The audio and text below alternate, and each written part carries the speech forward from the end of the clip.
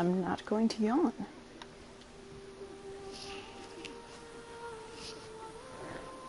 I am, however, going to try to adjust my TV stand because it's... There we go. Oh, this is much better. What the fuck?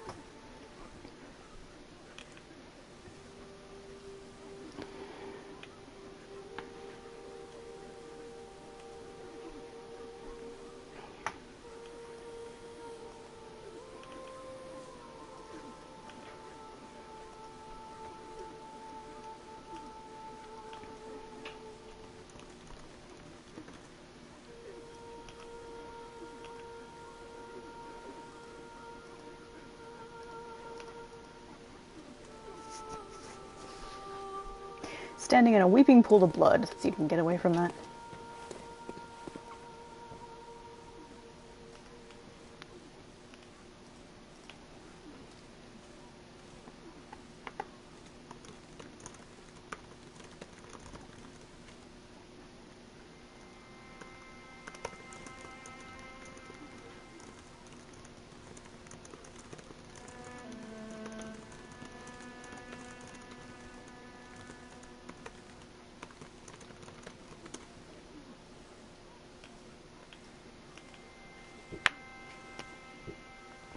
Hey now, how are you?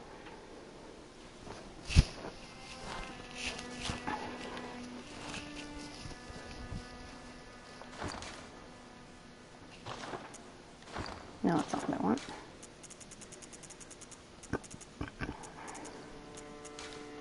It occurred to me that I don't think I killed Dark Beast Parl.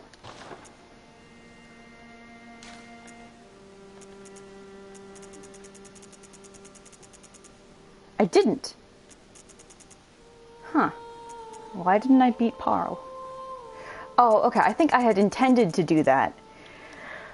And then just never did, because I don't have a powder keg badge either. Wow, how did I just completely forget to do that? Blake!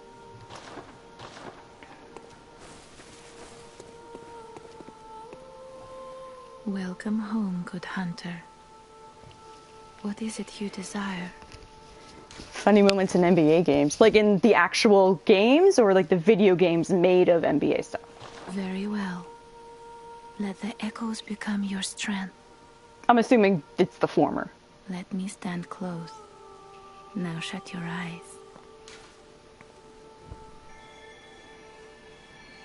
If I were to get anything, honestly, it would probably be this. The actual game. Okay. I figured, I'm like, you know, based on what now I've said, I'm pretty sure it's real and not the vidya. But just gotta be sure.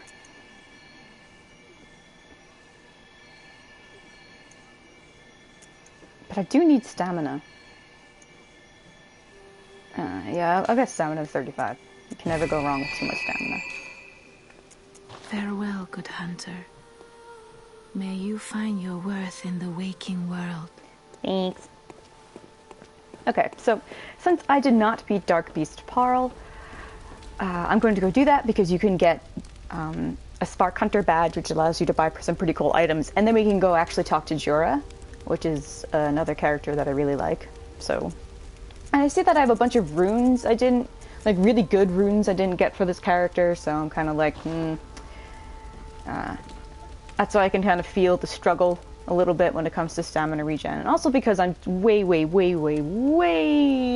too used to Dark Souls 3, so I'm like, I don't get it. I don't understand. Which you would think it would not be a difficult transition back and forth, but apparently it is. How does Ketchy not get mad flashbacks when she goes welcome home, or is that too much of an obvious joke? I think because she's so maternal, that he doesn't really necessarily find it so bad. And in The Hunter's Dream, this little workshop here is kind of like LeBlanc, just without the friendly atmosphere. There's a bunch of weird shit here. And it's got this Eldritch doll lady who's like a mom to him. So he's probably just like, oh, okay, thanks. Thanks, Mom. Doll Mom.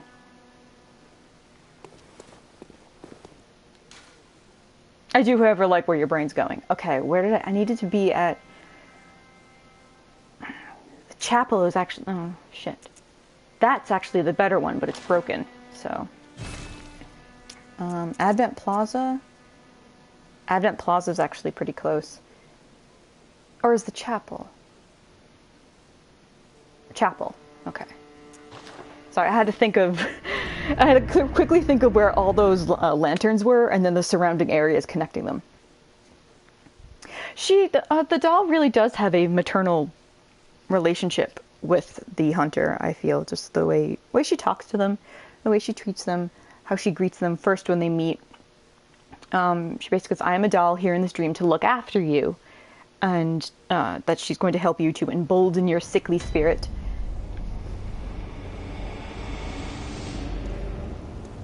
She's a nice lady.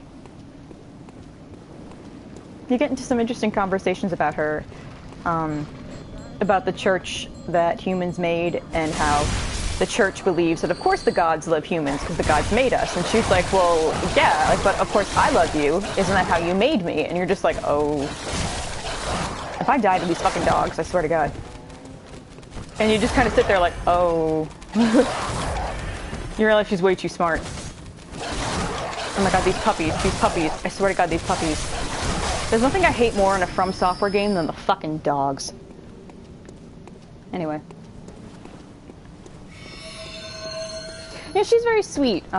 There's a reason why Lala really prefers the doll in terms of like your safety hub friend, because the doll is very kind, and she has a really great voice. She's just sweet, you know, and she's a little strange. She's strange enough for you to be like, I'm kind of unnerved by her. Oh fuck, they're still alive? Can I help you? Alright, I didn't kill these guys. I don't know why I didn't do it, but whatever. We have other problems.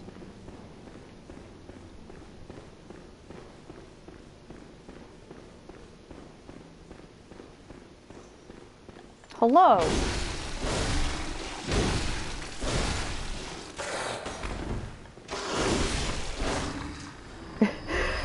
Like, remember when yesterday, I think on one of your drawings, I was like, hello, or the day before. Imagine me saying it in that tone. Like, whenever I see something that's, like, not even spicy, but just, like, very gently and romantically sensual art, that's immediately what I say out loud, like, oh, hello. I don't know why, it's just a reflexive thing that I do.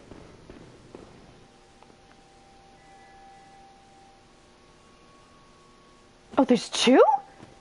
Whomst? Oh, Yamamura. Really? I had no idea. Alright, well, Akechi's gonna bring in a crew to fight this screaming undead wolf. I'm gonna take a defector hunter. Yeah, that's me, just like, oh, hello, just in that silly little voice. Oh, we can't bring him, though. Alright, well, alright, I got the reject rebel. Yamamura's gonna have to wait. Hi. I think I just killed someone like you, actually. In the Hunter's Nightmare.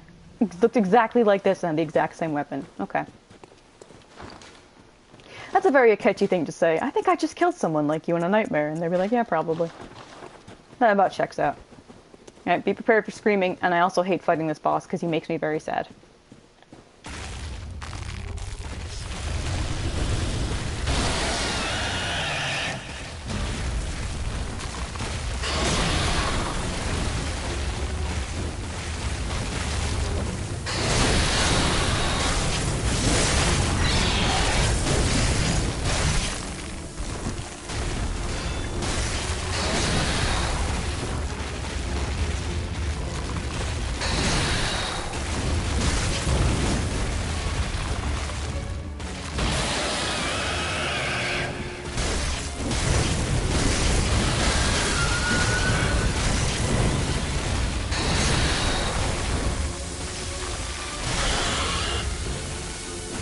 Oh.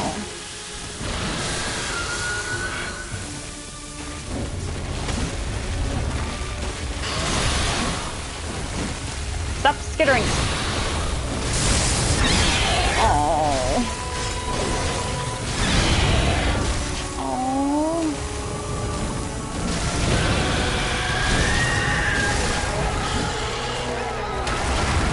I hate fighting that boss.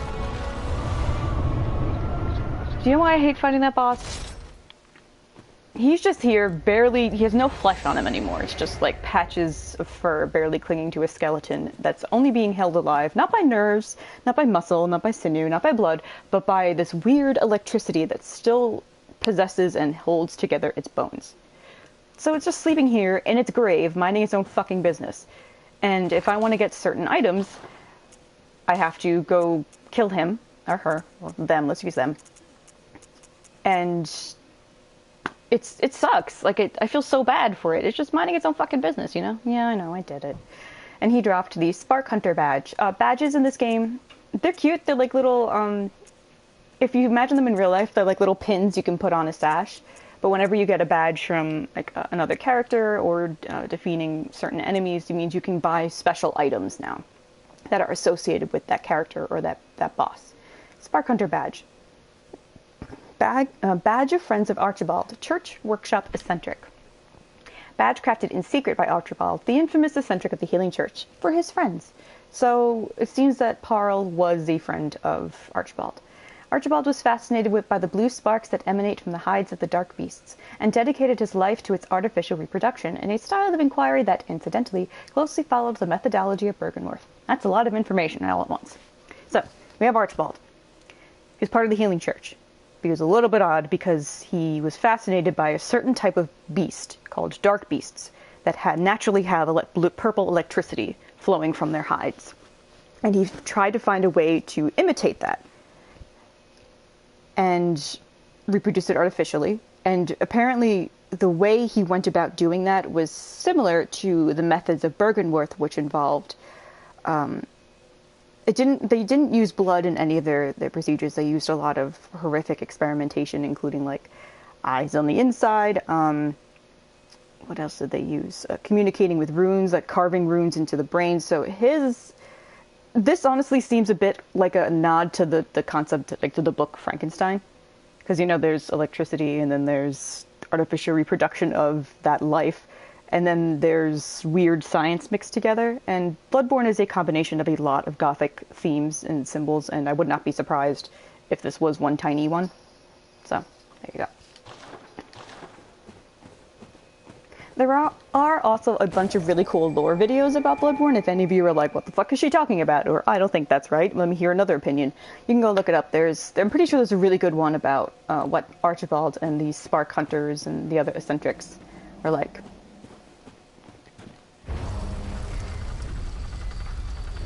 And now we're going to sneak our way into Old Yharnam, which we were at many, many, many streams ago.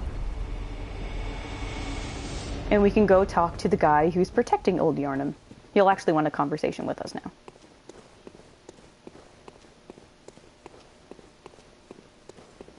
And as per the conversation with him, I'm not going to attack anything on my way there.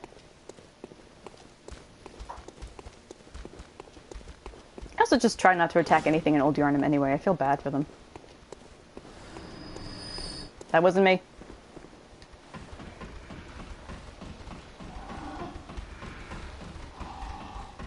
No. Bye, little dudes. I'm so glad they haven't figured out how to climb ladders.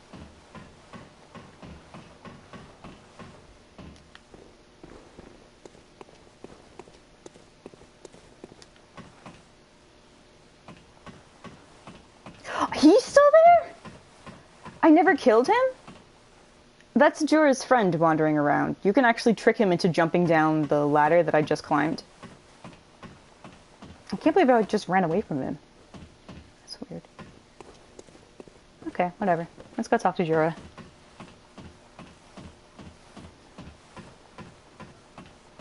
Bless you, cat.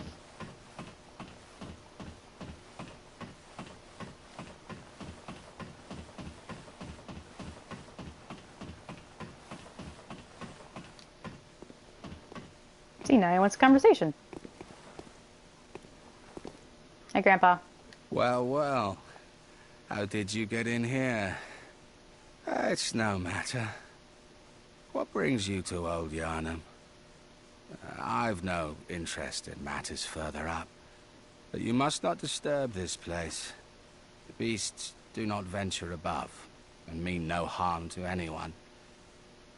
If you still insist on hunting them, then I will hunt you first. You understand me?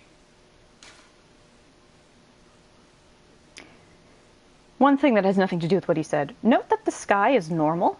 It's like this nice churning midnight blue with clouds, and the moon is totally fine too. But whenever we're anywhere else in Yharnam, the sky is this wound purplish red, and the moon is bright and huge and blood red.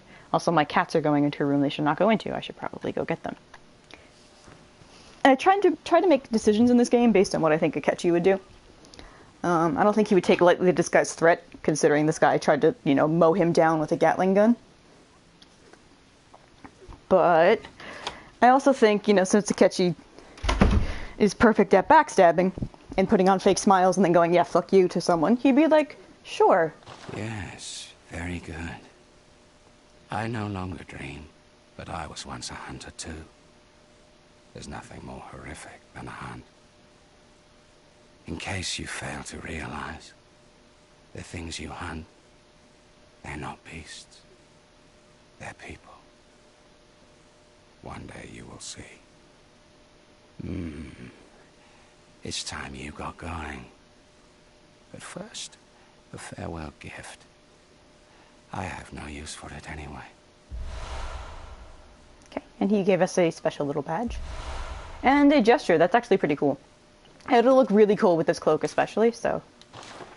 let me show it to you guys. Oh, not this, it's...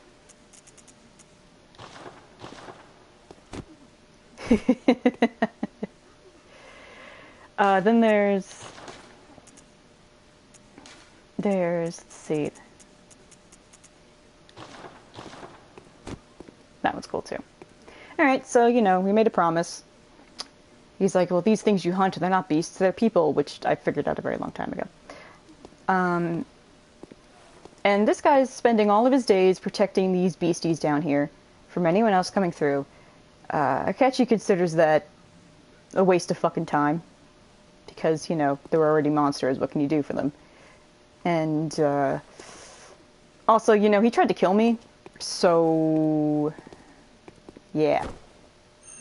Is it the blood, or are you just raving, man?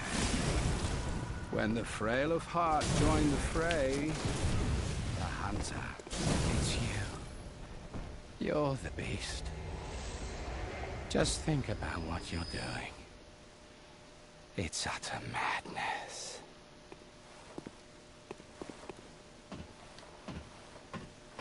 I normally don't do that to Jura, by the way. I normally leave him alive, because I like him.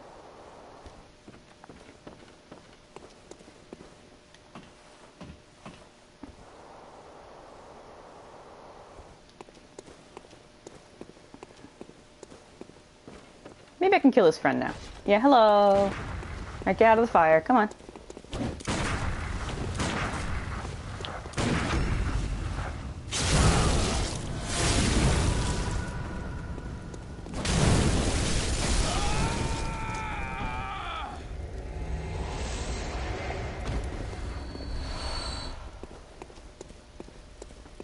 That's what happens when you fuck with me.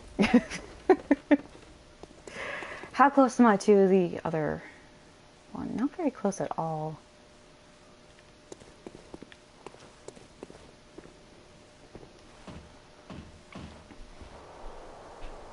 Thank you, Blake. Oh, god damn it, cat.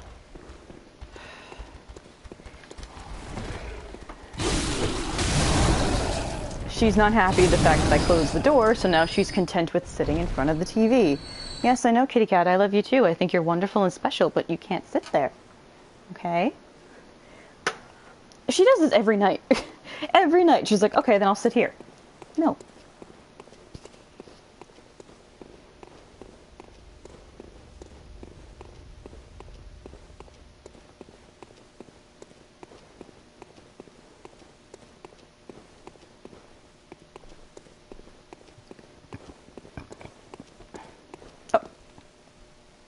Hello.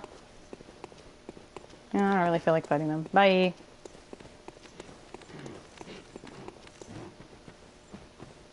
She probably does, honestly, considering that she only comes around when when I'm playing Vidya. That's it.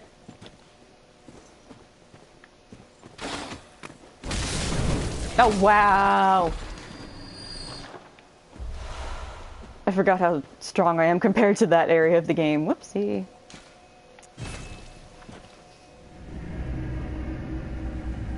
I also checked, you guys won't be able to see it, which sucks, but I checked, when I backed out of Bloodborne, when I started streaming, I saw that Persona 5 Royal was, like, one of the games listed that I could tab over to, and I fucking panicked, because I'm like, what? I didn't put it on this PS4, and, you know, no, obviously, I have a day, 2 hours, and 19 minutes before it actually does load. Like, download, anyway, or when I can play it, and I was just like, what? And I freaked out a little. I got excited. Right, kitty cat? I was very happy. I know, I was. Okay, let's see what I can buy now. It's like, I can buy bolt paper, which is going to be very, very, very, very, very useful in the next fight. And next fight in the DLC. I can buy... Oh, Blade of Mercy. That would be good for a Akechi, actually. That would be pretty good for a Akechi. I don't think I have it. And it's also quite expensive, but I'd love to show it off eventually. I can get the Stake Driver, which is the weapon that Jorah was going to use on me. It's basically like just a giant spiky hammer on your wrist, and you just punch people with it. It's kind of ridiculous. Not in a bad way, it's just, you know, it's ridiculous. Let's get a lot of these. I mean, 8's not really a lot, but what can you do? And we can also buy Jorah's clothes. Yay! That's what you can do in this game. You kill someone and you take their clothes. Attire of the retired hunter Jorah. This worn wolf cap was his trademark. Jorah is known through his contact with the powder kegs, the heretics of the workshop. He is said to have been both uncommonly kind and dreadfully foolish. Jorah defected by the state of old Yharnam and renounced his hunter's vows. And then the rest of his gear is painted with ash in a ceremony to ward off blood.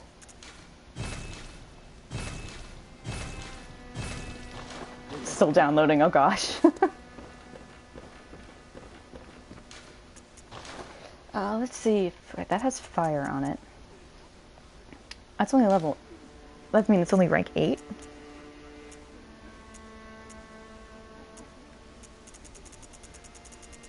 This is also too slow. I wouldn't really want that. Whirligig is at +7. That's not bad. 3 more hours till it downloads for you? Well, you know, I don't even know if mine downloaded. I imagine it should have.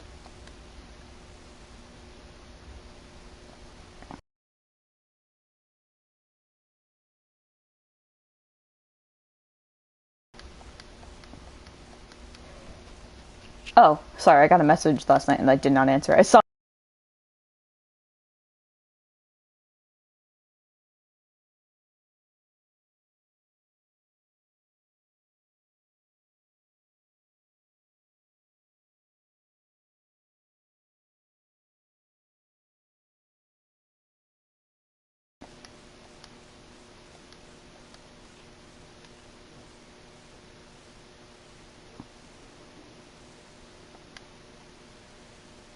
Oh god, you could hear the Persona music if you tab over to it. Ah! And for some reason it's Joker, Kasumi, and Morgana. I made a joke that, she's basically distraction waifu. Like, that's a joke. I've described how I genuinely feel about Sumi on the blog, and also have said it many times. But she's, you know, distraction waifu, and then that's why Atlas or PlayStation or whoever fucked up really badly when they put out their latest trailer for her. Or not for her, but for the game in general. And not only did they reveal a spoiler about her, a pretty big one, they had to have edited the footage for that image to show what it showed. So someone doing that deliberately put that in there, and someone else didn't look at it and go, hey, that's a spoiler, you probably shouldn't do that. And so when we were discussing it in the chat, like, how could someone do that? I'm like, that feel when you're too busy trying to push your distraction waifu that you don't even realize you're telling a spoiler, and someone was like, oof. And I'm like, I described how I feel about her. I don't actually think she's bad. She's got a pretty good character arc, and her character is completely independent of boys in her life. But like you said, Blake, she is being pushed that way. That is how they're treating her. And then their only response was, I'm just like, fuck you. Fuck off with this.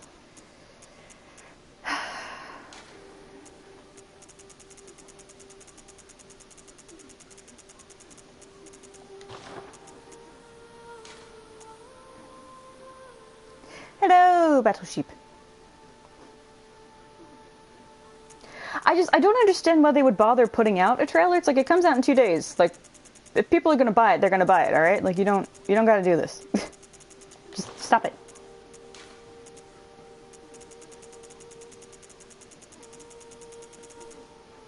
And especially don't fucking do it if you're gonna spoil, like, I can't get over that. Who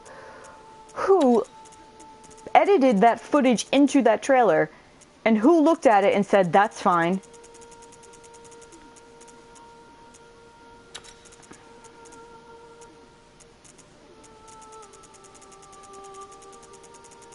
And I'm not gonna, you know, just say, oh, Atlas West, haha, they suck forever. Because no, like, there's so many people. There's probably someone that had nothing to do with, obviously, the game or the localization of it at all whatsoever that did it. Because there's so many people working at, like, not only that company, but who does stuff for social media and to share it. So it's just like, oof.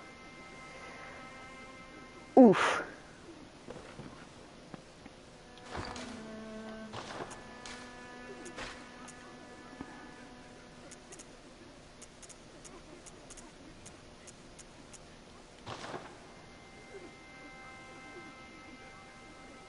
Metal Gear Solid 4.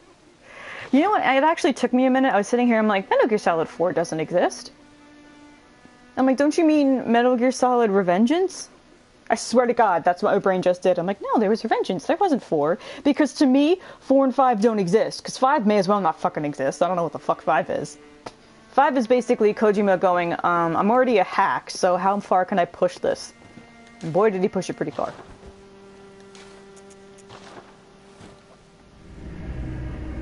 Revengeance was really good, yeah. Because I'm just like, but like, there wasn't any other Metal Gear game. What are you talking about? And obviously Atlas agrees because they basically put "Don't fuck with this senator" in Persona 5. So you know, I still can't get over that. Like this minute I saw Shido do that, I was like, I played Revengeance too.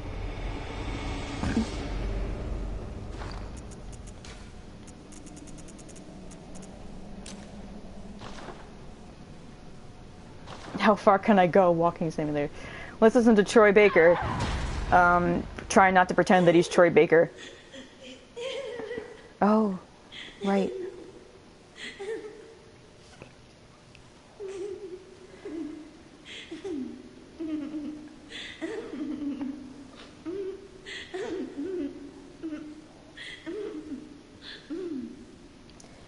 Adeline has ascended beyond her body and is now just ahead. I don't actually know where her body is because it's not here, and you just see blood as she, like, maybe hobbled or hopped or whatever over to here. I mean, you could also imagine that maybe it, like, curled up inside of her, which, sorry, that's gross. Yeah.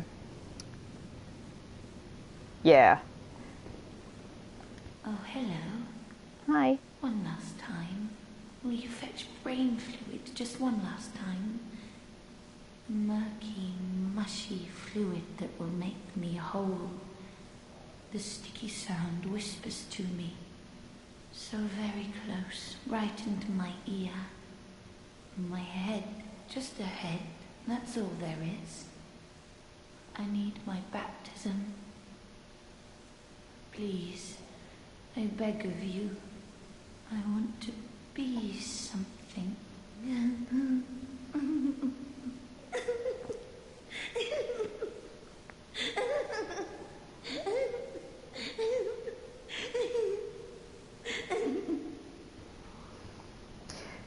This is particularly heartbreaking because Adeline was pretty lucid, and then we were helping her because she was one of the most successful patients here who could, you know, they would give her brain fluid as a precursor to eyes on the inside of someone's brain, and she took to it pretty well. She didn't seem to freak out or anything.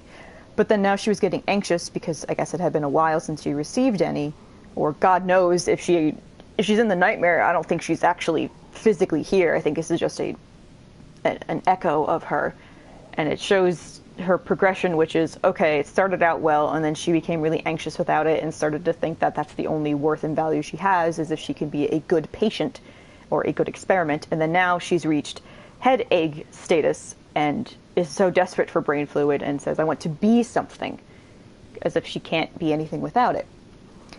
There isn't any other creature here that will drop brain fluid except for her. So. But note that she didn't die. Her health bar didn't deplete. And it says search corpse, but watch. Oh, hello.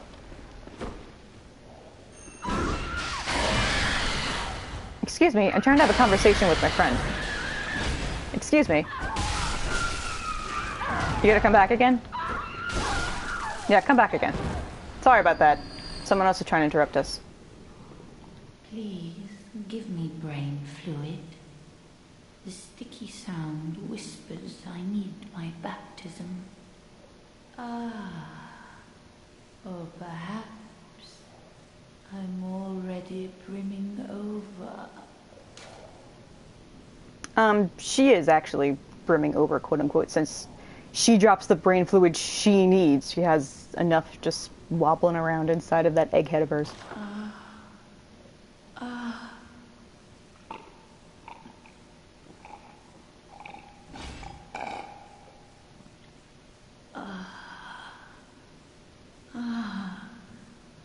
I see a shape.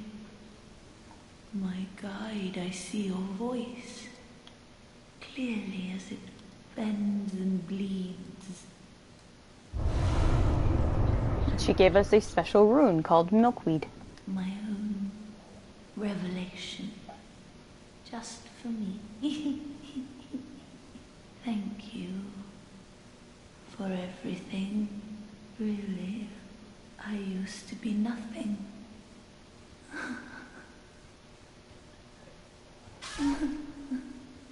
No, she does actually pass away. What I really, really like that she says, my guide, I see your voice. It's like my own revelation just for me. That she could see, quote unquote, our voice inside of her head along with the sound of the deep rushing sea, supposedly where the elder gods are. And that she finds comfort in hearing us or seeing our voice. I think that's very sweet. I'm always going to make that mistake until I get used to this. Milkweed. The milkweed rune. Host phantasms as a lumen wood. That will not make sense. I have to show you what this looks like. Milkwood. A carol rune envisioned by Adeline, patient of the research hall. A transcription of the inhuman sticky whispers that reveal the nature of a celestial attendant.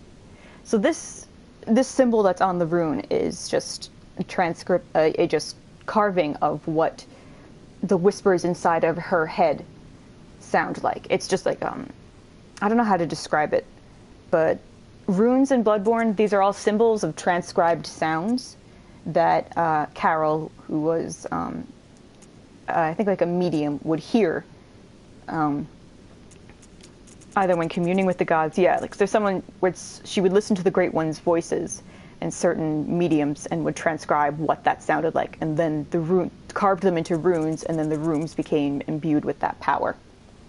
So, milkweed. Those who take this oath become a lumen wood that peers toward the sky, feeding phantasms in its luscious bed. Phantasms guide us and lead to further discoveries. Phantasms are the name that Bloodborne has for these guys, the little like celestial slugs. Because this spell is an augur proprietus, which means you use a small phantasm, which are augurs of the Great Ones, augurs meaning like a harbinger or an omen or just some sort of connection to them. And the fact that the rune seems to basically cover you in phantasms or connects you with them is, I forgot my train of thought, but basically it makes you a conduit for the cosmos through the use of the phantasms that this rune brings to you. And then there's a final sentence: phantasms guide us and lead to further discoveries. Which is a little ominous, but you know, what can you do? After I beat the next boss, I will put that rune on so you can see what it is. It's kind of cool. I mean, it's really mostly like terrifying more than cool, but you know.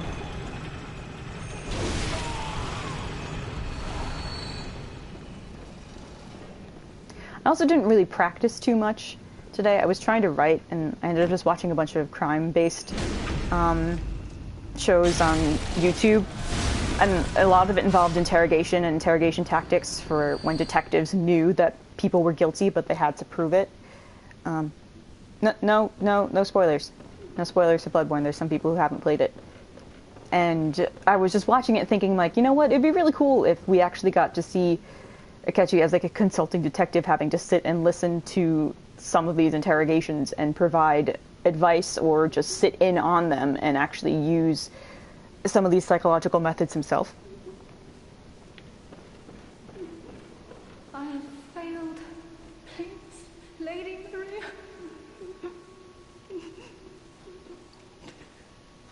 Anyway, so this is the guy we killed. He's gonna help us. He has no hard feelings.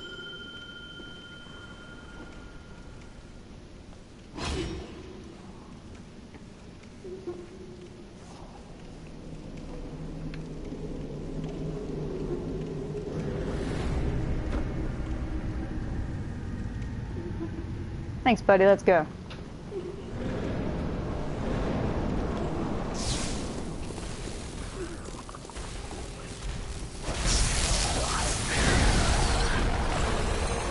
Oh, how did I miss?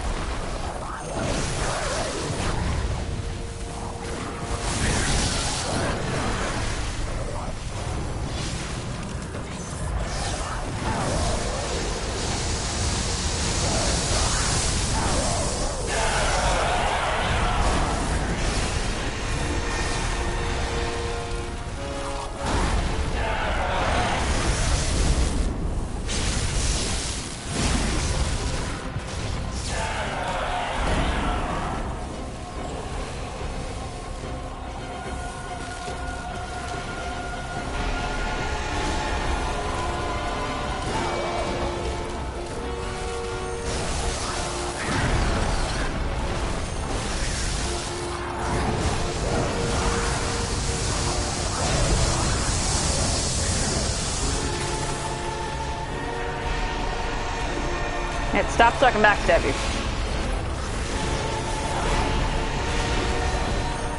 Dang it.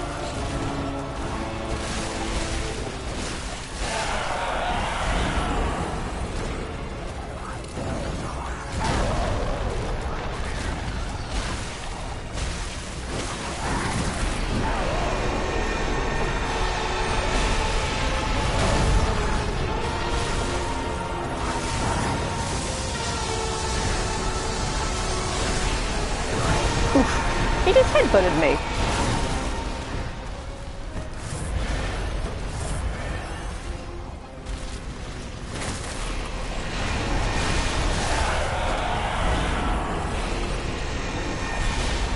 Yamamoto, you want to heal over there?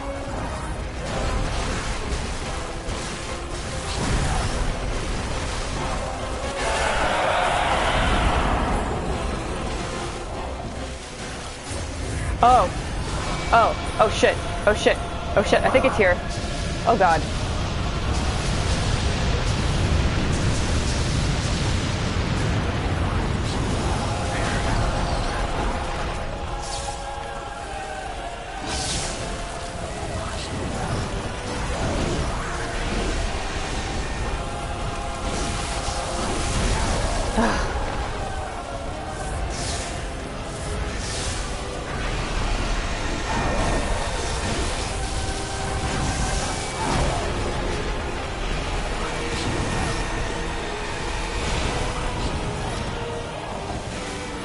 Fuck.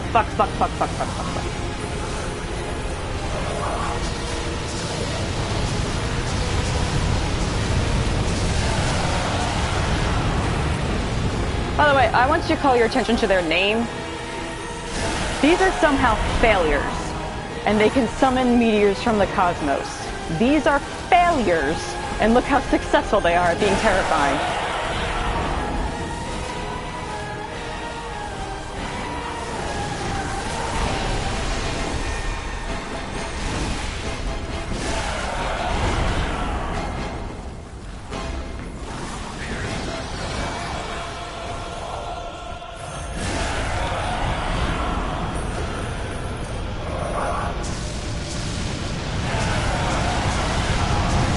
sunflowers are keeping me safe.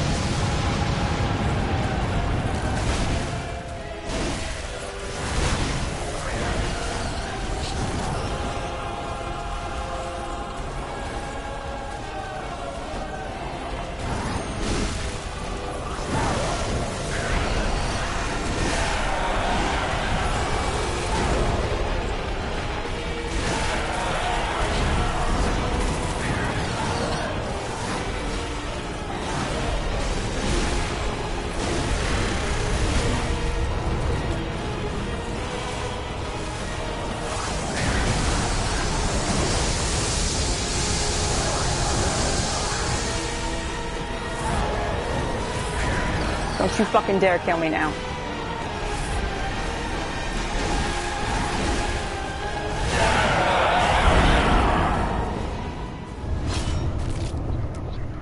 Thanks, buddy.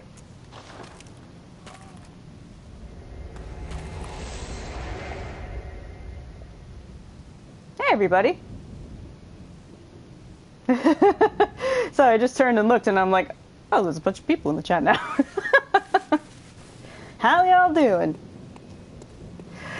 I love that song. That I think is way, way, way up there in terms of one of my favorite themes because it's just so good. Like, holy shit. Just like the weird sweeping majesty of it, and it's for failures, is so kind of bizarre to me, but in a good bizarre, not bad bizarre. It's very, very good bizarre. Oh, they gave us a key. Astral Clock Tower key. Key to the Astral Clock Tower at the top of the Grand Cathedral. The caretaker of the tower's numerous patients, known to them only as Lady Maria, made her home behind the giant star-interpreting clock. Simon told us if we want to know the real secret of the nightmare, we have to climb this clock tower and kill her. And Adeline told us about Lady Maria. She said that Lady Maria gave her a gift, but she couldn't really figure out what it was for. It was a key to the courtyard because Maria wanted her to go out and get some fresh air.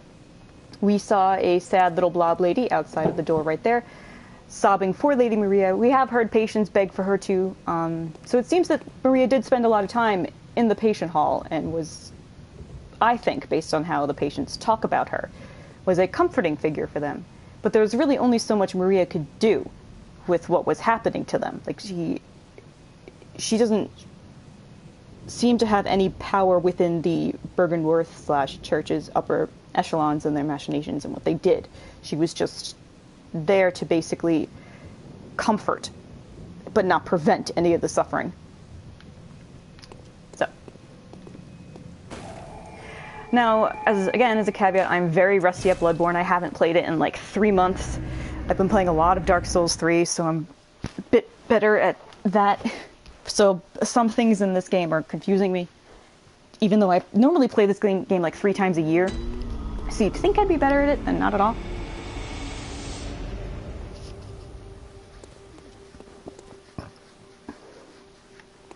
So you would think. I don't think I can upgrade anything. I don't think I have the materials for it. Oh, no, I have it just... Oh, okay.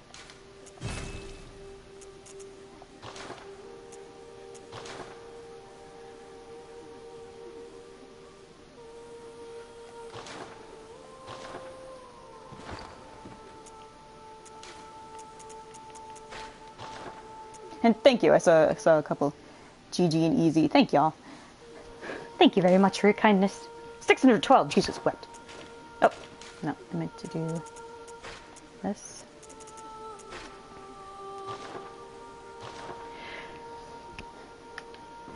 Alright, honestly, you probably won't miss anything. I have to get prepared for this.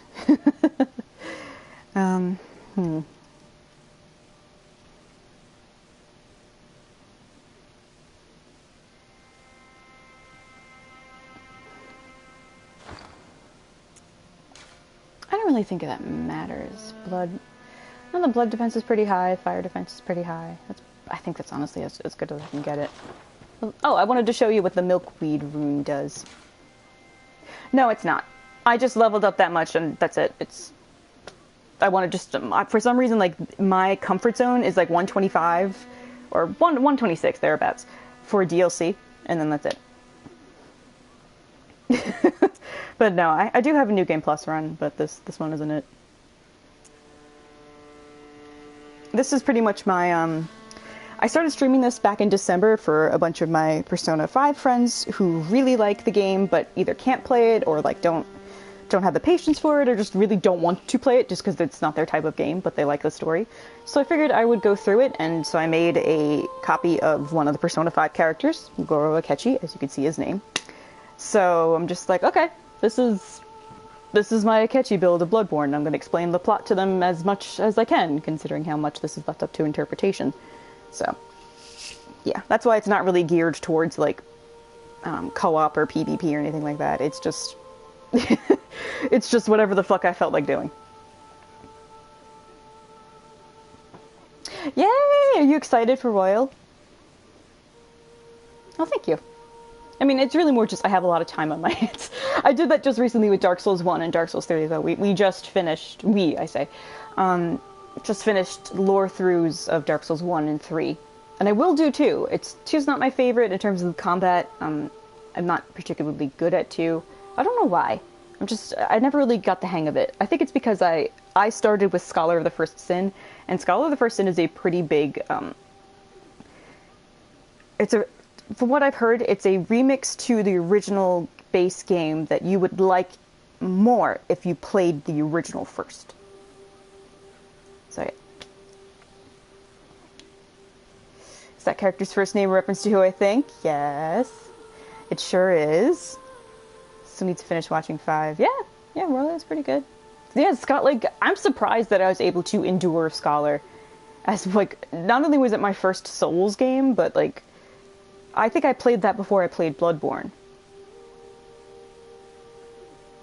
And I don't know how I did it. Well, I do know how. I was very ill back when I started. Like, back in 2016, 2017, I was very, very, very ill, and I couldn't really do anything besides, like, stay in my bed. Like, you know the joke about, like, the sick Victorian child left in the attic in the bed? That was basically me. So I'm like, alright, well, while I'm ill, I may as well try to play some video games that I've always wanted to try and can't do. So I did Scholar and then Bloodborne. I don't know how I did it. Oh, Goro Akechi is a character from Persona 5. I do know there's Goro Majima. I am aware of Majima. He's a good character, too. You finished the entire series? Wow. My friend was a huge fan of Yakuza. Of the Yakuzis, as we say. Yeah. I've only played Zero... I've only played Zero and Kiwami, but I am aware of all the other ones and know that they are fantastic. No, it's fine. We both misunderstood each other. So don't worry about it. They are both two wonderful people named Goro, so it's totally fine. What the fuck was I gonna do? Sorry. Fire defense couldn't hurt. Oh, yeah, I wanted to show you, being a... Look, we're a broccoli head.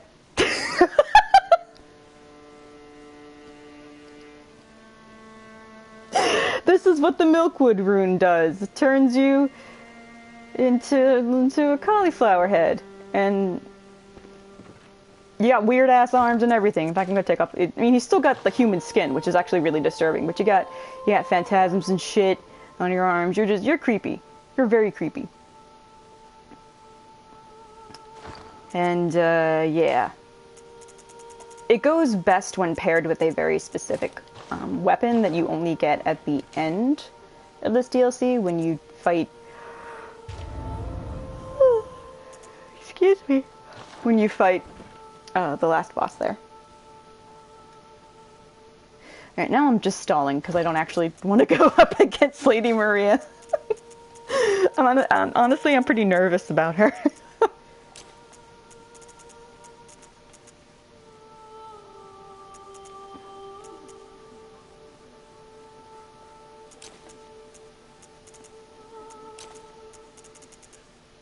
No, it's okay. I do want to try her.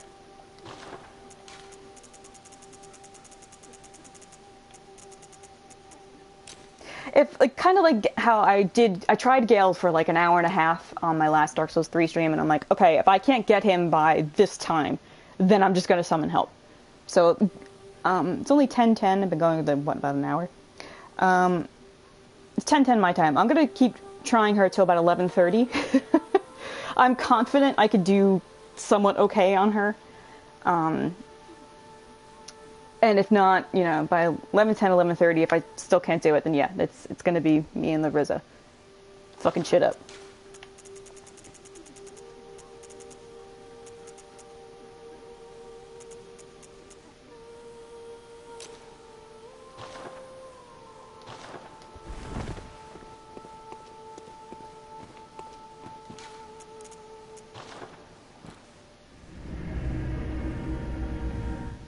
Oh, thank you.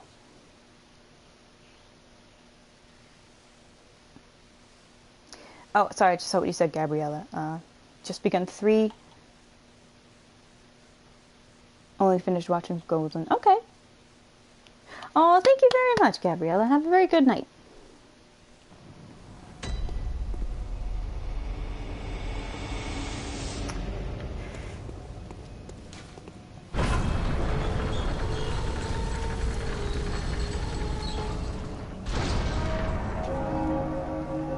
I love, love, love when the bell chimes.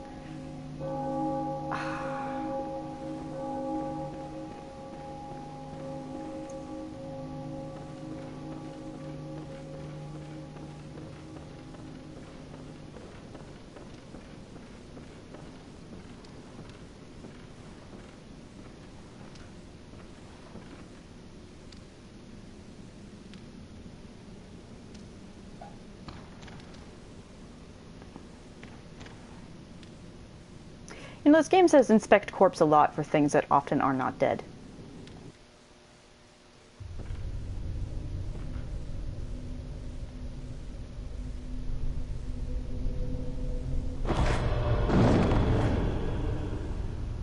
A corpse should be left well alone.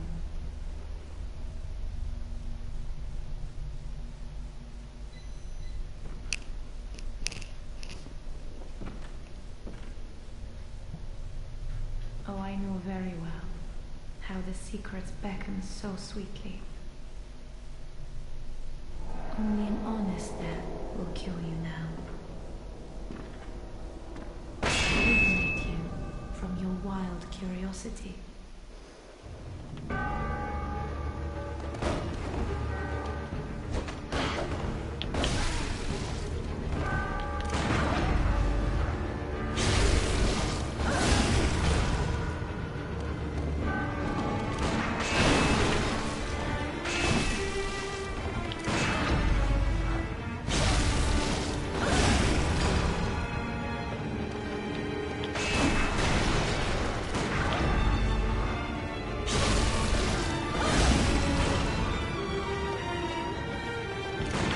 Oh shit, delayed.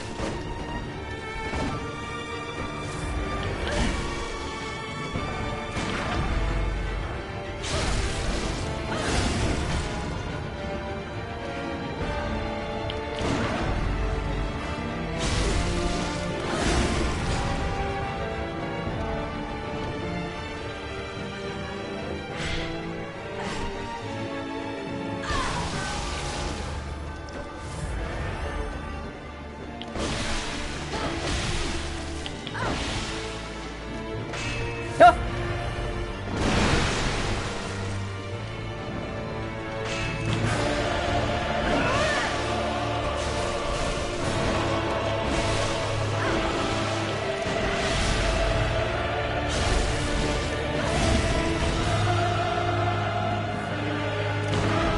Oh shit, I didn't think I'd get her.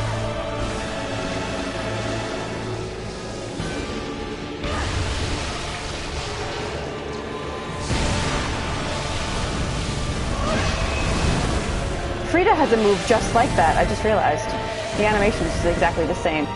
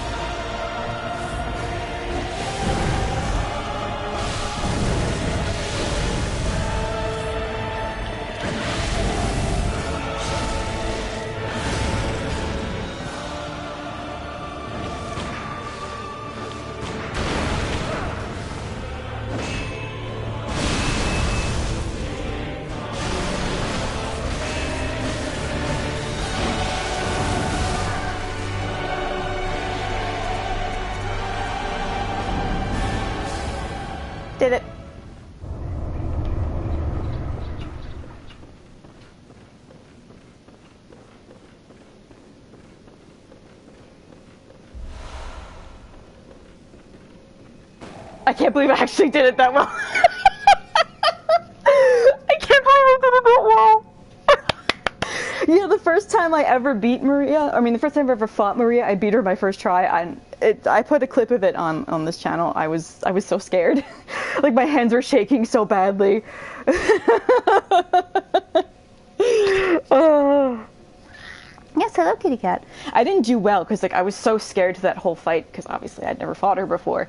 But I managed it. I did it. Yeah, she's a wonderful fight. Wonderful, wonderful, wonderful fight. I often wish that in Dark Souls, or even just any of the Soulsborne games, you could go back and just fight bosses instead of on, like, co-ops and stuff, because they're so much fun. And her especially, her fight is really more like a dance. I didn't show off the dance-ness of it, but it is very fluid. It's very fluid and very dramatic, and all that goodness. Thank you, guys. Thank you, thank you, thank you. Yeah, I know. It went really well, kitty cat. Thank you. Thank you, thank you, thank you. Yay, kitty. Yay. See, for some reason, living failures always gives me trouble. I don't know why. So good for you, dude. Gender neutral dude. Also, hey, you want to see something cool? You want to see something cool? Remember how I keep saying you kill someone, you get their clothes? We can get her clothes.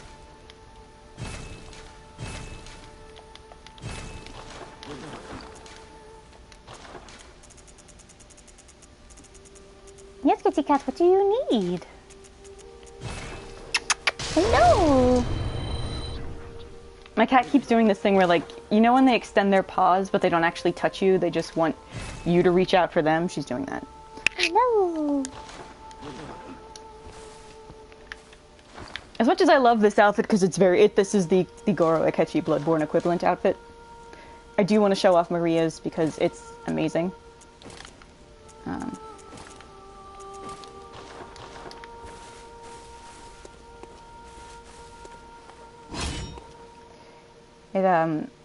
Let's see if I can try to angle the camera so you could see it really well. It has a brooch on it, much like the doll has. Her voice actor is the same as the doll's too. Blake, I don't know if you caught that. The little, not the filigree, but there's like some design woven into the material of her tunic there. Her cloak that's off the one shoulder has, her trousers cape thing has red inside of it. She's got the little feather cap. And this hat, actually, if you look at it, it's similar to this hat. And it says, this cap is fashioned after one of the old hunters, notable for its withered feathers. And it's modeled after this one, because she has feathers in it. I didn't... Aww. Yeah, if you want, you can scroll back a little bit to when she talks. It's the same as the dolls. And since we beat Maria, and since they have the same voice actress, and they look very similar, and are even kind of dressed similar, the doll will have something to say. Good hunter. This may sound strange, but have I somehow changed? Moments ago, from some place, perhaps deep within, I sensed a liberation from heavy shackles. Not that I would know. How passing strange. And as she says that, her voice actually sounds much more like Maria's voice, which sounded much more human, and like the doll does speak. The doll has a normal speaking voice, quote unquote, but she does speak a little slower, a little more dreamlike, and Maria speaks, like a person. And the implication here is that since the doll was made to look like Maria, and then was given some weird form of life in this eldritch dream reality, that Maria and the doll have some sort of connection, or the doll is connected specifically to Maria. So then when we put Maria to rest in the nightmare, the doll says that she feels like she's at peace. She sensed a liberation as if from heavy shackles. So that we can apply to Maria, where Maria felt like burdened and basically imprisoned to a duty that she had, which her nightmare was constantly watching over the patients and not being able to help them, and protecting whatever was behind her. She said, "A corpse should be left well alone." And she wasn't talking about her own dead body there. She was talking about what she's guarding. And we will see what she's guarding. Again, no spoilers, you guys. Welcome back, Tris. So that was her... Maria's state in the nightmare was basically to be powerless to do anything, but watch horrors that she could not prevent and act as the lone guard, keeping something even worse a secret. But as the doll says, she feels unburdened, as if liberated from heavy shackles. She's like, oh, not that I would know what that means, because the doll doesn't have Maria's experiences, of course.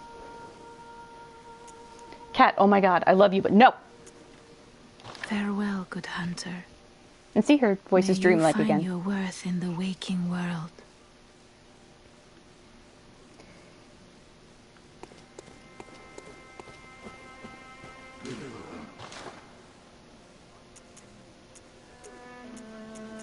We can get her gun, which was the Evelyn.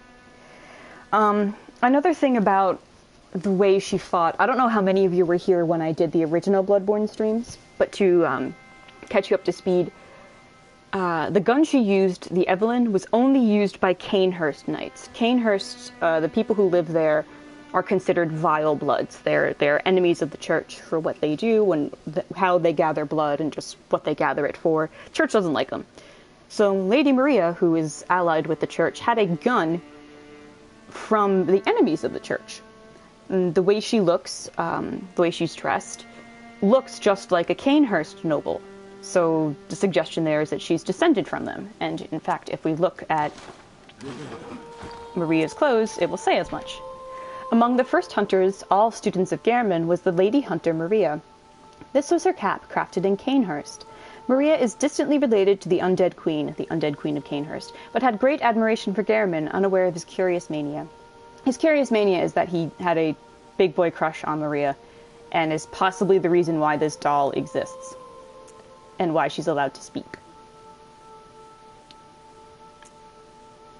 Yep, just says that all her garb was crafted in Canehurst. So at some point, Maria left the Canehurst nobles and allied with Gehrman and those hunters, and at some point the church as well. And the Vilebloods are known for using blood attacks, basically their blood and their attacks, which is considered verboten. And in her second phase fight, you probably noticed when she stabbed herself and then her blood came gushing out, she was then pushed to the desperate point of using a forbidden art from the family she left behind to try and kill us. And then it got to the point where she had fire and blood and was like, okay, I have to kill this person before they, take everything down and go against everything I've been trying to protect. She's really cool.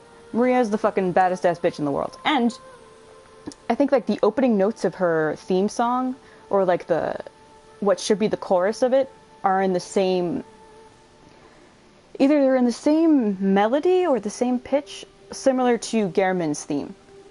Someone mixed them together, and there's some parts where their songs actually line up perfectly. It's really cool.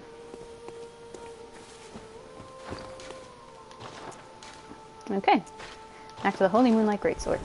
I'm gonna probably rock with this outfit for a bit, because I think it's really nice. Maybe not the hat. I'll put his hat back on, because I think this suits him, I think Akechi would want to look stylish and pretty.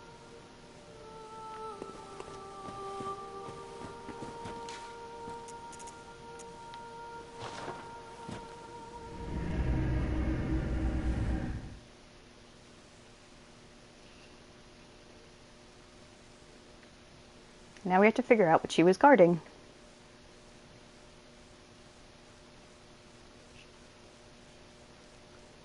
Yeah, this game, Dark Souls has beautiful outfits too, like really pretty dresses and amazing looking armor, but there's something about Bloodborne's, albeit limited selection of clothes, that I think just would suit the Phantom Thief so much better. Maybe it's because it's more modern than Dark Souls stuff. But yeah, he would love this outfit, I think.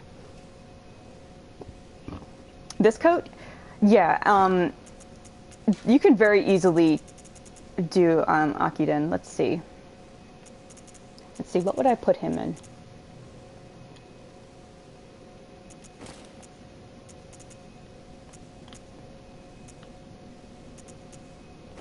Let's see how this goes. Something like this, where he had the red gloves, he had the mask over his eyes, he had this cape.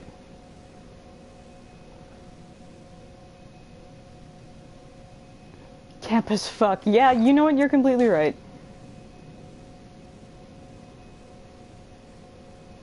Yeah, I've actually ran into a perfect Griffith, Trist. I was in awe. It was Griffith. I was like, holy shit. I honestly couldn't believe it. And I'm like, I mean, I hate Griffith, but man, you look really good in that. I run into a bunch of guts. A lot of guts, actually.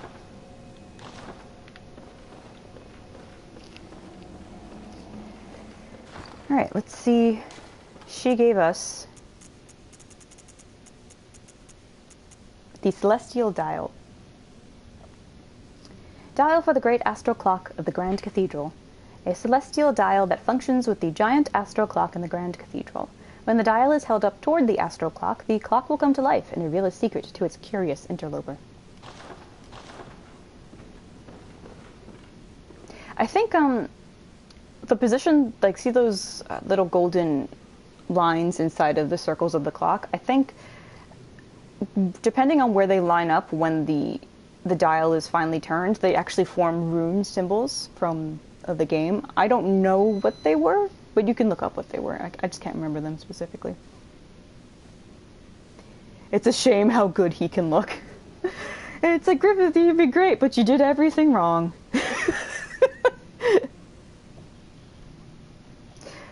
A hacker who cosplayed as Santa, giving gifts before flying off into the sunset.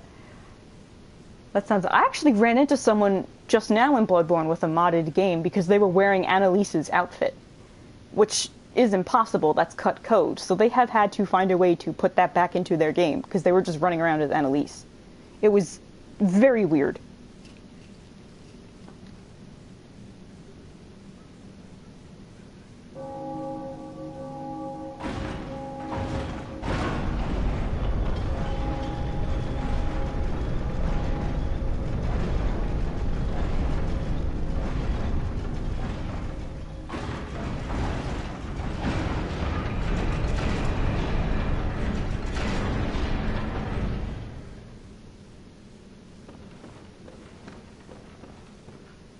And there's little sunflowers. Unseen village waits ahead. Look at that color palette change. So, the thing about the Nightmare is that it has dream logic, not just in terms of its content, but its physical structure. So, see down below, where you can actually see buildings? We are on top of the Nightmare level we were just at. Remember the River of Blood? We are above that now, physically above it. And you see those masts of ships, and we could see those ships, actually, higher up, because the Nightmare Frontier is also layered. There's the Murgo's Loft, which is a nightmare at the topmost part of the Nightmare. There is the Nightmare Frontier, which is the middle part, in which you can look up and see the loft, and you look down and you can see the masts of these ships. And then the Hunter's Nightmare, where we're at right now, is the bottom of the Nightmare. Technically, yes. Technically, the Nightmare involves you going further back in time. If you think of the Lawrence boss fight as the newest quote-unquote moment of the Hunter's saga, oh, there's a bell ringing, shit. Then there's Ludwig, then there's the Patience, then there's Maria, then there's this. So you are going back to the origin of what led to everything else. So you're not literally going back in time in the sense that, oh, we are now in the Yharnam of the past. This is a preserved moment of the time when these horrible things happen. This is the essence of the secret sin. A lead elixir. Oh, and someone told me I have to put the Lumenwood rune on after the fight. I'm going to do that because there's a lantern right here, so I'm going to go do that after I talk to this guy and just get there. Because I will find out more dialogue.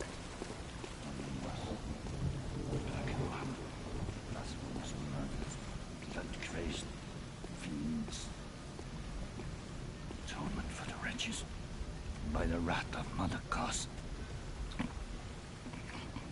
Mercy for the poor wizened child. Mercy. Oh, please.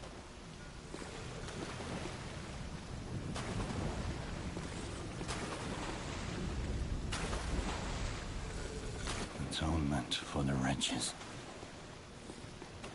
Lay the curse of blood upon them and their children and their children's children forevermore. Each wretched birth will plunge each child into a lifetime of misery.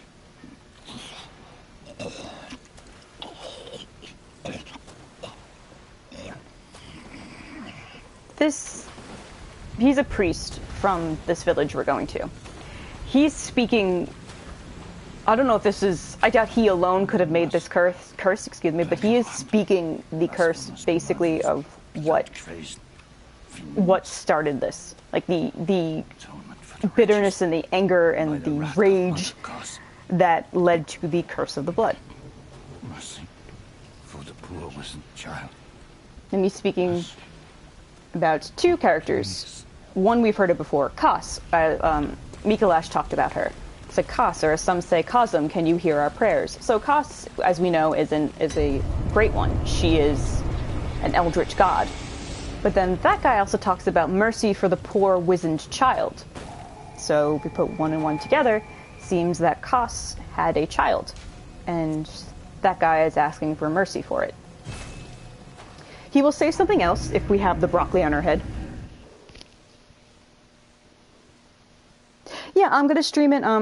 You can't see, if I go back to the menu, you can't see, because it's already basically on my PS4, and it releases in 1 day, 1 hour, and 26 minutes.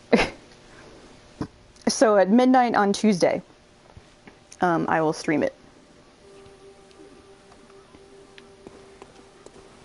Now, if we put the cauliflower head back on and show up as a lumen wood, that guy will have new things to say.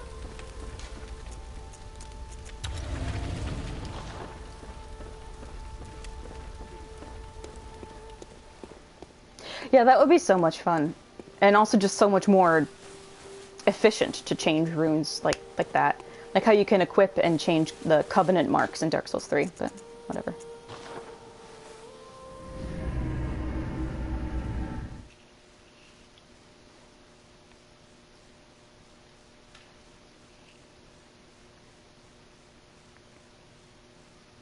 Is it weird that, like, if I beat the game tonight, I kind of want to start it over again? So Blake and others can see the beginning. Blasphemous murders, blood-crazed fiends. Atonement for the wretches by the wrath of Mother Goss. Mercy for the poor wizened child. Mercy. He's got a cool fish face. It's kind of hard to see, though. Curse here, curse there. A curse for he and she. White hair. A bottomless curse. A bottomless sea. Source of all greatness. All things that be. Listen for the baneful chants. Weep with them as one in trance. And weep with us. Oh, weep with us. Oh, shit. Sorry, dude.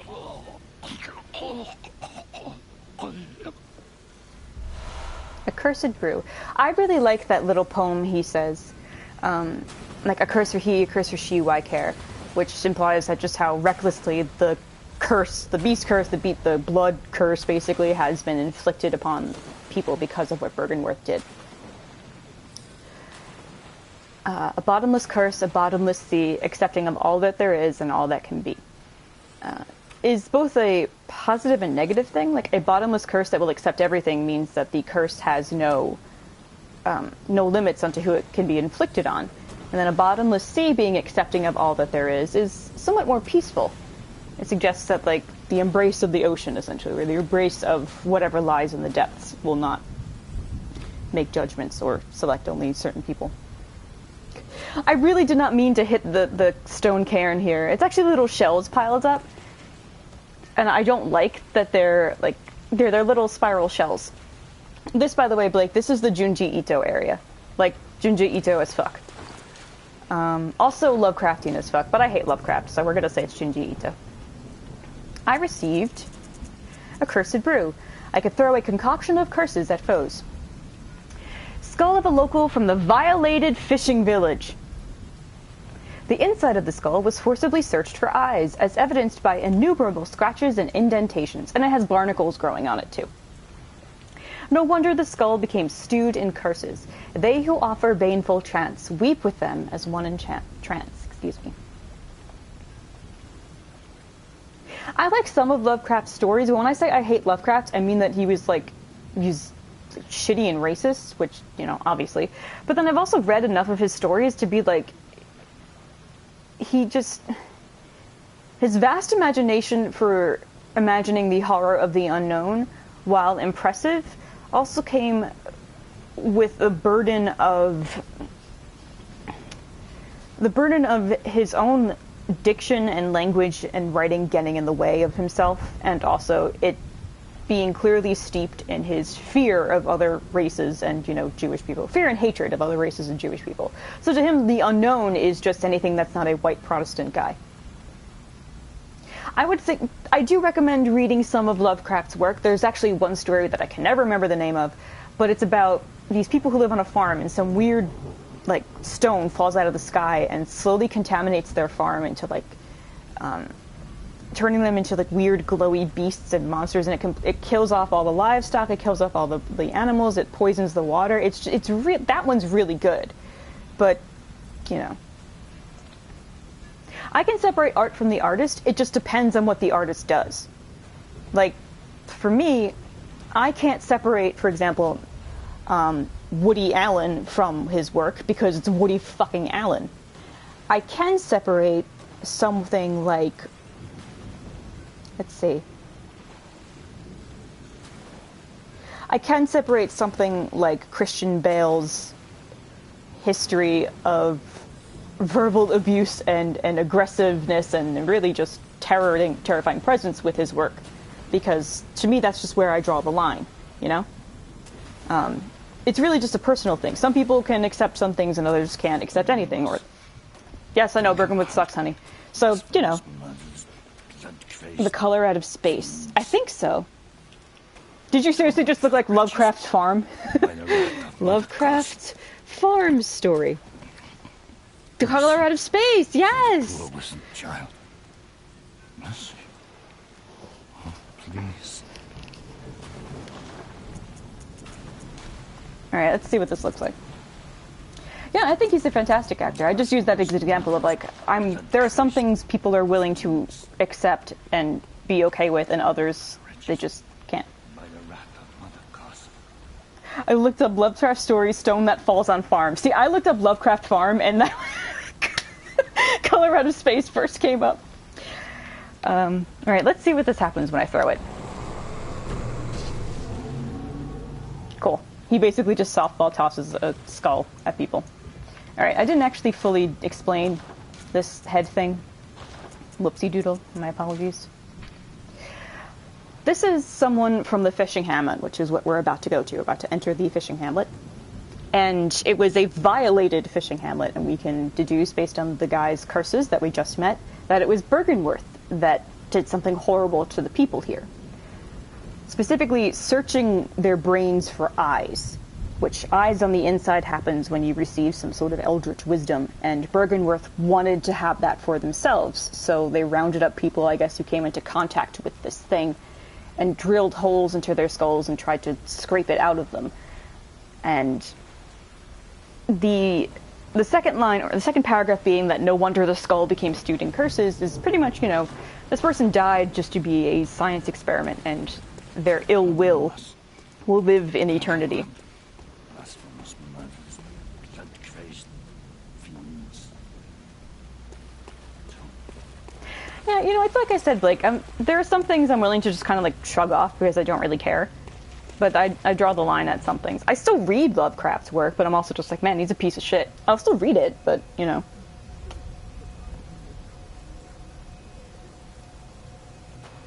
Also, this guy who's dangling like this, that's the hunter's symbol.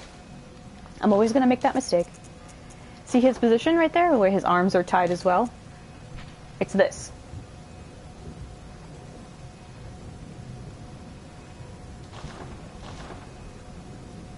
And then if you get closer to some of the houses here, you can hear the villagers whispering some of the curses that guy said. So it's as if the curse or the hex or the ill will, that spell they're casting, is still manifesting in the nightmare. Like, there's a lot of power in words and the repetition of words, because if you practice magic or if you're familiar with modern witchcraft, repetition of certain phrases and with specific emotions poured into them is the channeling of one's will and emotion into speech, into sound, and therefore into the world. So hearing them repeat the curse and the chants is not only really fucking cool, it's also kind of terrifying in that they are casting this curse. They are continuing it. And also the design of this place is pretty fantastic. There's barnacles growing over everything. There's just like... everything's just like weird. It looks like it smells like fish because it does. There's little boats everywhere.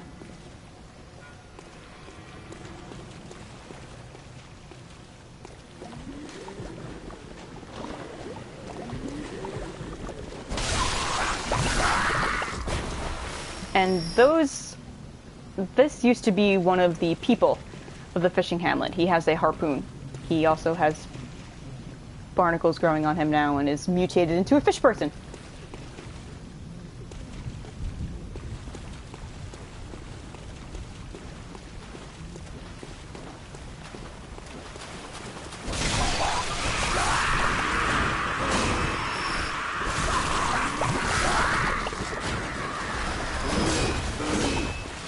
I like how they're like all blubbery and their blood is like weird pale blood yellow.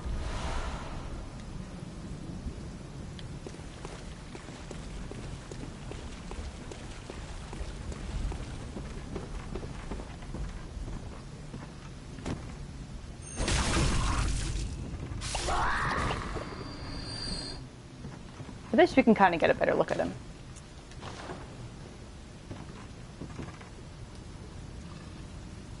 You know, like humanoid hands and feet, but then he has like a weird scaly fish belly and then barnacles growing on him as he's undulating violently into the floorboard.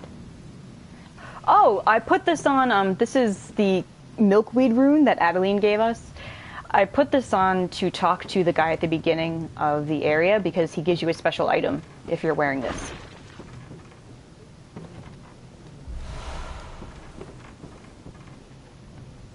Also, the corpses here, they all have the phantasms growing on them. So, these things came into contact with something mighty eldritch. Yeah. Yeah, this place is very gross. Like, I know I joke a lot of times that some place looks like it smells. I'm sorry, Blake. I'm sorry, Blake. I'm sorry. It looks like it smells. This place really does look like it smells.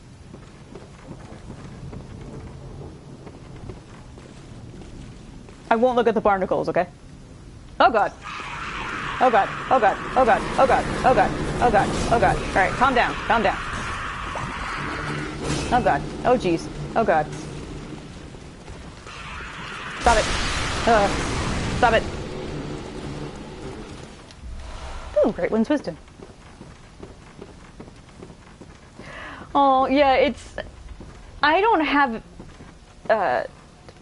it that bad, trypophobia. Certain things really set it off, like a lotus pod sets it off. But the barnacles here don't because to me, since they're so flat and two-dimensional, it really just looks more like a flat image. So like the holes don't even look like clusters of holes. So like I'm okay, but I completely and totally understand being spooked out by them. Also, that guy's a big fucking fish guy. Stop it! Ah! Oh my god. I forgot he can see me from that far away. Okay. No, I'm gonna take this off my head because I don't want to be a cauliflower guy anymore. Because she's too pretty. There is no chill in this village. Lala! Hey! I beat Lady Maria, so unfortunately you missed that. If you'd like, you could go... It wasn't a long fight, so if you want to go back and watch that, you can.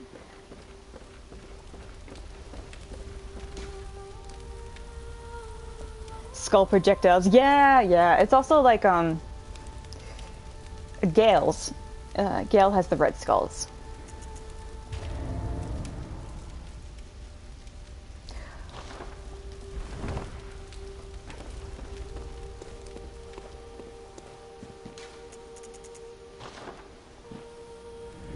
Oh, okay. Alright, good to know, Lala. You really didn't miss much. I only started, I think, at like 9:30. So it's only been about an hour, technically. I mean, I know it's 10:50. And also, I like that I said, oh, I'll give myself to 11:30. If I haven't beaten Maria by then, I'll get help. And I beat her, like, first try in, like, 3 minutes. Not to pat myself on the back or anything, but, you know, to do exactly that. You know, I beat her first attempt in 3 minutes. Well, thank you. It is all thanks to visceral attack. Oh god. No. You don't see anything. No. No. Ah. No. I forgot to kill him.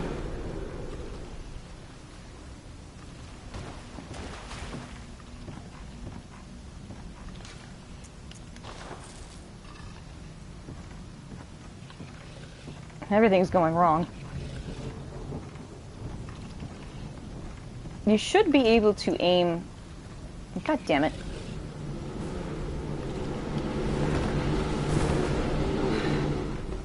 You should be able to aim a Molotov cocktail over there to hurt the guy. But you can also apparently backstab Visceral him, which I did not know.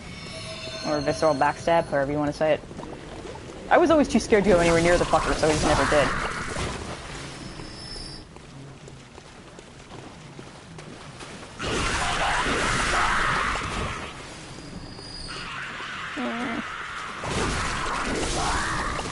Their weird, gargly gremlin yell is fantastic sound design.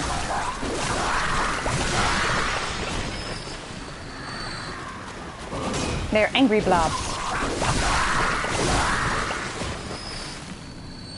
We're a big, unruly mob. And we're gonna run in there. We're gonna kill this dude who's casting curses on us.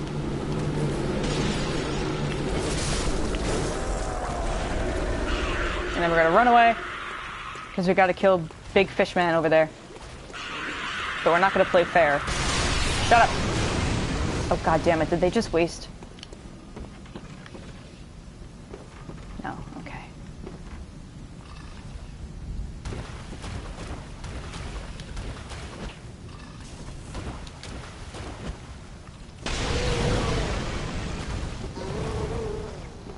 I walk a little close, god damn it. Yeah, well, there's no people left anymore, but yeah, what happened here is the reason why Bergenworth are fucking fuckers forever.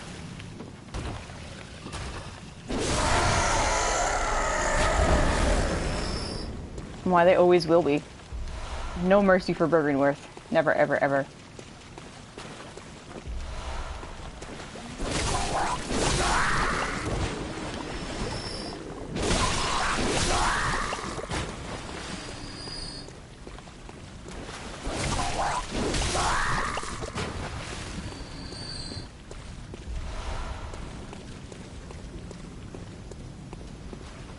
Oh, okay, that's down. Oh, oh, hello.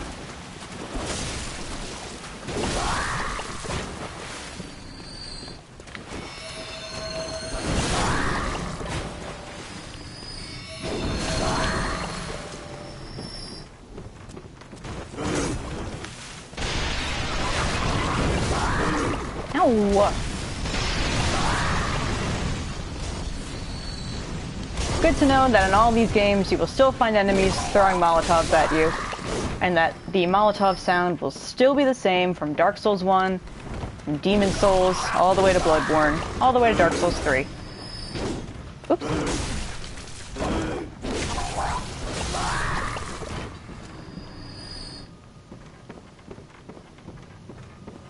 Now, I don't know if you guys can hear it, but there has been a bell tolling in the background, and it's getting very, very slowly louder and louder the further I get into the village.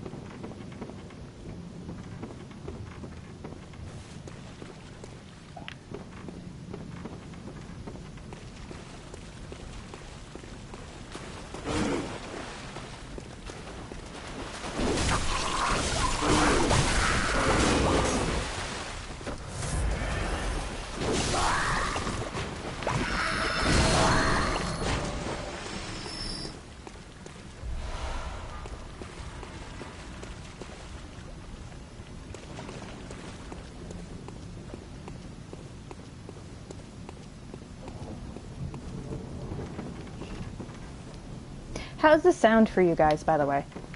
Like, was the music too loud, or the sound effects too loud, or the voices too low?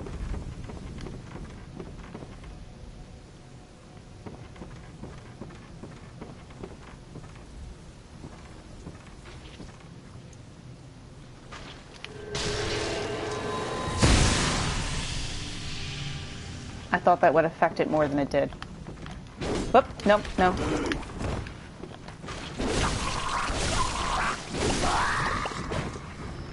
Sounds good? Alright, thank you.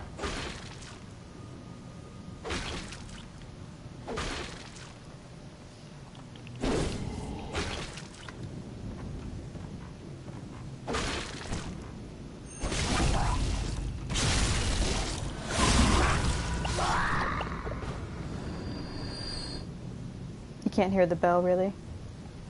You'll hear it. It's very, very, very low, and then when you get closer to where it's ringing from, you will be able to hear it. It's easier to hear with headphones on, but yeah. It started ringing the minute I walked into the fishing hamlet.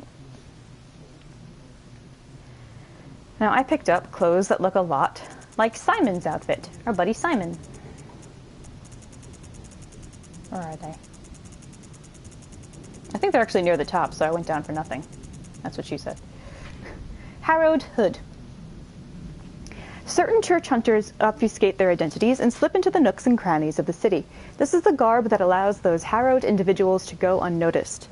These hunters are keen to early signs of the scourge, serving as a first line of defense against its outbreak. Or perhaps, when the time is ripe, they find signs of the scourge where there are none. It just goes to show the corner beggar is not always who he seems. This is the same outfit that our buddy Simon wears, and I had said last stream yesterday that he's employed by the church to either track down the beginnings of what looks like the beast scourge and deal with them, or, you know, go eliminate people that the church wants to be taken care of, and I guess they could blame it on, oh, they got sick, oh, it was the beast scourge. His outfit's actually, it has really good defense. You look like you're a hobo wearing it. It's not bad, you know, it's nice, it's good. But I kind of want to stick with Maria's gear for a bit.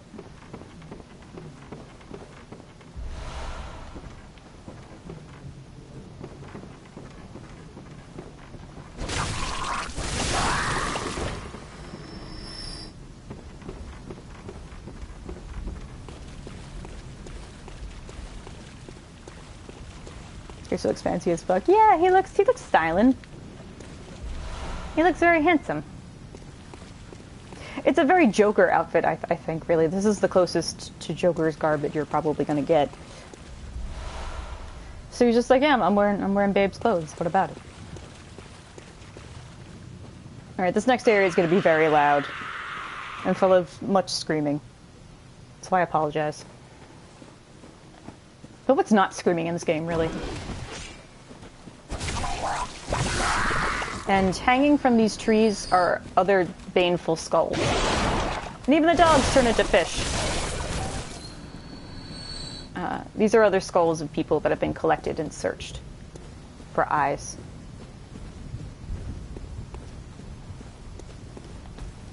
One thing I really enjoy about Bloodborne is the concept of the violation of the sanctity of a human body. Specifically, the female body is a pretty big one, but in the Fishing Hamlet it makes clear that any body, the violation of any literal body, even if it's not a human body, is considered the most grievous sin of all. And we can see this very clearly in how the people here have been mutated, but I have a theory about that. And then how heads are being collected and corpses being piled up with like bugs crawling on them, and just like no sanctity for the life of another, or no mercy for another's life, where you see their body just as something that you can use for your own advancement. Their body or their mind, since, you know, their brains were searched as well.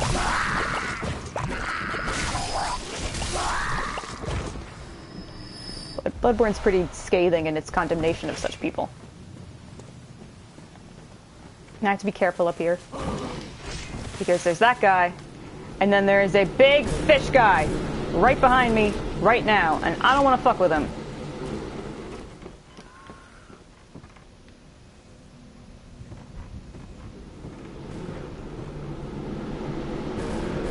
Now, I don't know if you heard it, but he let out a death rattle as we ran in. And this is Simon.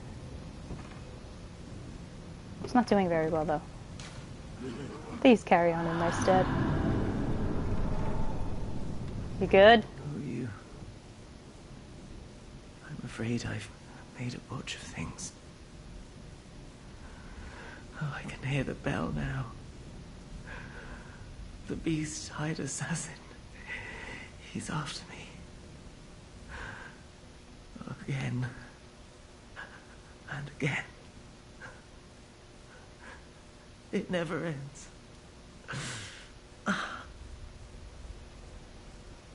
Please. I need you to do something. This village is the true secret. Testament to the old sins. It feeds this hunter's nightmare. Please. Bring to an end the horror. So our forefathers sinned. We hunters cannot bear their weight forever. It isn't fair. It just isn't fair.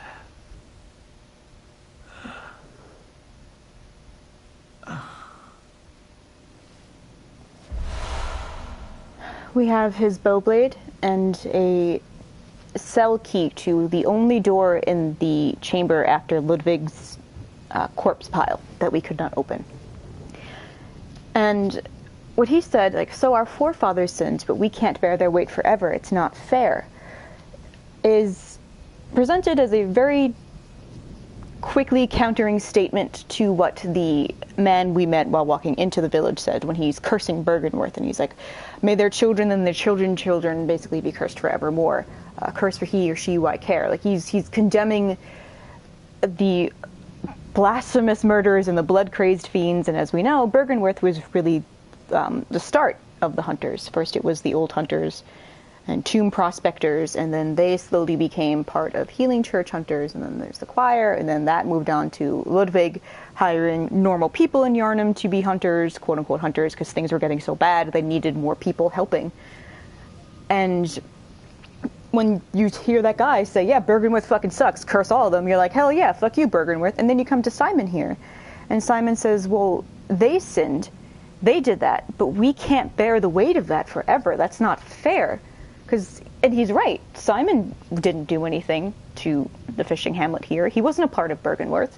He's not responsible for what happened here. It's not his fault that this took place. So, it's on a very smaller level, not to the extent that Dark Souls is.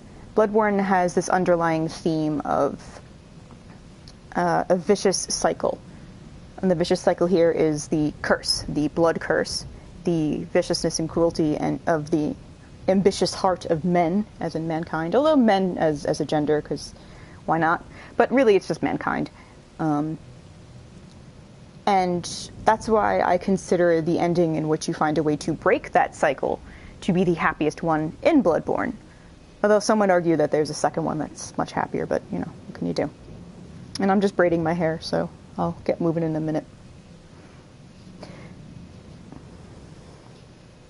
His weapon is pretty cool. It's a small, like it's a short sword when you swing it normally, but when you transform it, it becomes a bow and arrow. So you don't have to go up near any goddamn thing. You just fire shots off from a distance. And that makes sense considering his role was a harrowed hunter, which meant he would have to operate and move in secret. You don't want a big fuck-off weapon or a loud gun when you're fighting. And then another thing he said that should worry us, you hear it again there, he hears the bell. And he says, the beast-hide assassin is after me. The beast-hide assassin got to him already, clearly, because he's collapsed on the floor. And we met one person who asked us, can you hear a bell? And we said no, because we couldn't. He's like, okay, then you have no reason to be here. Leave. Simon's Bowblade. Choice weapon of Simon, one of the first Healing Church hunters. So Simon's old in the sense of where we are in the timeline. He's not an old hunter, but he was one of the very, very, very first of the Healing Church hunters. Simon despised firearms, and so the church workshop had this specially fashioned to his liking. The large curved blade serves as a bow when transformed. But aside from a few close friends, Simon was scoffed at for his choice of arms, for who would dare face the beast with a measly bow? And I don't have any stats required to actually wield it, so I can't show off what it looks like. But it's pretty cool. We also got the underground cell inner chamber key. Key to the inner chamber of the cell below the Grand Cathedral. The innermost chamber of the underground cell holds a lone madman. He wears a beast hide and rings a bell that emits no sound. Unending death awaits those who can hear the soundless bell. And we can hear the bell. There's a lot of people playing. I'm very surprised. Now, we will go back out here eventually to get the items that I missed. Maybe I can go there now? Because I just don't want to fight that big fuck-off guy. He scares me.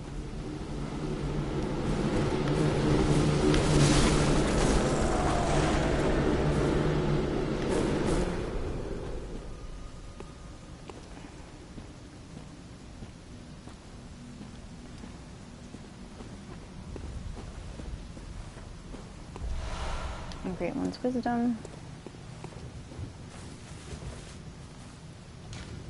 Don't be fooled. Eventually it is all thanks to message. Nothing is thanks to message. I don't think there's anything over there. Couldn't hurt to go look.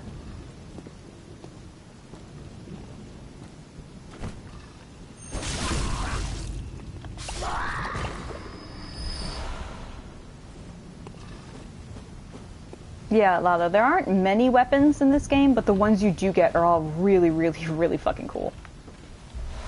Redstone chunk.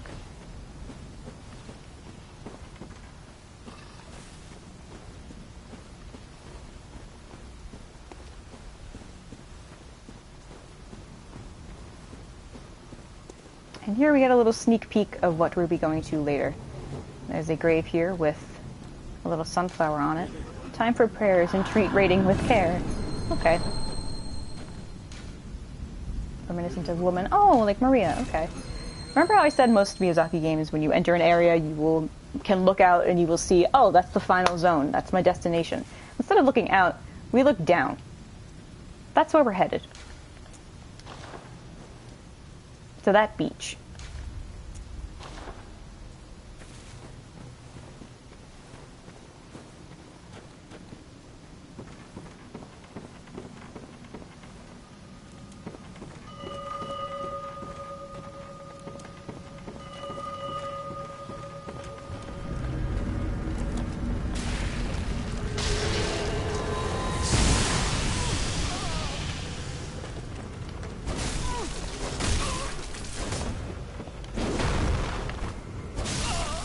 I really love his weapon. It's very cool. I received his bloody armbands. Not much, Reza. I just came to the fishing hamlet and was explaining some things to people.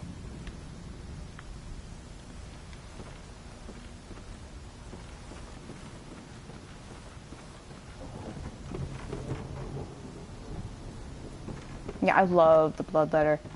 It's one of my favorite weapons to use.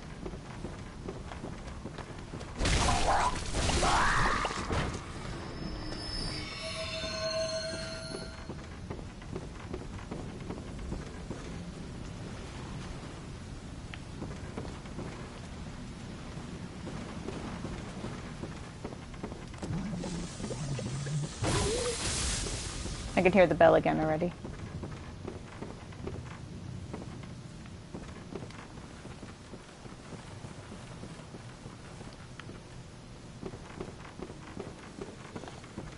It's Mr. Magician here.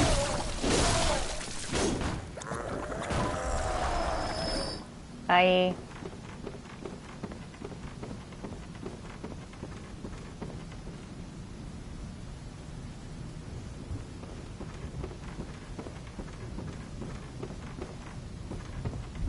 There's so many options. Okay,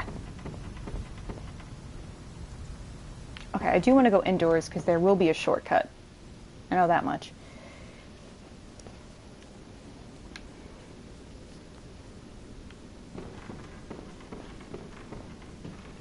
And as I said, this is the Junji Ito area. So have fun with that.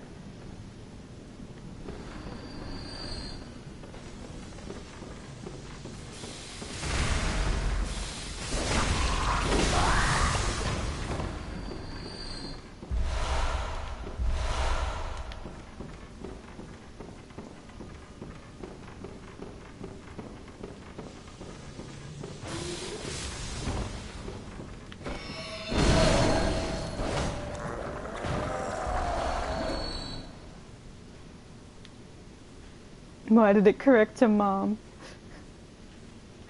I don't know. That's fine. That's a fun typo. Sorry to break your shells here, dude.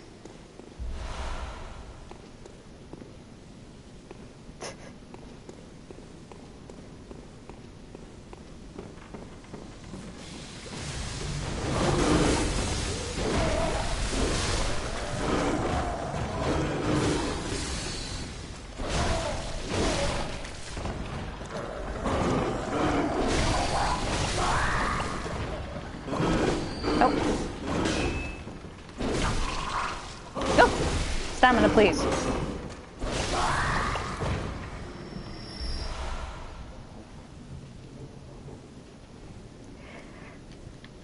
How could a lollipop taste bad? What person would mess up a lollipop? I mean, maybe. But, come on.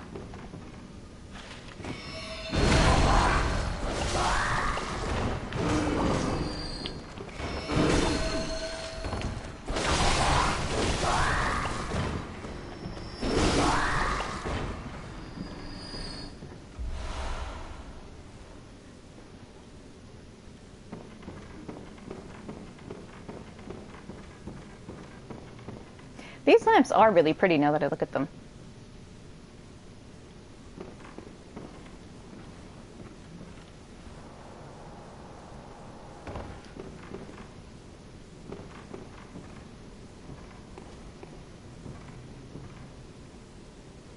This is where things get super Ito-y. Yay, I think.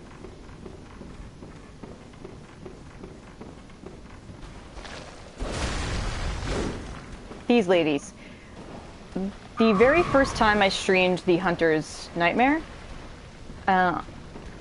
we saw one of these ladies fall out of the sky. And that's because she fell down from the nightmare to where we were down below.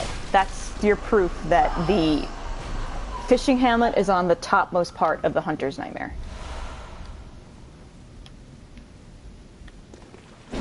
And these ladies are hiding in any one of them.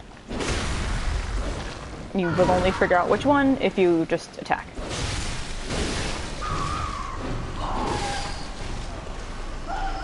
I feel very bad for them. They weep if you attack, which makes sense, but still, like, these ladies were not born this way. These are mutated people in the fishing hamlet. Something made them into this.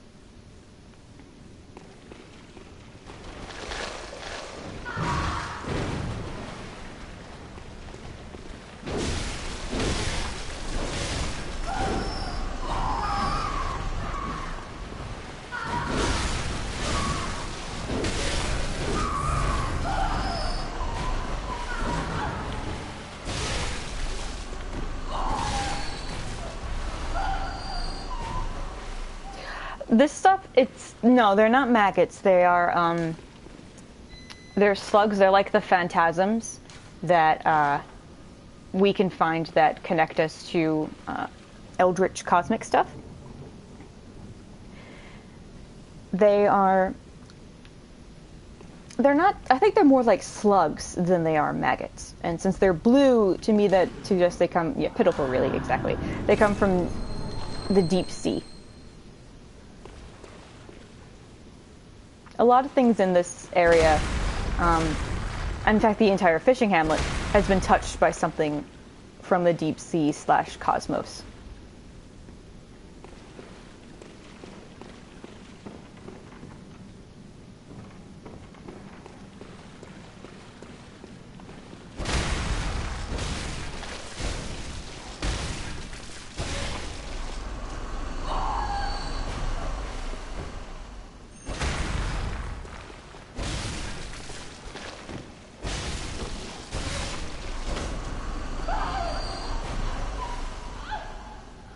It does feel like fish, so same fish. Yeah. Same fish vibe, same fish vibe.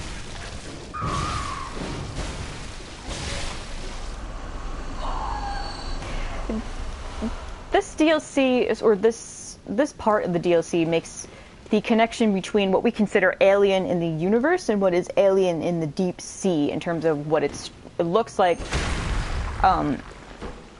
what the consistency of its flesh. It makes a very stark comparison between them, to the point where when I see it in this game, I'm like, oh yeah, why did I never consider that stuff that lives in the ocean are basically the closest thing we will ever see to a proper fucking alien? Jesus Christ.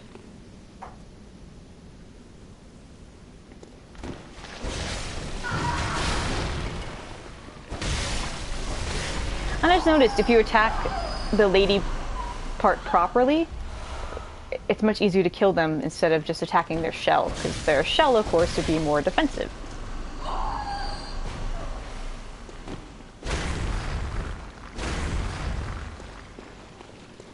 Yeah, the shit that lives in the deep sea, like, that's the all proof you need that, you know, aliens.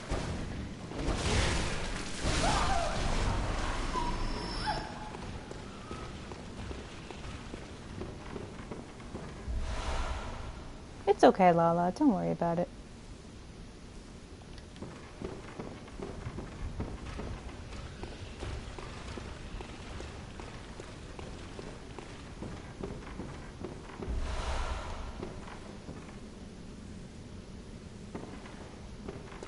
Is there something up there that I'm missing?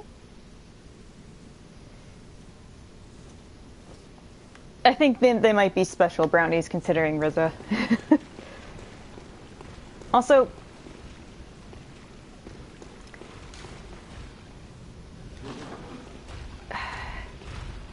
I'll just wait, actually. There's something really cool about this cave.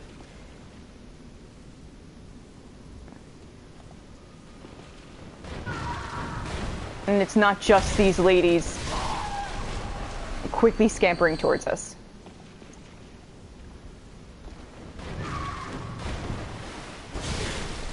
It's hard to see and they disappear way too quickly, but they have human woman faces.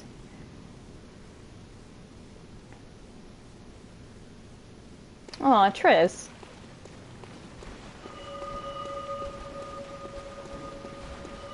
Our friend is back.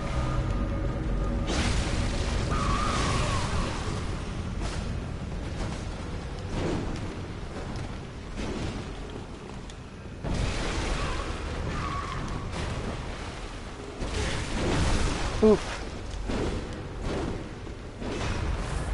He just drank something that'll make it, like, impossible to stagger him now.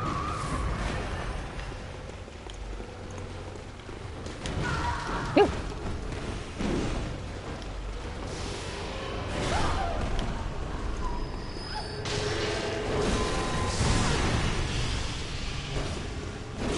Oof.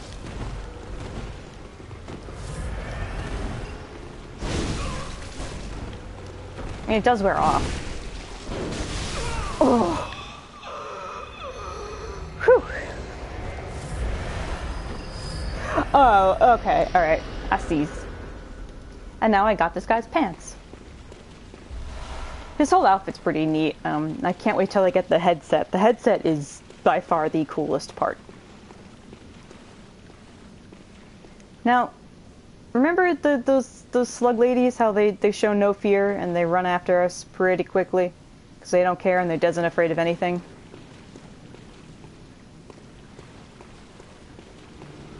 We're going to see some more of them in a second that seem to be scared by something. Oh, camera. Relax, camera.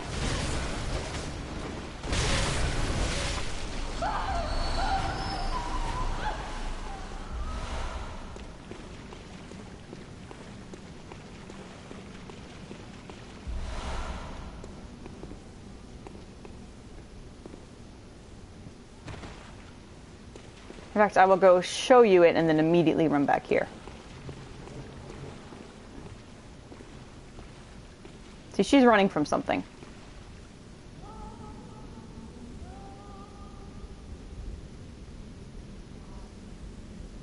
She's running from a winter lantern.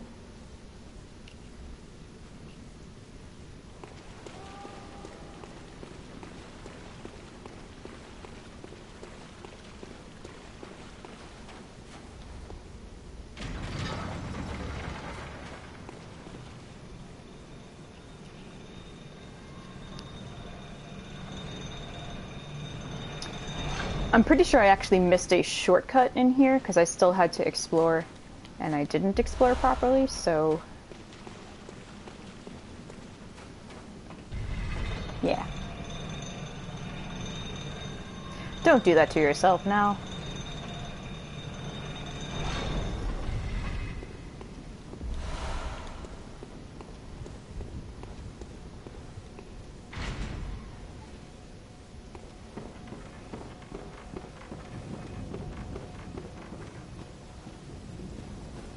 Yeah, I should have been able to open this shortcut.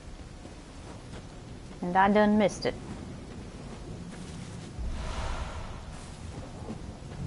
The frilled shark. Ooh, I don't even want to know what that is. Having said that, I'm probably going to go look up what that is.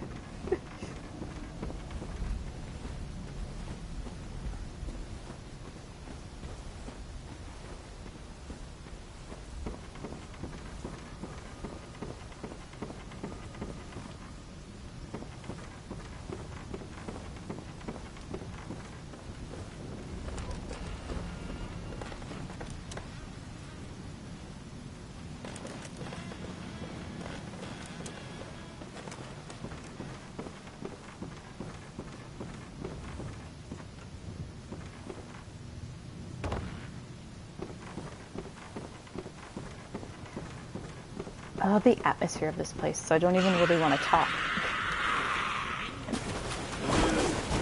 Oh, cool, he's gonna smash me, yay! I actually consider that one of my favorite ways to die, because if you do protect yourself from him, you just throw up your forearm, and that stops his machete from falling the last time to kill you. Come at me, Scrub Lord, I'm ripped.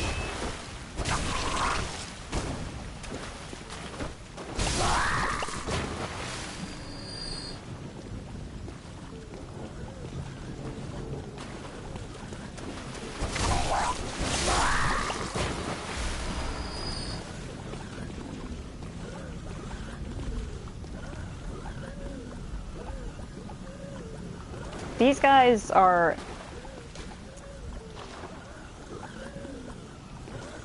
I did not mean to do that. Ugh. Didn't mean to do that either, but that's fine. I think they're either looking for eyes, because they're examining something within the bodies.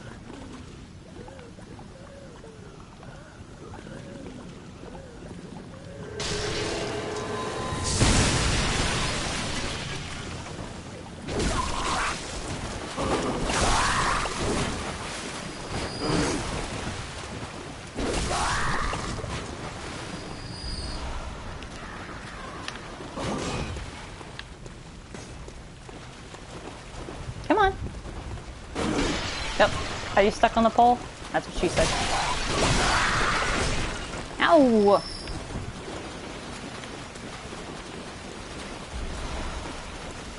Oh, you got a pole sticking out of me.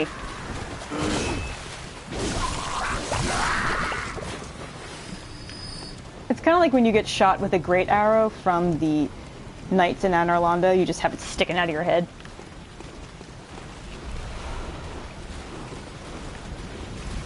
That's an oxymoron. Cute deep sea creatures do not exist. I refuse to believe that such a thing is possible. No.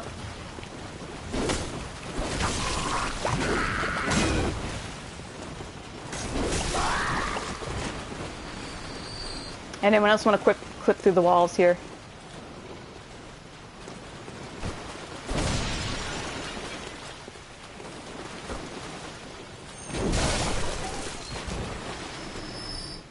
I shouldn't be able to do that.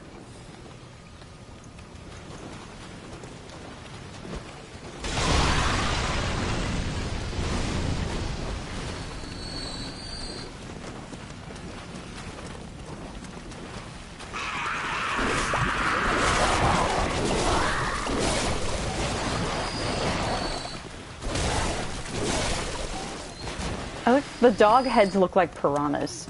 Shit's weird. Oh, it's you! Fuck you. Whoa! What? Whoa. Huh?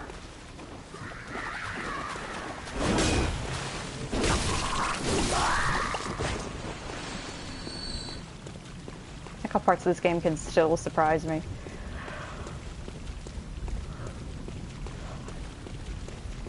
No matter how many times I play it.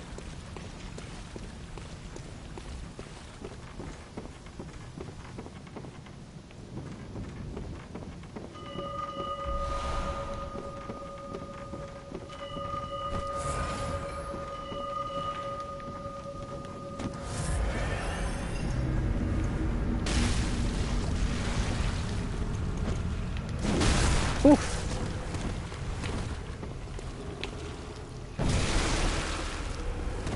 Oh shit.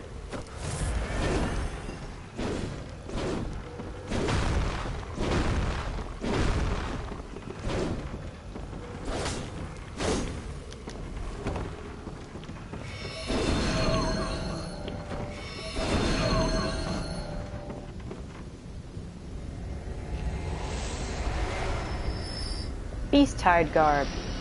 This part's pretty cool too.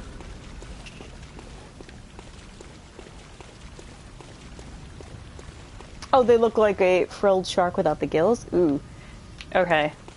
I stand corrected.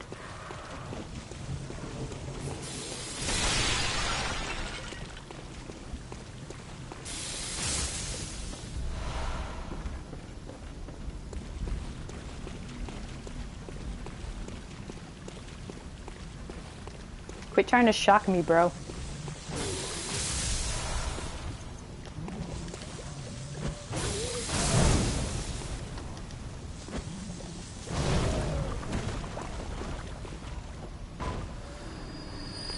Yay.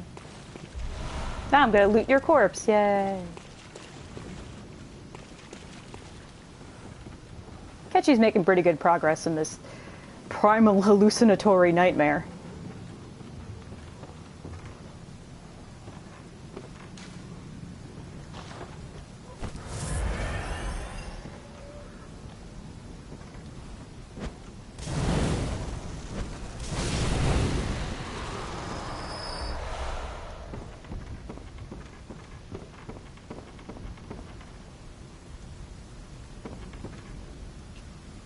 We do love him. He's a very brave boy who has never done anything wrong in his life, ever.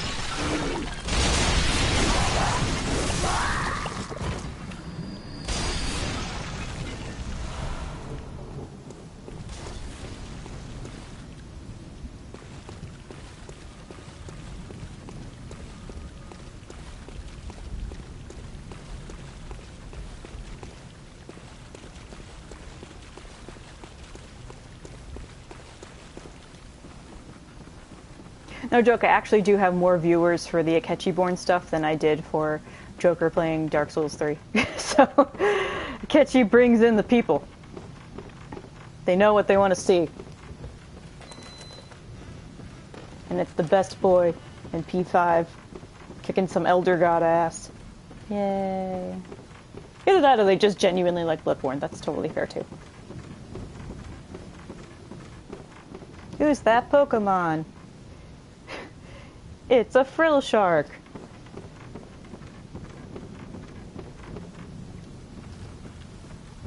Oh yeah, he would totally brag about that. He would completely brag. Because it would seem that the people would much rather watch me endure my hellish escapades than they would watch you create a new age of mankind. Imagine. Interesting how that works. And you'd just be like, shut up, Akechi. Just pretend that Robbie Damon said that, because I could almost hear it in his voice, but I can't do voices. I'm a writer, not an actor.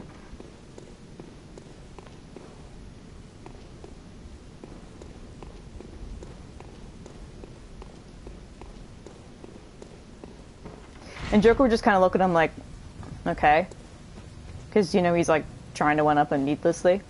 Like, there's no need to be jealous. It's like, I'm not. Like, oh, you sure? That look in your eyes suggests otherwise. And Joker's just like, whatever, man. We both accomplished something great. And that's what matters. Nakeshi's just like, he's just not convinced. Welcome home, good hunter. What is it you desire? Levels, please. Very well. Let the echoes become your strength. Let me stand close. Now shut your eyes.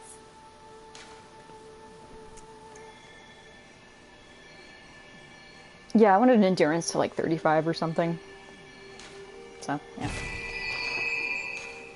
Farewell, good hunter. May you find your worth in the waking world. Oh, I'm glad I amused you guys. I'm glad you could hear it. Okay. Now, we have the key to go talk to that guy who was first ringing the bell. That's the beast-hide assassin who hurt our pal Simon. So we're gonna go talk to him and give him a what for, you know? Because no one gets away with hurting my friends. The very few that I have.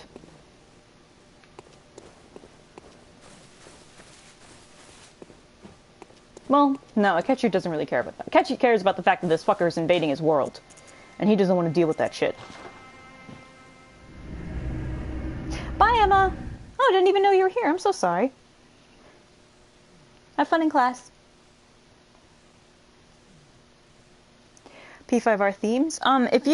I can actually get a Persona 5 theme for my PS4, but I bought it I pre-ordered it digitally, so I don't know. Maybe you can check, Triss, and see if they're there now. I just have my Bloodborne one on because I'm a big slut for Bloodborne. Manderly, hey! Killed Cost? No, not yet. She's next though. Hello.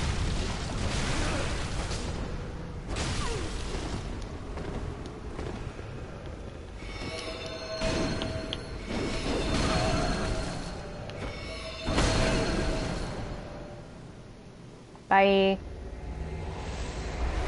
You know, this is what I wanted. This is the hat I wanted.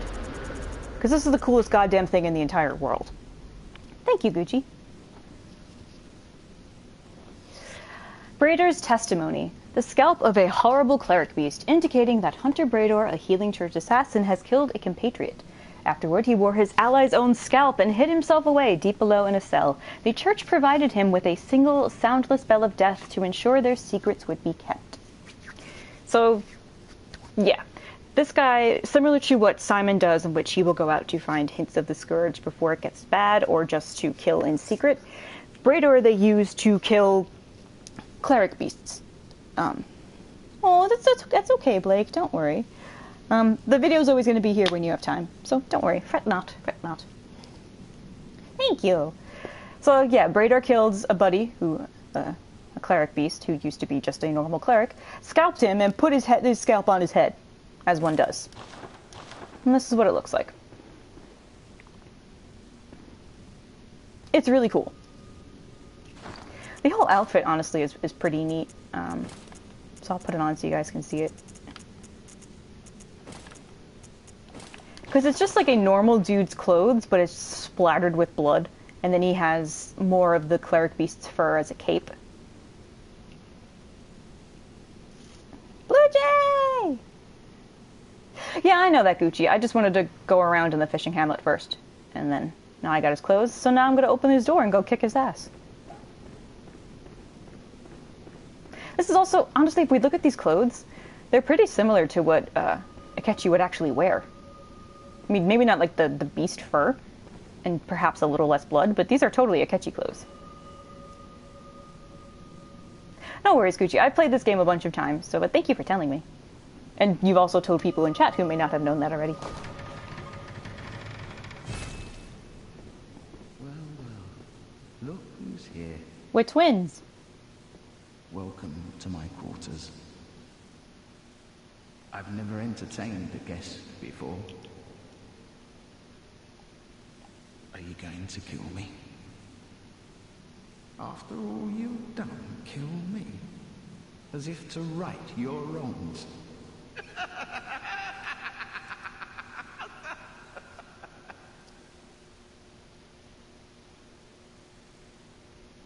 Okay. And let me look at this comic now. Oh, and I can hear the bell finally. Whatever, dude. Oh my god, Blue Jay. Oh my god. Oh my god! That's so cute! Oh my god. Oh, Blue Jay, this is adorable! Yeah, his voice acting, he has maybe, what, like 5 lines, I think? Maybe 10, 12, and his laugh is so fantastic! What is it? Oh, I didn't mean to bow. Aren't you going to kill me? Or perhaps beg my forgiveness? Well, leave off. What's done is done.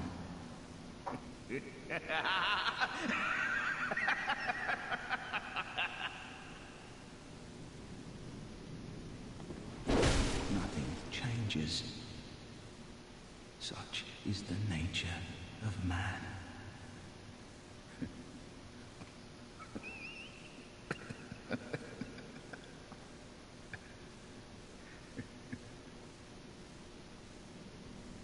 That's a very, very, very fucking awesome final line.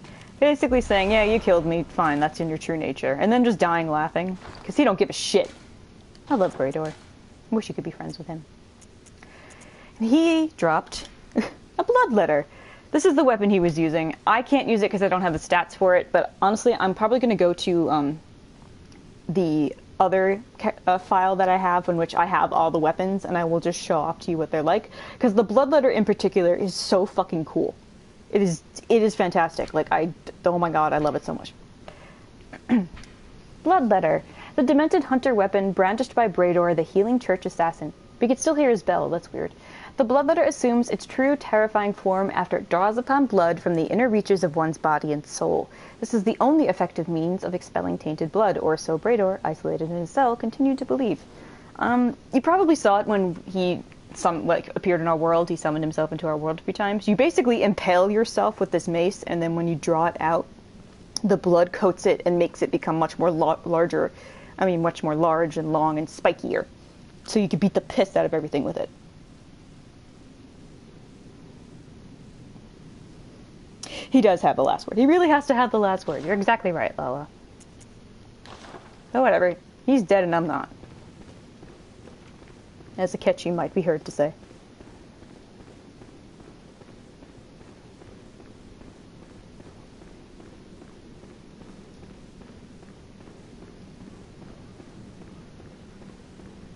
I know. This is a strength arcane build, so my blood tinge level is like 5, so it's blood tinge is just not even viable for me at this point.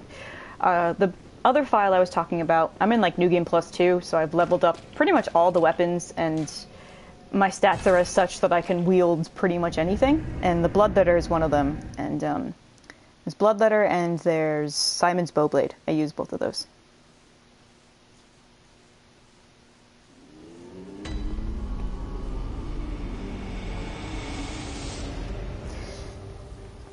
Okay. Oh, and there's blood splattered throughout the fur, too. I didn't even notice that in the nightmare. But yeah. Oh, that's really cool. At what level in the file I was just talking about, or here?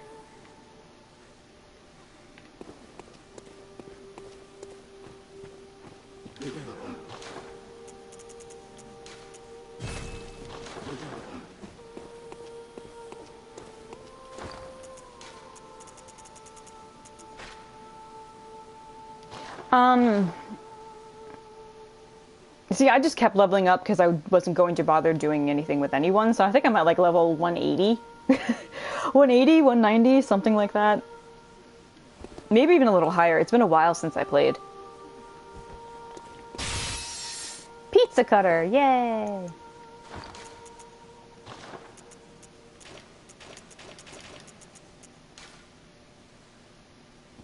No, I'm going to try it normally, Guti. I don't know how successful I'll be, but I'm going to try it normally.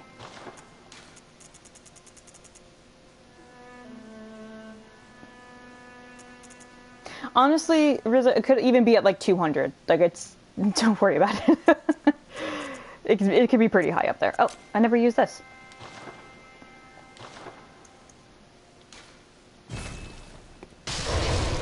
Thank you.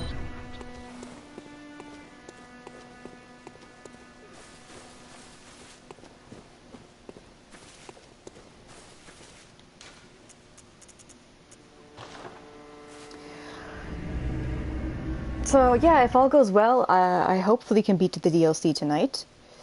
And then if I beat the DLC, I can then beat the game, and then that's it for Akechiborn. We successfully did it. Depending on the time, I may go stream something else. I could even do a New Game Plus this, or whatever. Like, I don't know, I could figure out something. Or really, if we're all just set and good and done, I probably will just call it. I would never judge you, don't worry about it. Hello, kitty cat. There is one more thing we have to do before we go take on the boss.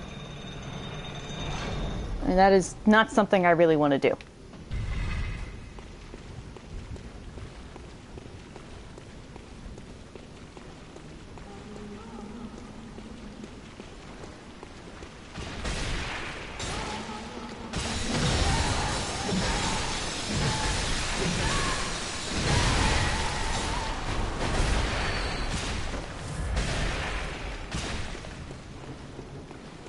Okay, she's dead.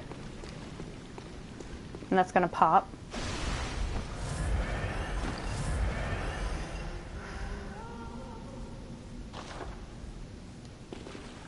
What I normally do, Blue Jay, is I co-op with people.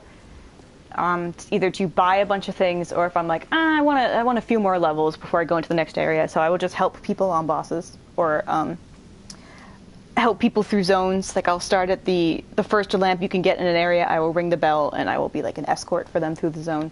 Which is pretty good practice for figuring out where you're supposed to go and what enemies you will run into. I actually recommend that, because if you get someone in to help people, it's really just like a practice run for the whole zone for you.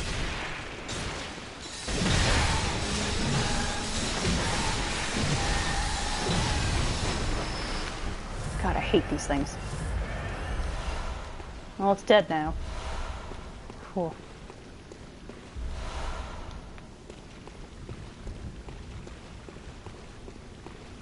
Kitty! It's gone now, lady. I killed it.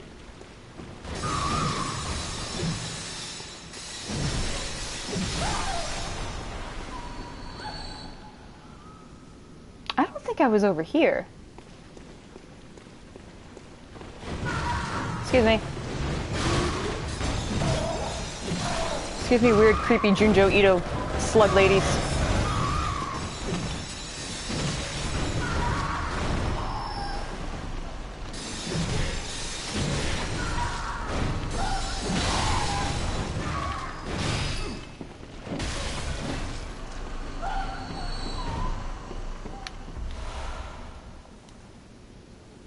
Yeah, there's multiple endings. There's 3.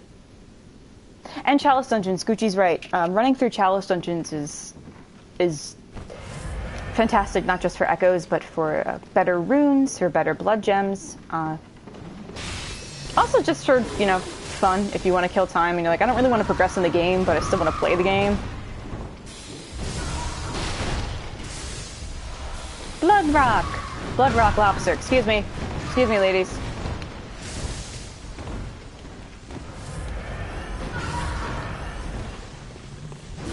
Oh, I didn't even see you over here. Hello.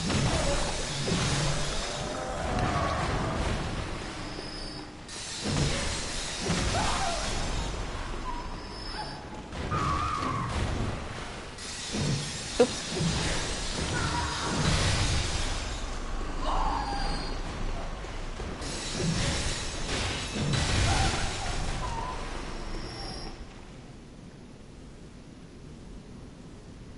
Yeah, exactly, Riza. I didn't do many Chalice Dungeons on this run. That's why it's That's why, like, my weapons aren't as good as I'm used to. I don't have as many good runes as I'm used to. I just didn't want to do that on stream because it would be boring, and then I kind of stopped playing this game for a while, or I stopped playing this specific run for a while, so I didn't really prepare the way I ought to have.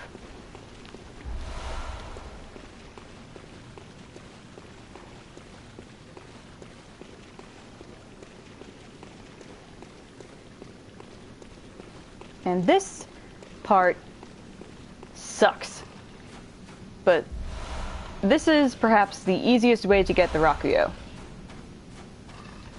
The Rakuyo is the weapon that Lady Maria uses. And I'm going to cheese the fuck out of this because boy do I not feel like fighting them normally. I'm gonna try this. I doubt it will work.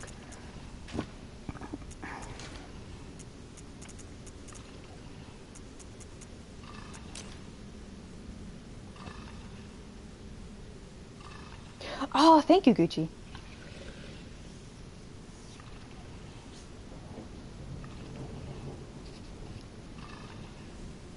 There's also a Google Doc online that has a list of all the dungeon glyphs if you want to get specific weapons or specific runes.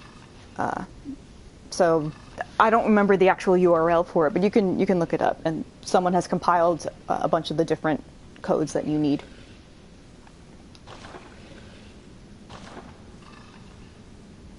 Alright, that guy's not going to come down until that one has half health. And with that one having half health, you have to aim this pretty exactly.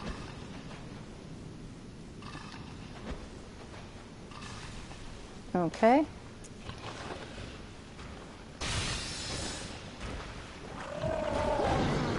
And this is very cheap. This is like the cheesiest thing humanly possible.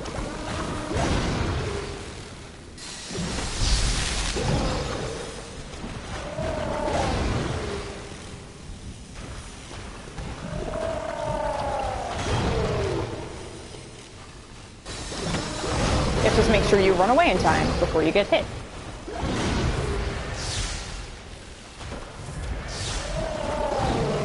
Since he can, for some reason, clip through the floor.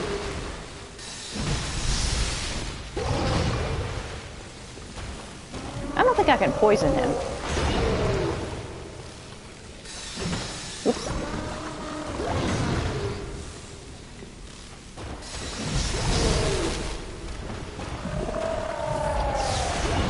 hope I don't run out of healing items, honestly.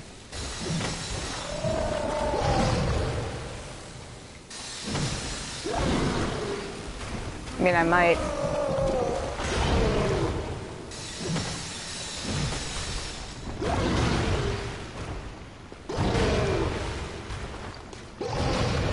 I wonder if this would be easier because it has a longer reach. Yeah, I have to get that one to fall down and then I can bone blade him.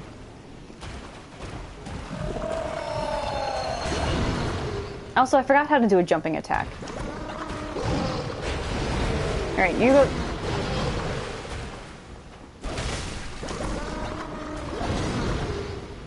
I can't believe I forgot how to do a jumping attack.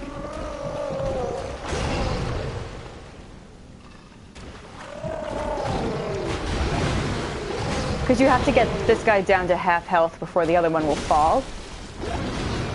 And then, if I time it right... Oh, look, that guy's dressed as me doing the same thing. Hey, buddy! Doing the exact same thing as me, with the same weapon. Direction R2 at the same time. Really? No. There we go. Okay. For some reason, I just suck at jump attacks in this game.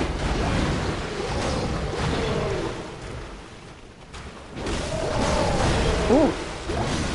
Yep, that's me. Alright. I want to get the rock wheel, though, but I don't want to do it legit. I guess I just won't do it on stream. I can get it some other time. I'm not even going to use it anyway. I don't think I can use it, considering what my stats are. I think you know. Oh, okay. Well, I tried. I'll go kill him, like, later. Legitimately, actually kill it later.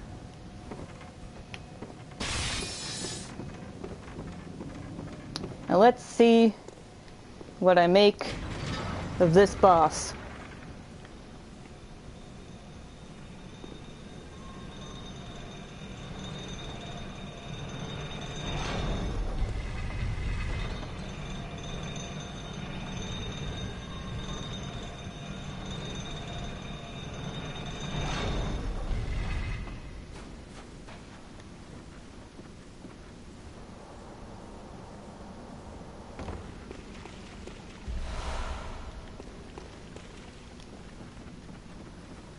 Yeah, 11 people. This is. I know 11 doesn't seem like a lot for probably other people in their streams, but this is seriously the most I've had in a very long time.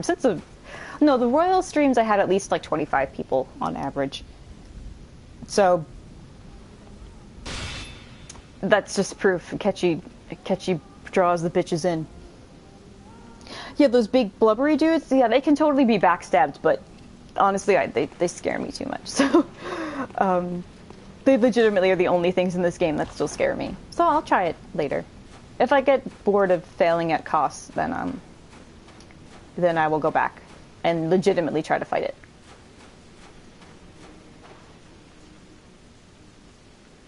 Now, these are the slug ladies that were attacking us. You can kind of hear them talking. They're praying, but it's not really sensible words.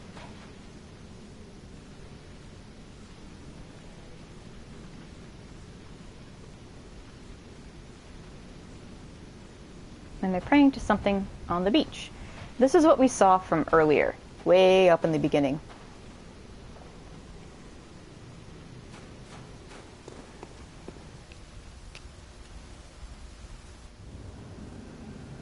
This is really gross, by the way, so if, like, birth-related imagery makes you feel sick, don't look. I'll tell you when to look. So look away now.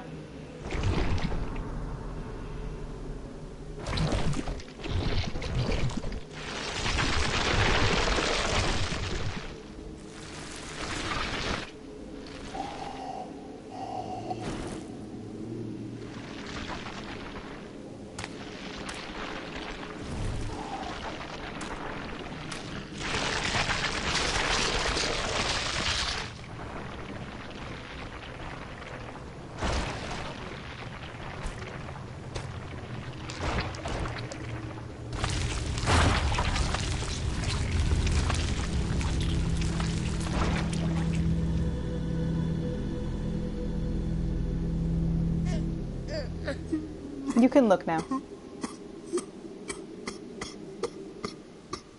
I'll explain when I can.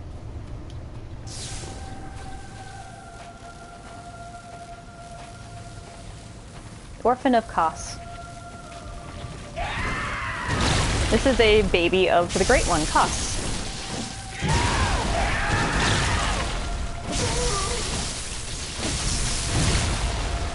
No, it looks like a human. Specifically looks like a Thumeru, which is what Queen Yharnam is.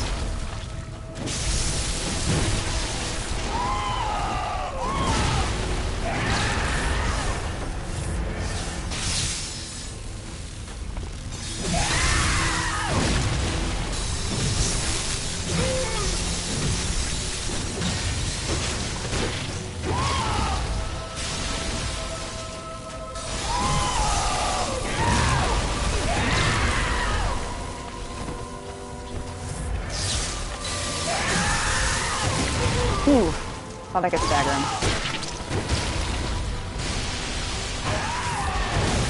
Ooh, okay.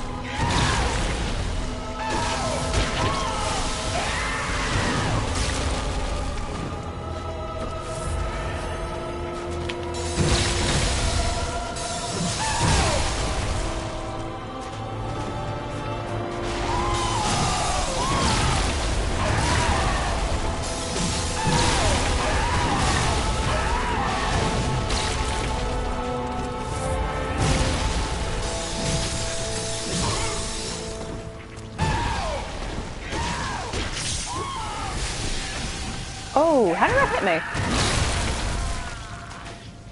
Oh, it splatters, doesn't it? Yeah, it splatters.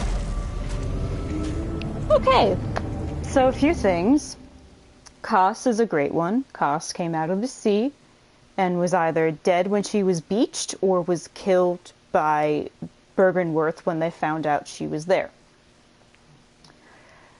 Kos had a baby inside of her. So she was pregnant when she was killed. So that's why the first priest that we meet coming into the village, and he's coming out of it, says, "Atonement for the wretches by the wrath of Mother Kos, mercy for the poor wizened child." The poor wizened child is the orphan of Kos. And he is attacking us with his umbilical cord, and he throws basically parts of the... I don't even know what the term for it would be. Parts of the thing that kept him alive when he was in the womb. He's throwing it at us and turning it into a weapon. Yeah, and he hits you with the umbilical cord. The song is terribly lonely. It's a very sad song. And yeah, he's weeping. He was weeping as he was born. And that voice, the crying voice, is actually Gehrman's voice distorted. Yeah. So... this is why this village hates Bergenworth. Bergenworth came here when they found out that Kos showed up, or that there was something weird here. They ripped her open and did God knows what to the orphan, and it's up for debate at this point whether or not the villagers had been changed by Kos's presence. I tend to think that they were. That's why they were transformed as such. And I think it was a symbiotic relationship. Because if Kos is, there, and the people turn into weird fish people to commune with her, that means that there's, some type of connection with her. And we saw that whole row of the little slug ladies praying to her. And to me, that's sufficient enough evidence to say, like, oh, they really honored her, they worshipped her. It wasn't considered a parasitic infestation at all. And then Bergenworth showed up. And so all these people who had been touched by the Eldritch Truth and transformed by their contact with a Great One, and they're like, well, we want that. So they completely mutilated, and really violated is the only word powerful enough to describe what Bergenworth did to the people here and did to Kos. And that is why everyone is cursed in this game. Because Bergenworth fucking showed up, they stole an orphan Great One baby out of its mother, did God knows what the fuck to it, did God knows what the fuck to anyone who came into contact with it, and were then on cursed for their inhuman, ambitious depravity. That's the secret Maria was keeping. She didn't want anyone to find out that Koss and Koss's baby was here in the nightmare. And when we get Maria's weapon, it will explain why she was so protective of this place. But getting her weapon takes some time, and I'm not brave enough for that right now. So I'm just not going to do it. Yeah. Bloodborne's main theme is, honestly, it's about... I had said it earlier, I don't know how many of you were in here when I said it, but Bloodborne's main theme is about the violation of the sanctity of a body. Many times the body being violated or harmed is a female body or a presumed female body. Because if you think of all the female characters in the game that had any association with the church or with Bergenworth, things did not go well for them. And Koss, even if that's not necessarily the theme of just a female body, Koss is the penultimate example of what the ambition for wisdom can lead to. Breda was an assassin for the Hamlet to keep people away. I like that idea. So then he would have been taken in by the church to hunt down cleric beasts, since he hunted down cleric beasts too. See, I tend to think that Brador was just an assassin similar to what Simon was with the church, and Brador was sent to go take care of anyone who had either gone mad or were prying into the church's secrets. But I like that idea. I really like that. He probably came from here and then was just employed by the church because of what he could do.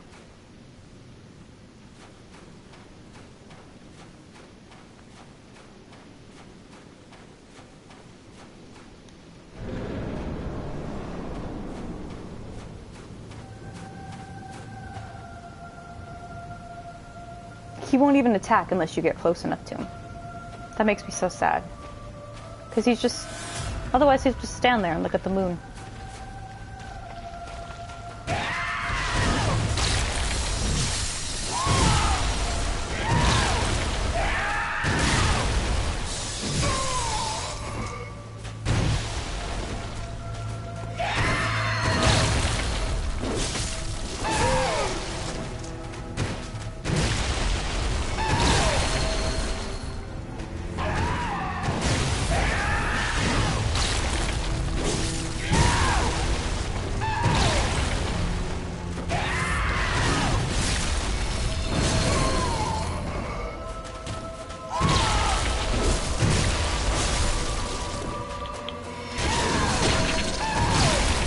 Oh, I didn't realize you stay still for so long after doing that move.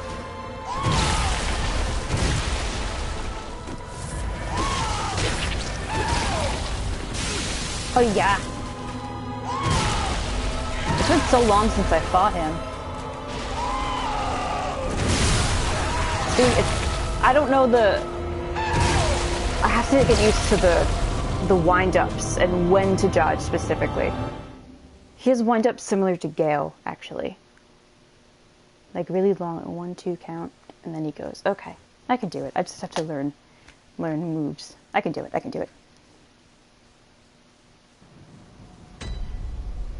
I like that idea, Gucci. I really like that idea.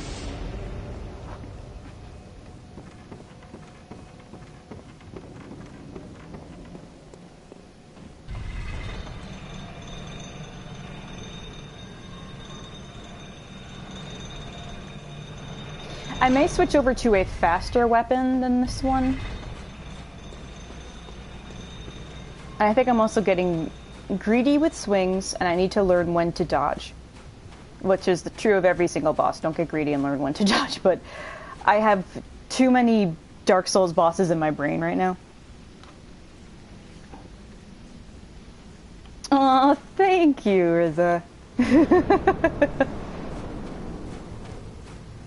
Yeah, even if it takes me all night, I'm determined to beat this guy. And I don't want to fight on the mom body, because that's not fair.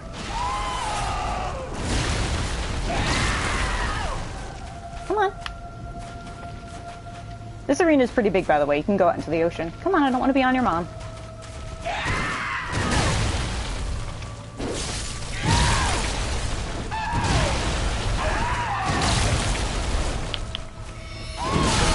Shouldn't have done that move.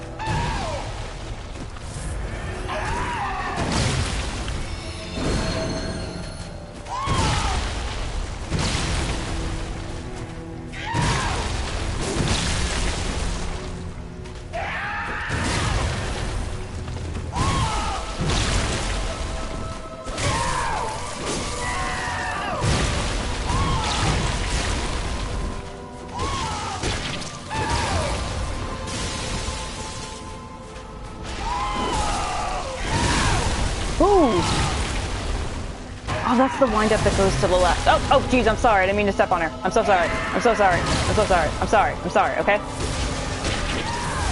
Look, I said I'm sorry.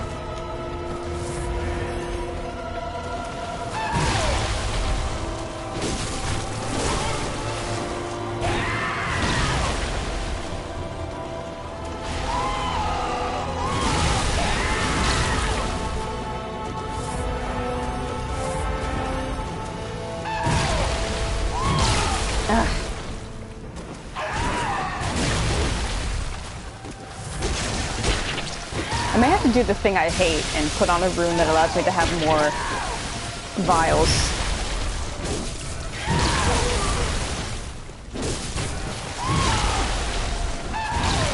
Because I don't want to be using this much in the first phase.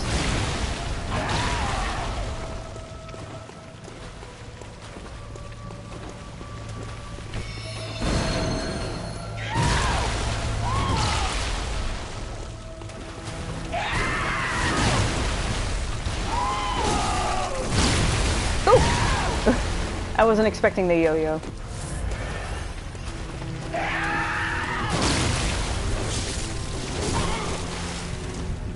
I know you can also parry him, but I'm not good enough for that, I don't think.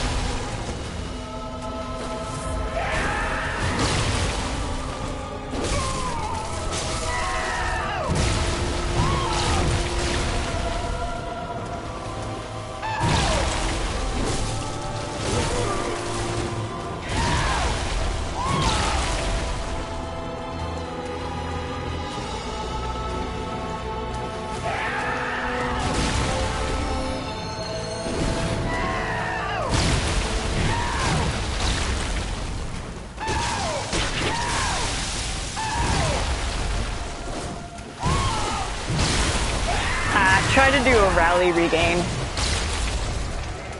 Faster weapon is good. Yeah, like Gale in terms of how you have to fight with him. First phase Gale, he would have... he was easy to read because of the jump attacks. He also... obviously, Orphan does also, a lot of jump attacks. He also does have wide swings. And sometimes they're delayed. In Orphan's case, since he can yo-yo his umbilical cord around, the attack isn't necessarily when he starts swinging it. The attack is when the thing gets to you. And I always I always dodge just as he swings it, not when it's coming towards me. So I always get hit with that because I panic dodge. So I just have to learn timing. That's the thing. Timing is key in these games. You just got to learn how to fit into the boss dance.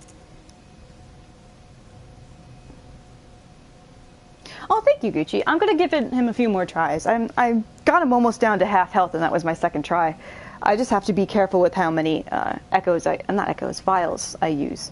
I want to at least get through the first phase, maybe only using 5. So thank you. If I'm really, really stuck, I will ask for help.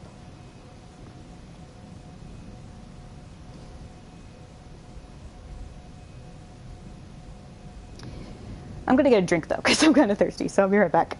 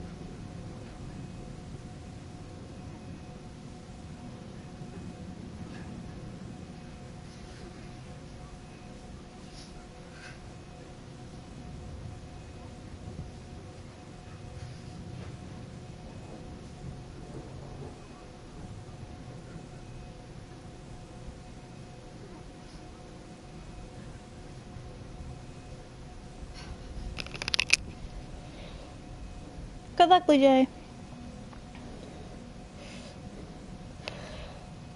I have, I'm starting to get a very mild migraine. And I know it's going to be a migraine and not a headache because my eyes are starting to water and my nose is starting to run, and that only happens with migraines. And my migraines feel like a crown of pain. Seriously, like there's a tiara, or I guess like a diadem, low on my forehead, and it just, oof.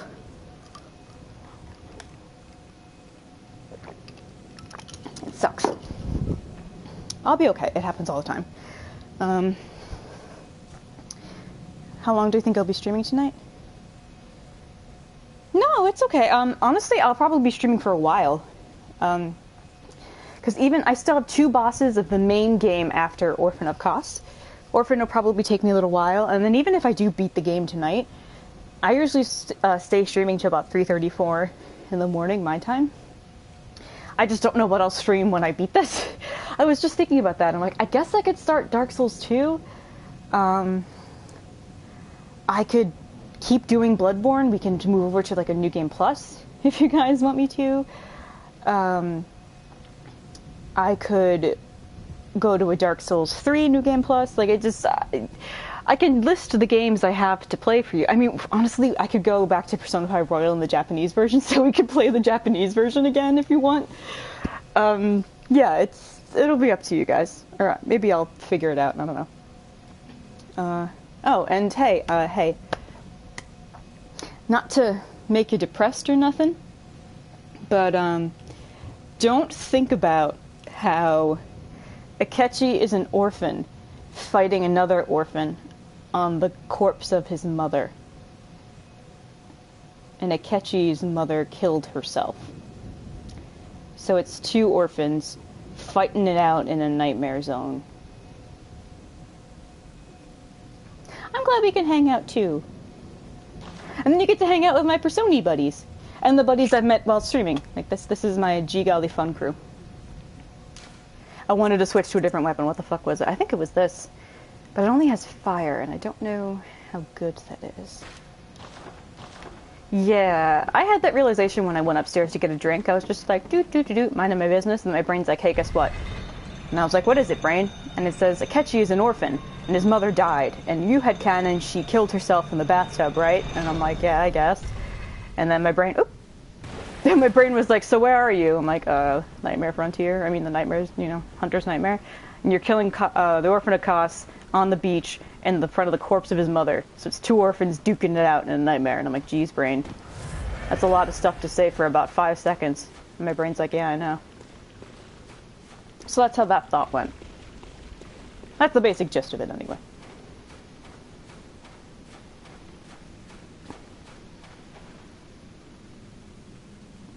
Aw, thank you, Tris. Considering how many of my friends I know genuinely like Bloodborne, I think I may just stick with this. And since I do need to get better at it, and I know I told Blue Jay I could help them out on some parts, I wouldn't mind doing like a co-op thing. I wouldn't mind doing this again. At the same time, I do kind of want to go back to Dark Souls 3 because I love it so much. New Game Plus 6. Oh no, good luck, Gucci. Oh.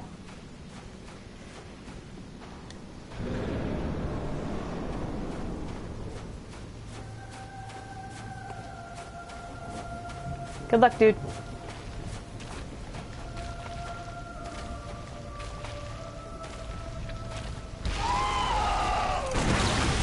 No way!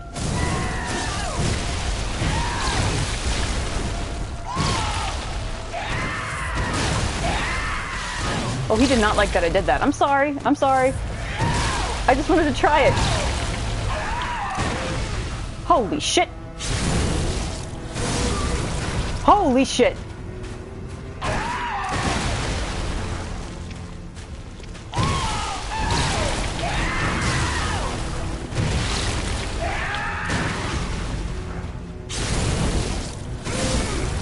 Oh my fucking god, I did not know I could do this. Oh my god, oh my god, oh my god, oh my god!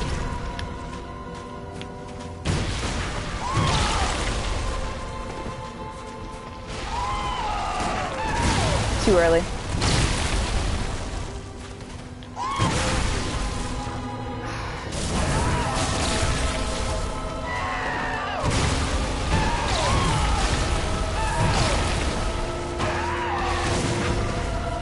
Holy shit!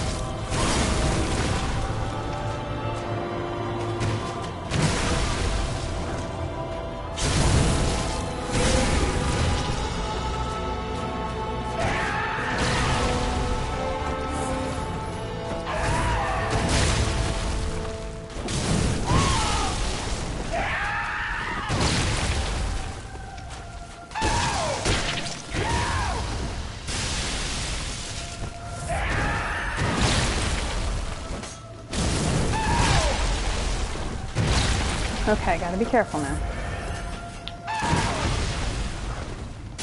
What? Incline.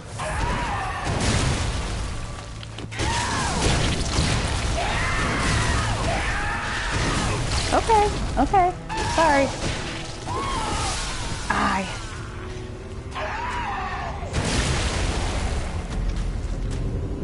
Thank you, Gucci. I had no idea. I genuinely had no idea I could parry him. I mean, you know what? If you guys want to go back, the people who came in a little late, if you want to go watch that first part of the stream when I was fighting the first two bosses, Lady Maria, I just parried her to death. So, if you want to watch that, go ahead. Kill him in phase 1 if you still do that. Oh! I might just try that. And so I might actually switch to one of my stronger weapons. If I can keep parrying him, then my parry damage will be stronger. Now! No! Oh my god, you remembered! Oh. That's a Norse mythology joke.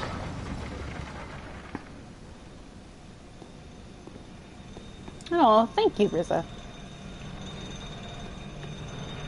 And yeah, for the sake of just like lore and story, I would love, love, love to beat this guy alone. I know. Skill stat? My skill's 20, so it's not gonna do much. Whoopsie doodle.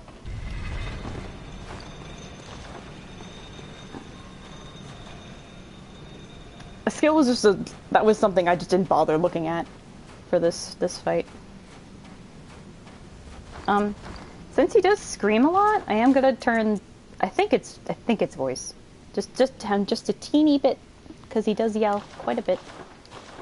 And yeah, his screams. What's so sad about that is like this is a baby. Like I know he looks like a grown man, but it's a baby. He's a baby, and he also looks so human, which says a lot about humans' connection with the Great Ones. And another thing that really got to me was, well, once I beat the boss, you will see, because I will show you something about Koss that's really interesting. No spoilers! She was probably OP as fuck. I imagine, the way I see it is maybe when she was beached, she was weak because she needs to live in the ocean. So similar to how when whales get really disoriented when they're beached, or they do that sort of like when they're distressed, that Koss was the same way, and because she was weakened, I think the people of the fishing hamlet probably found a way to take care of her, because like I said, my theory is that it was I think symbiotic is the term I'm looking for. It was a give and take balanced relationship between her and the people of the fishing hamlet. It wasn't parasitic. And that was probably why she was able to stay here for so long. That's why they're praying to her, they honor her and care about her. And yeah. So I think she was probably just in a weakened state, and that's how Bergenworth was able to cut her and rip her open and take her baby. Which is fucked up.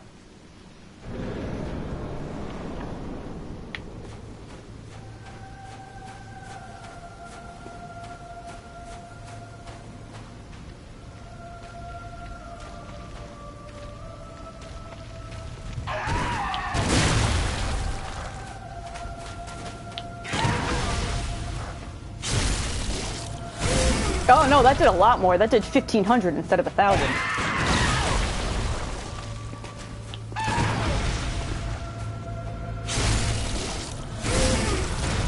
I know.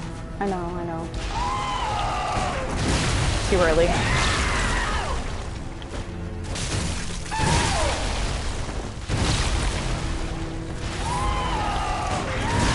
Too early again.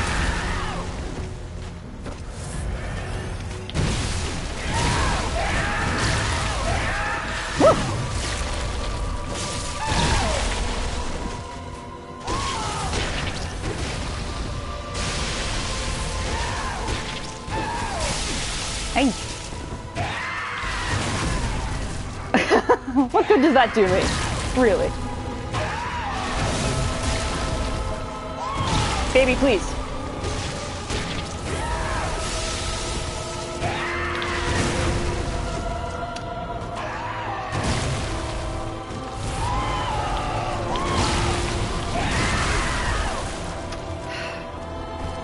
This is not a good run.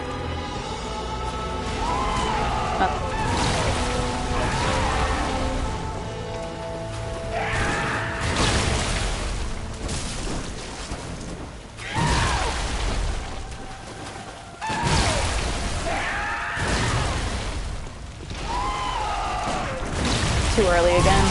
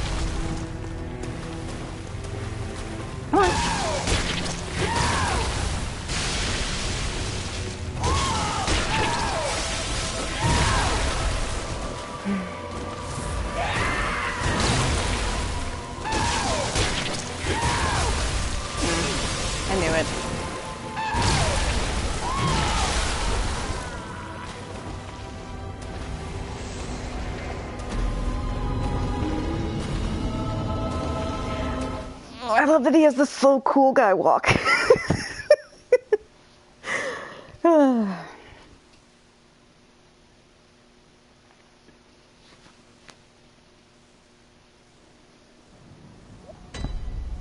Yeah, that's what I was thinking. Yeah, those are two things I noticed. One, you could totally get a backstab on him if you have a fast enough weapon. Two, the more distance you give him, the more the harder he will hit. Like Gale, if you give Gale distance, he will just immediately close it with some pretty hard-hitting things. So I have to stay close to him.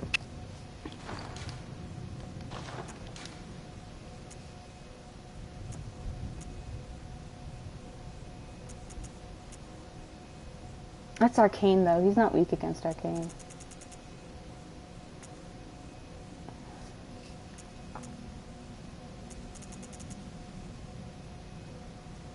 I mean, I could try this.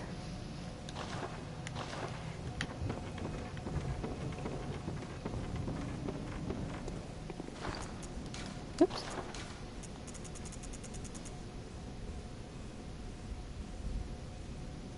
Beast meter and parry. I never really used the beast blood pellet stuff. You know, I was literally just looking at it as I was scrolling down. I never really use it because of the increased how you take more damage, and since I'm getting hit by him so many times, that's not something I'd really want to risk. Is taking even more damage. Yeah, they do. I know they do. And then yeah. Ooh, cat, please don't push the TV. Oh my God, kitty cat. What the fuck, cat? Weakest to blood, then fire. Well, I don't have anything with blood on it, so this fire thing seems like it'll be the best. Really, I could have sworn he'd be weaker to bolt, but, Well, he's not kin, is he? That's even weirder. If he's not kin or weaker to bolt. So if he's weaker to fire, well, to blood specifically, then fire, that's interesting.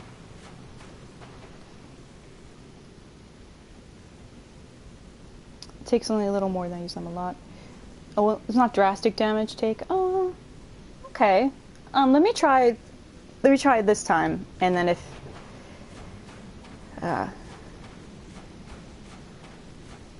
I die, which I probably will, I'll give it a go next time. Next run, anyway.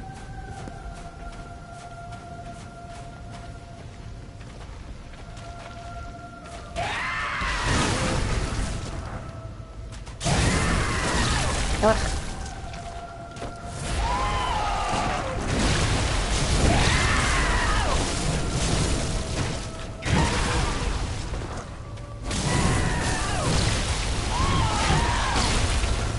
Baby, please, calm down.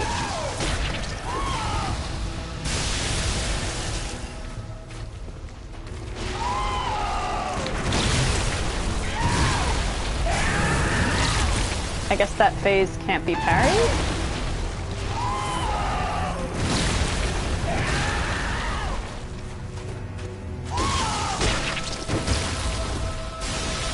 Okay, he does have enough room for a backstab there.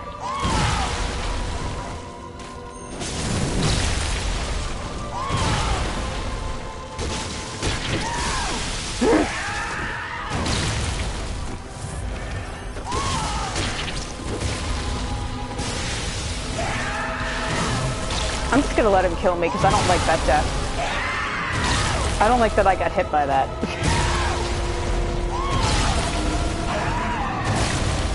I don't like that I got hit by that. I'm glad I let myself die. That wasn't worth healing through. That wasn't worth healing through because I didn't dodge properly, right, kitty cat? Right, kitty cat? That's what I think so too.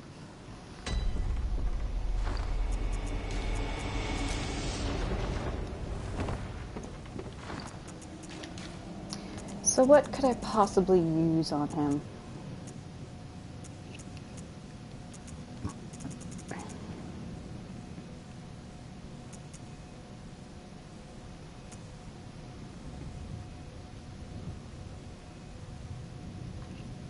Probably none of these, honestly.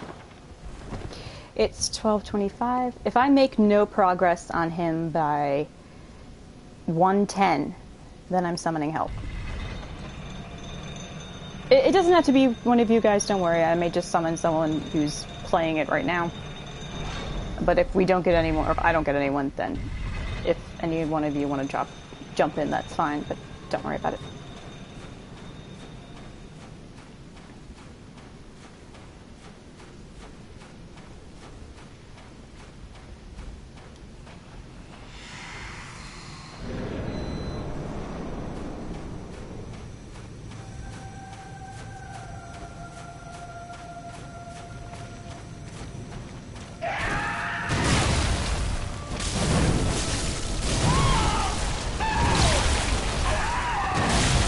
No, that...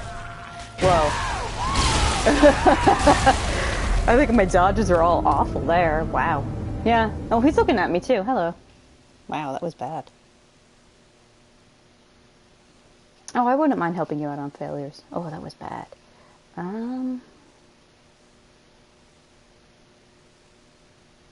may try summoning someone who's like already in the game though, but if you need one help on living failures, I don't mind doing that either. And then Lady Maria.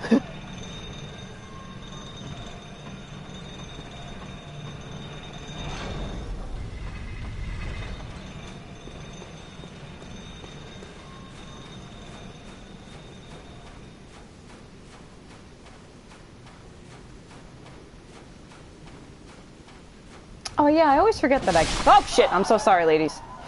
I always forget that I can do this. I always forget that.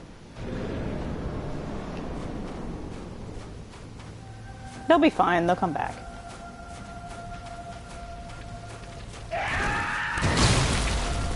Oh, I didn't use them. Yep, shit.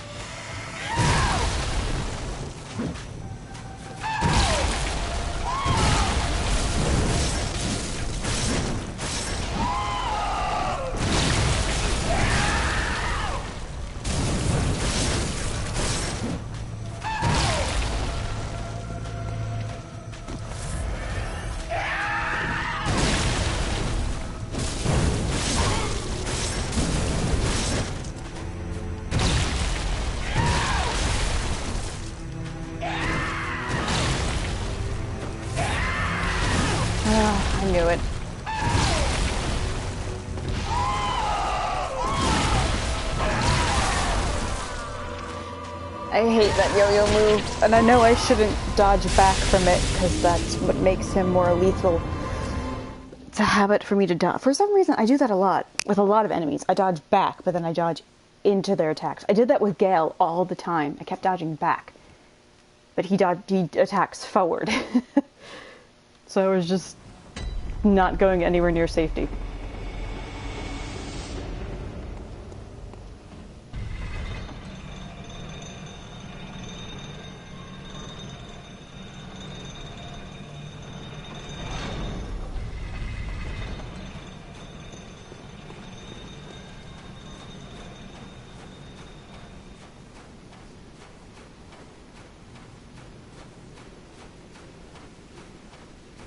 Yeah, you know what's funny, Gucci? I usually do dodge through attacks. I do that all the time in Dark Souls 3, like dodge through things. But something happened within the past couple days where I started dodging back from stuff. And then that was just a habit I fell into. I'm like, oh, I'll dodge back, I'll dodge back. But I'm like, no, you're supposed to dodge through.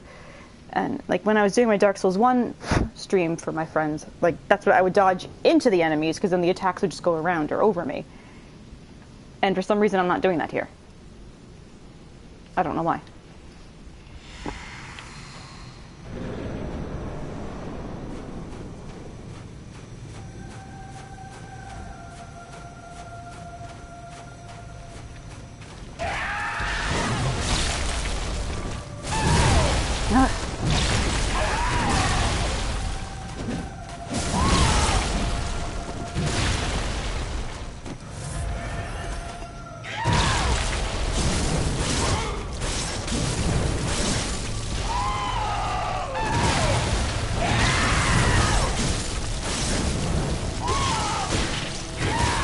Yeah, you definitely do have enough time for a backstab there.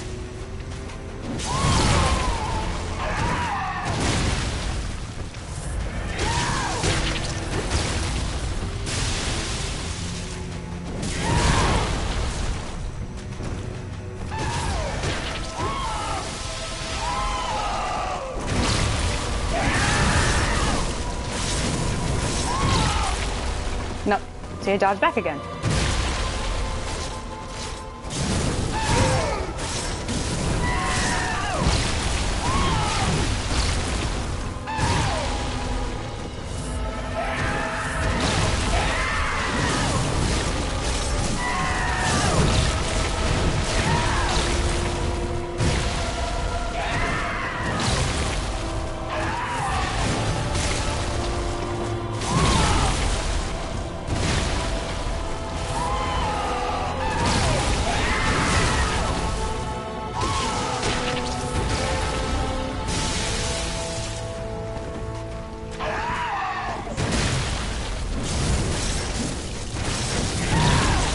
Only go for 2, don't go for 3. Because he always gets you after the 3rd.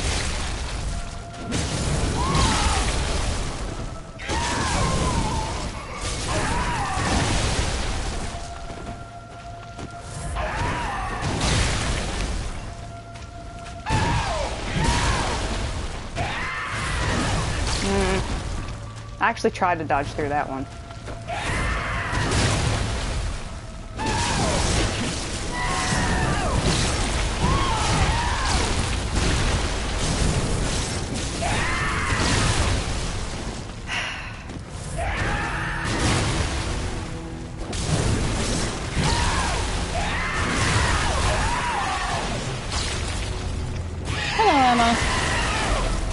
Welcome back to the Screaming Angel. Oh, his second phase! Oh, he looks so pretty in this second phase. Welcome back. I'm fighting an orphan alien on a beach. Orphan Akechi is fighting an orphan of an elder god. It's 2 orphans killing each other in front of the corpse of the elder god. So, you know, we're having a good time. Having a good time, having a good time.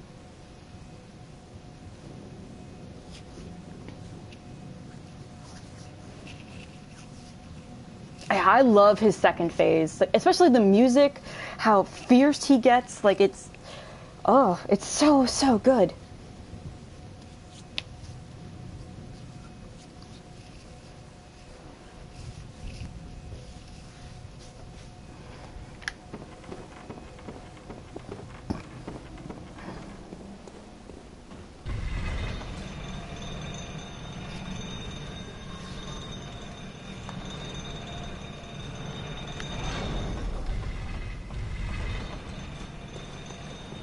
An internal rejection of orphanhood and metaphor. Wow.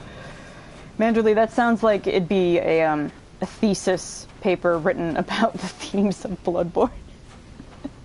Hold on, I put on lotion on my hands, so now they're getting a little slippery. Gotta spread the lotion elsewhere.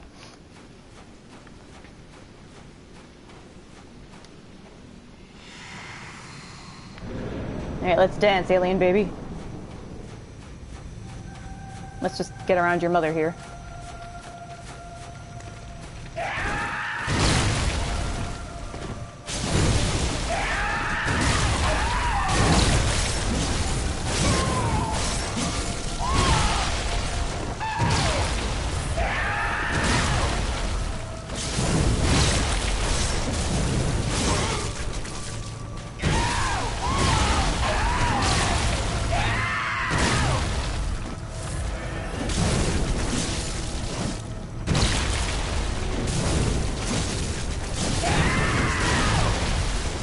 Whoa! Oh yeah.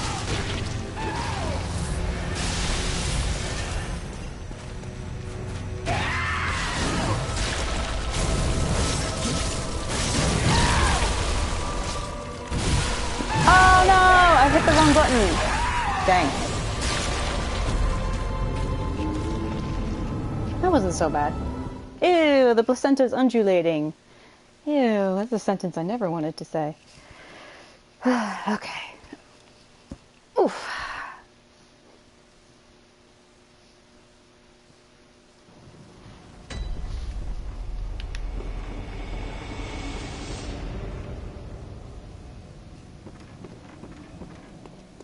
I changed my goals on the fly.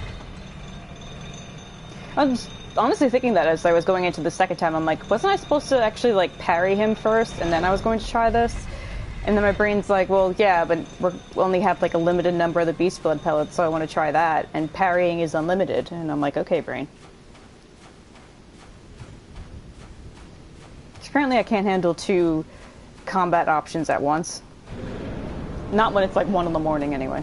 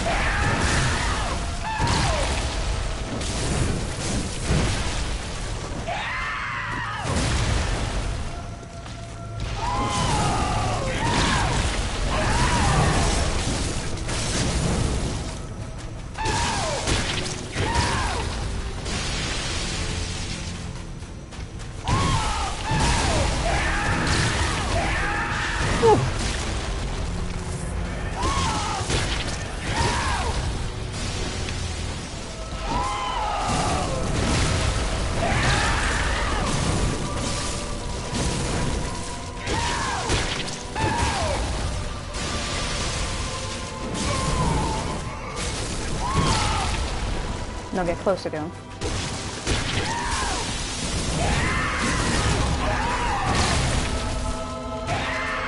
Nope. And that was because I dodged back, so he was able to run forward. See, Gucci, you're asking me to do something that my brain can't handle at 1 in the morning. Also, I haven't played this game in 3 months, so the idea of juggling multiple like skills at combat is not something I really can do at 1 in the morning with a migraine. And I'm not saying that to be like snippy. It's just I'm working with limited limited brain capacity here. Because your advice is really, it's fucking fantastic. If I was more familiar with the game than I am at current state, I totally would be able to do it. But I'm just like, I can only do one thing at a time.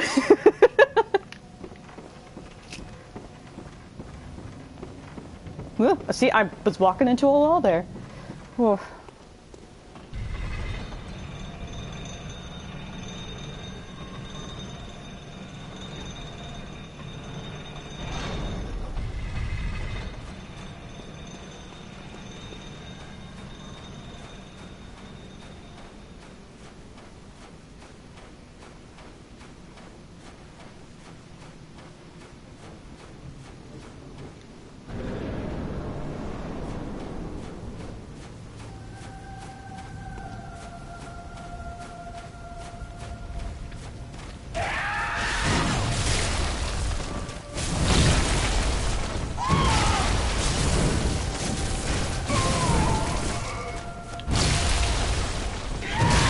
That was me trying to parry, but...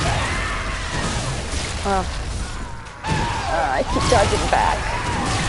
I keep dodging back, and it's killing me, y'all. It's killing me.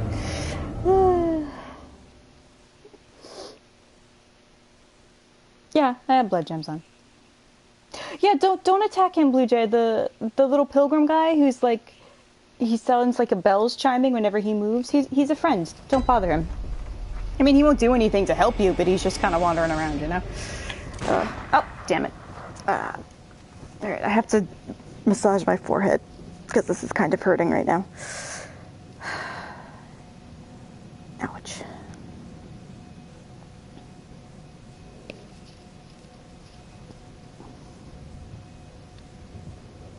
And the screaming's not a problem, it's just... because screaming is like a thing that happens in this game all the time, you just gotta get used to it. It's really more that, like, oh, the focus and oh, the tension, and then my migraine's just like, oh, you want pain? And that's what it's doing.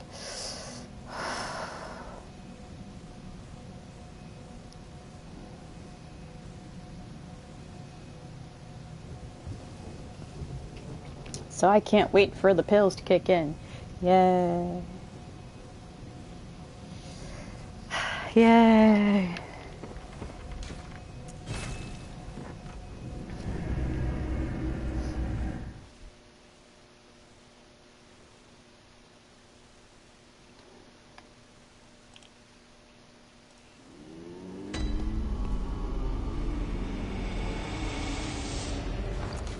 Nope.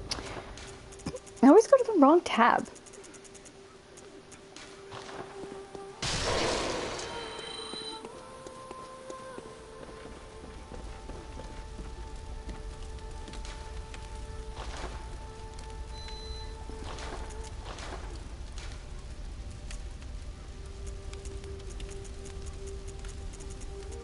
I don't think I have better fire gem. Oh. I could check to see if something else... Okay, Kirkhammer has fire on it. I don't know why. I think one day I just got really bored, so I just added, like, fire gems to everything. Or not everything, but I added, like, elemental stuff to almost everything I have. I don't know why. That is a sentence you will hear me say very often about things that I do.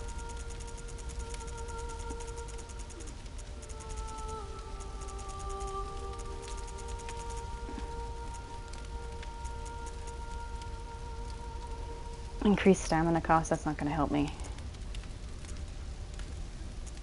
That's also not going to help me. Reduces stamina cost, but... And he doesn't count as kin. Rapid poison is not going to do anything.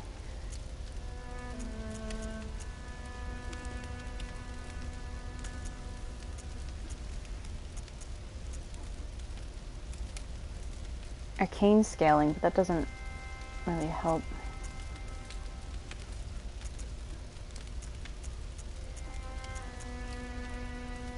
You have gem jealousy? No, don't be jealous, no.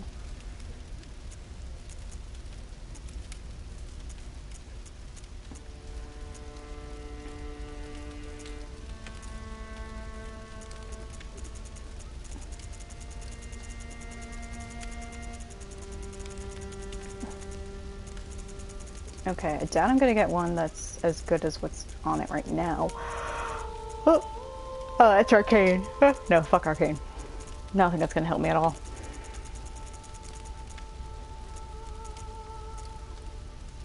And there's a little bit of bolt damage on it? Why? Oh, that's the gem I have. It's weird.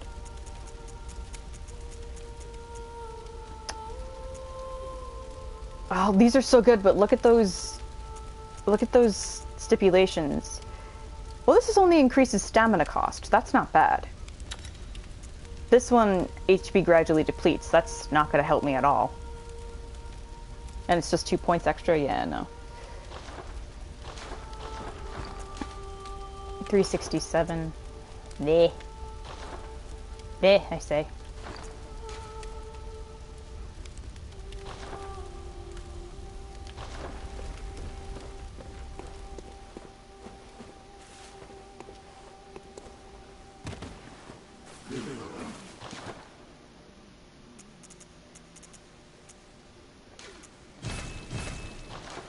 knew I'd run out of bullets. I'm not running out, I mean I have 241 of them, but to me I'm like, that's low! Good morning, Rizzo. Alright, don't need fire defense. I should get... Oof. Wish I had better runes.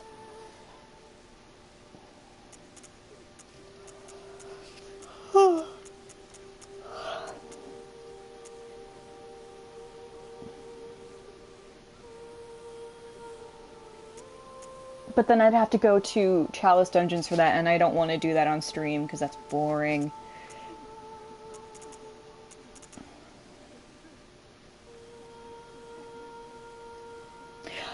I'm gonna keep trying Orphan. I said I'd keep trying him till about 110. It's 12:45 now, and if I do need help, I'd probably summon... It wouldn't have to be one of you, don't feel obligated. I'd probably just try to see if someone was available in the game, because I see quite a bit of people running around. I think the rally potential is probably my best bet. Stamina raising, defense of all types doesn't really do much for me.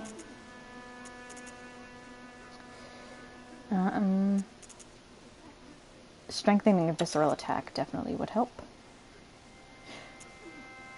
And if I can't find anybody to help, then I will call upon my pals. But if you're tired and you want to go to sleep, just go sleep. That's fine. Don't stay up on account of me. New game, Ludwig on New Game Plus 6 was, oh god.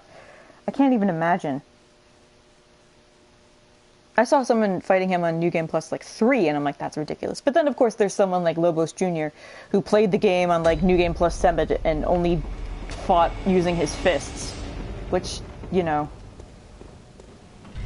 I don't know how he did it, but he did it. I mean, I know how he did it.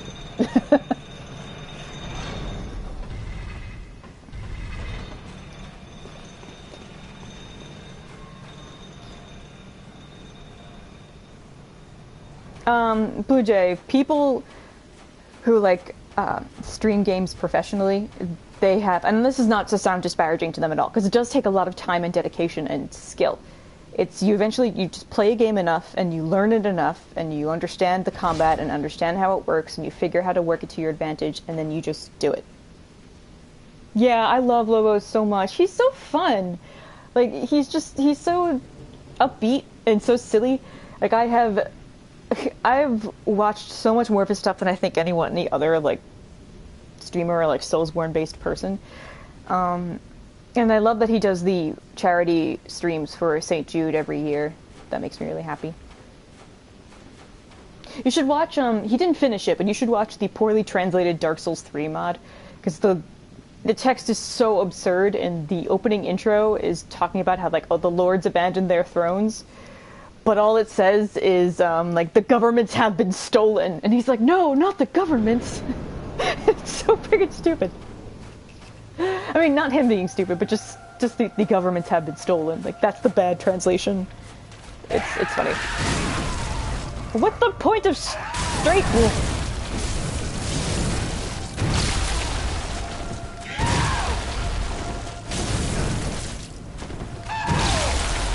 Why did I dodge away?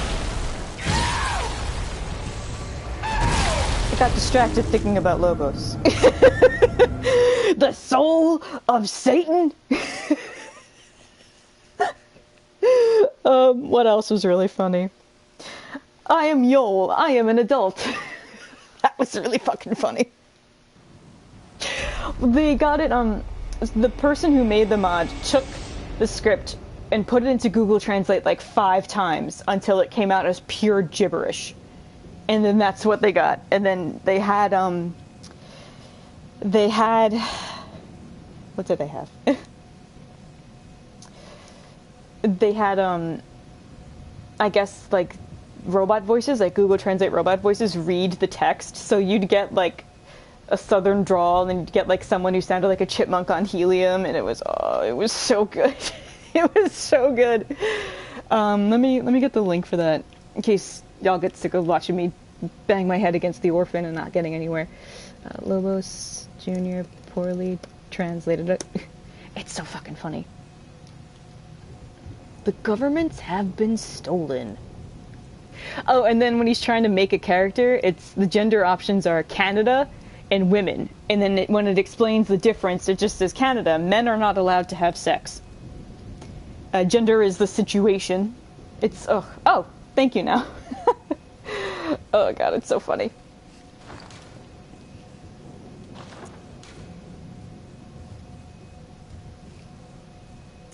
And like I said, he didn't finish it, which makes me sad, but he was like, it was giving me a headache. I couldn't do it. So I understand that. But it was hysterical.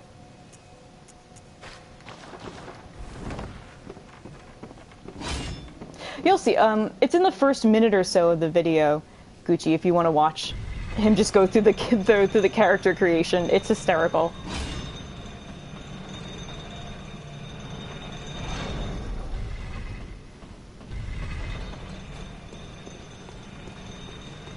Aren't they?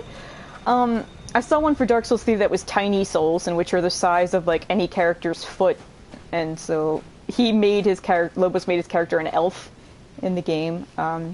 Someone found a way to mod Bloodborne and made it an enemy onslaught, so there was like 3 times the enemies or like 3 times the bosses. That one was funny as hell, because at some point the mod would change boss names. So Living Failures, he would just change how the bosses looked. And one phase of the Living Failures was just a bunch of Shreks, and then another one they were all purple and their name was Twitch Chat.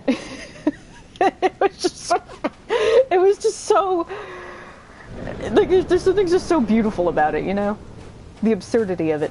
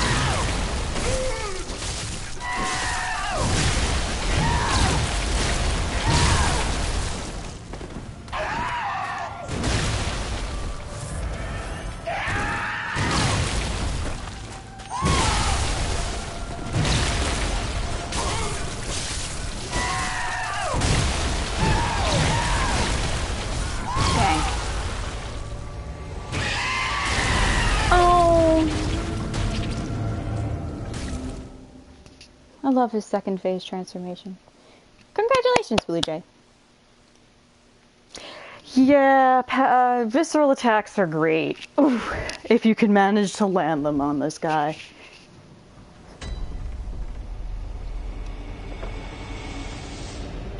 I mean, there was that one attempt where I did a lot of them, and I did pretty good. Yeah, it's 1:55. I have 15 minutes left to do this alone. I mean, I'm consistently getting him down to at least half health. And I have to learn that I can heal next to him instead of trying to dodge away, because then I'll get hit twice, and that's not fun. Or not even that, I really should just rally some of it back. That's something I'm going to have to get used to. I love the rally regain mechanic in Bloodborne, but since I'm so used to Dark Souls, where it's just like, no, you gotta heal to get it back, I'm a bit out of practice with the idea of a rally regain.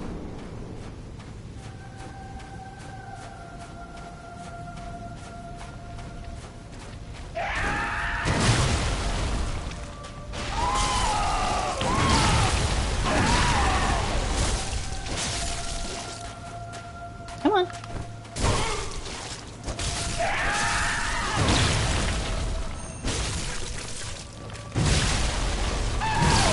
Ugh. Oh, I dodged into every single attack each time. Ugh.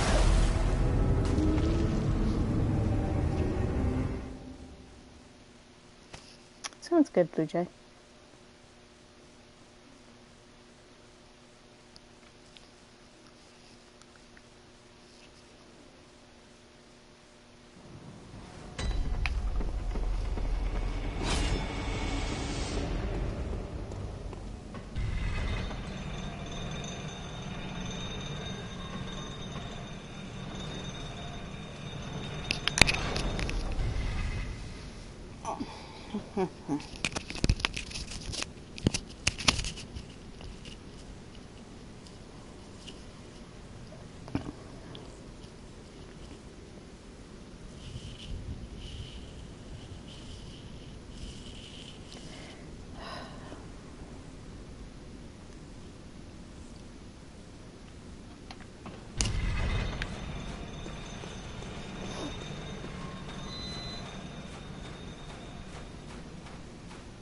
I was about to say, hey, could someone do me a favor if migraines can kind of give you a fever?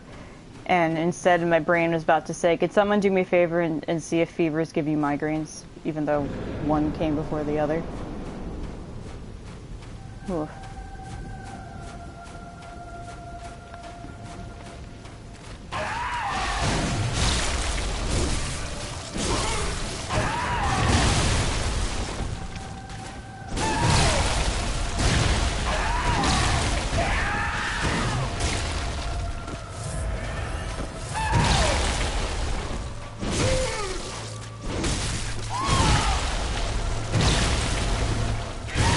Oh, okay.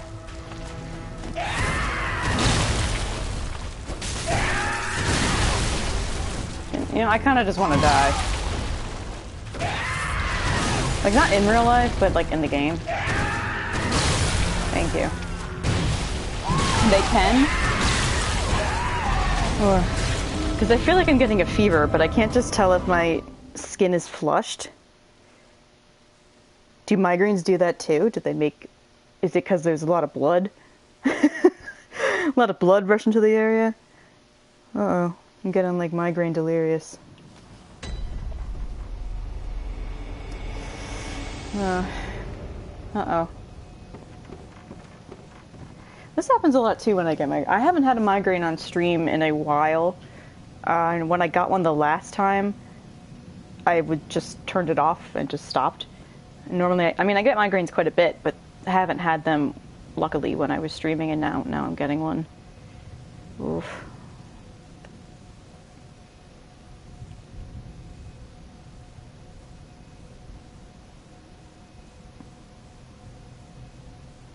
I think Maria's more so suicidal because of what happened in the fishing hamlet and what happened in the patient hall.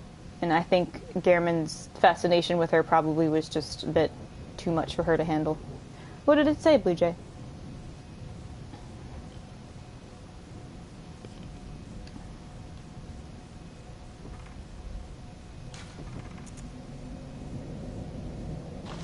Yeah.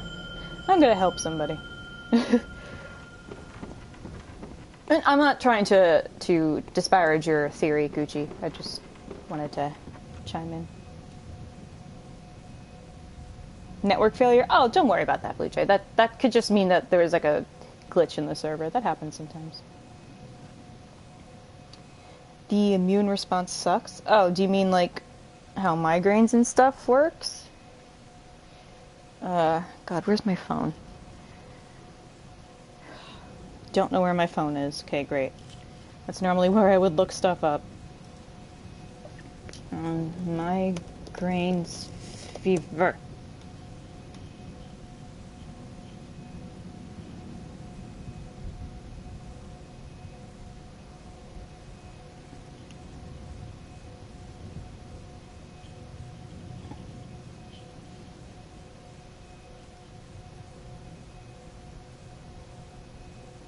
Oh, I did not use Tylenol for this. I used...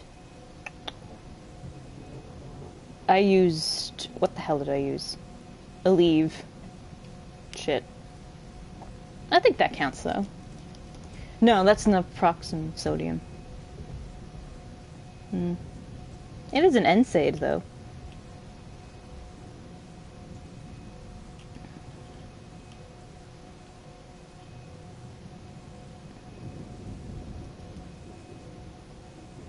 Oh, they're both NSAIDs. Okay.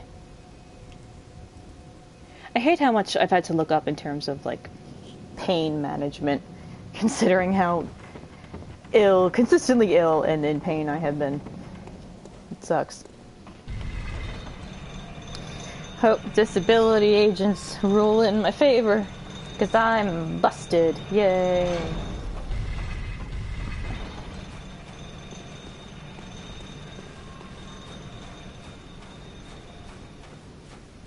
Human body sucks. Can we all just agree on that? The human body sucks.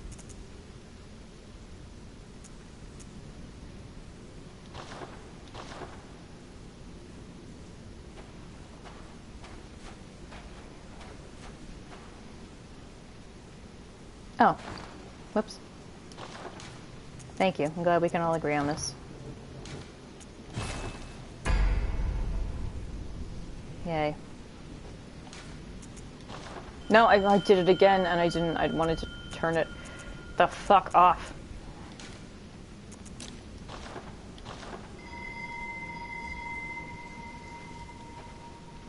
Oh, that would explain it. I've been having really weird dreams the past few nights. Like, what was the weird dream I had recently?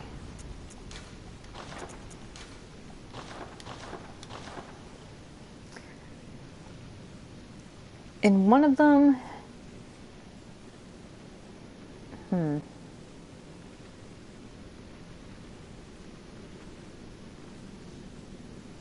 Dreamed you broke your leg. I'm trying to remember what it was.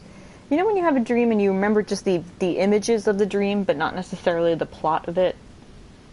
That's what I'm going through right now.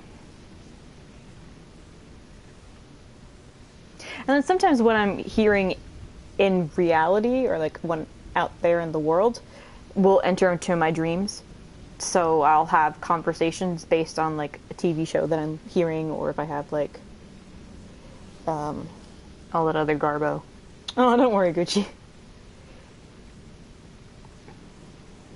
I mean, honestly, if I can't finish this, like if I can't manage him with or even without help, I might just call the stream if the migraine's that bad. Because I've been going since 9 o'clock. I mean, we did Living Failures, we did Maria, we went through the entirety of the fishing hamlet, and we got up to him. So, but that would leave me with tomorrow to fight him, and then the last 2 bosses in the main game. And I probably would do an earlier stream, just because, like I said, I want this done before Royal, and Royal is Tuesday.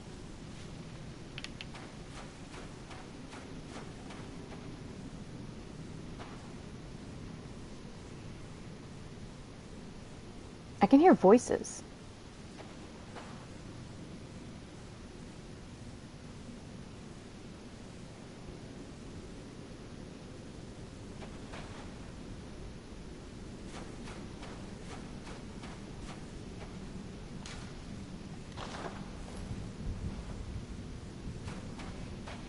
Oh, and there's spiral or is that... Are those gears? No, those are spiral shells.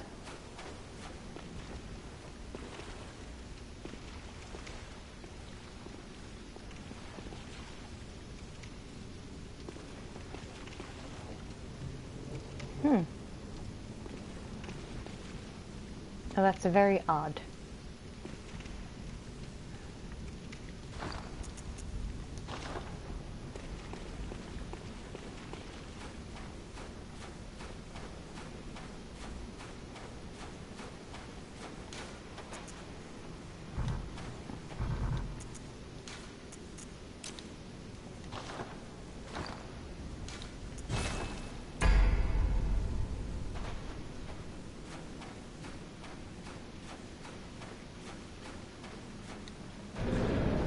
I'll keep going until 1:30.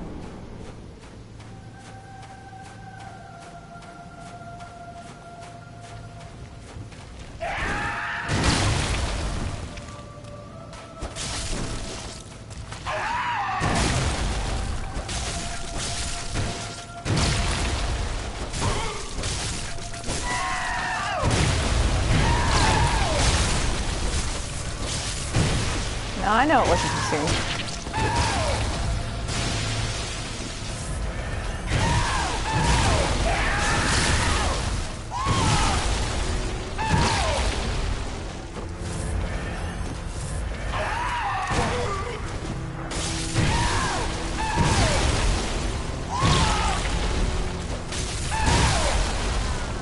Why did I try to rally that one?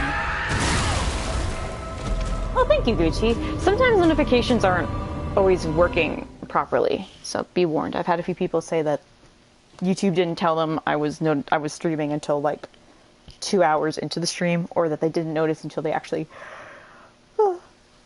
went to YouTube themselves. So there you go.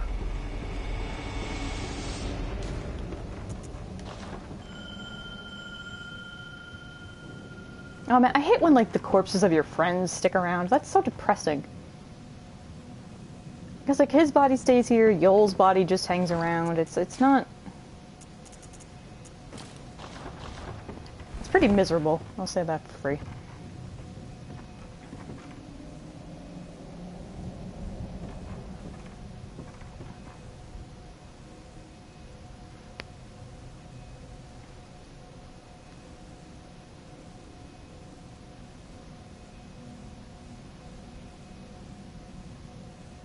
I'm so determined to at least beat him tonight. I'm like, I'll just help someone. Maybe I'll get summoned. So I saw people fighting him.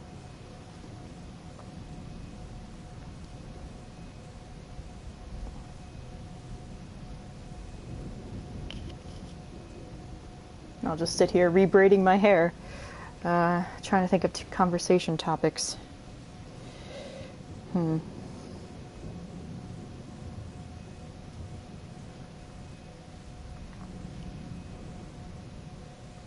Actually, you know, I could stand to go into Chalice dungeons if I was determined to like get some levels and better runes and better blood gems. I could stand to do that. They wouldn't be as exhausting as Orphan, and I would still be making, you know, progress, and we would still be able to hang out and stuff. So, all right.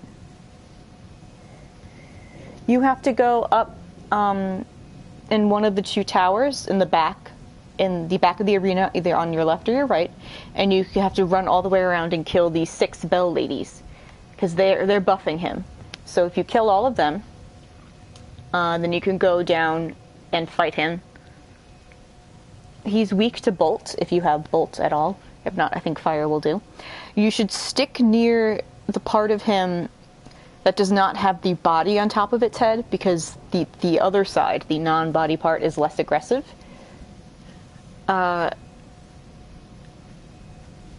You should do charge attacks, because that will stun him quite a bit, and then he will collapse, and you could just wail on him. Blood pellets and fire.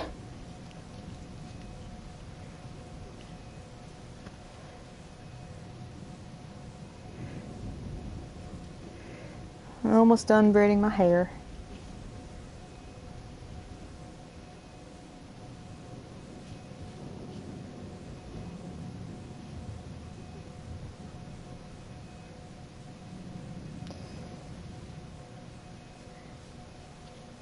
Almost done. And then I'm going to try Orphan one more time.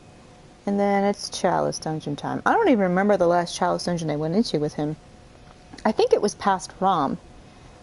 I think I may have been on Bloodletting Beast, and I believe that's why I stopped. Because it was Bloodletting Beast.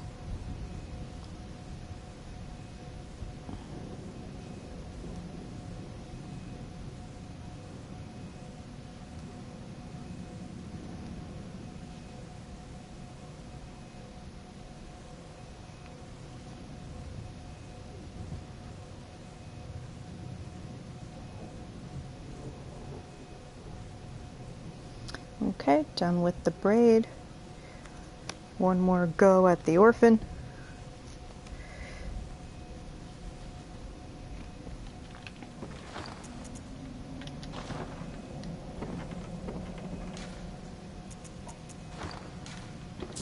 No,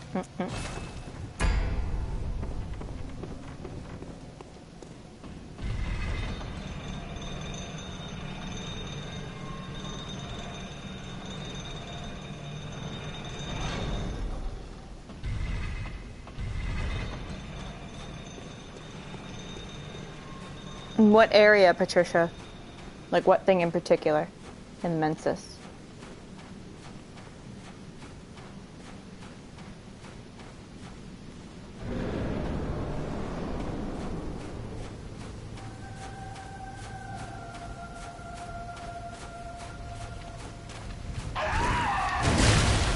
No, I mean like with a boss, or just the area in general?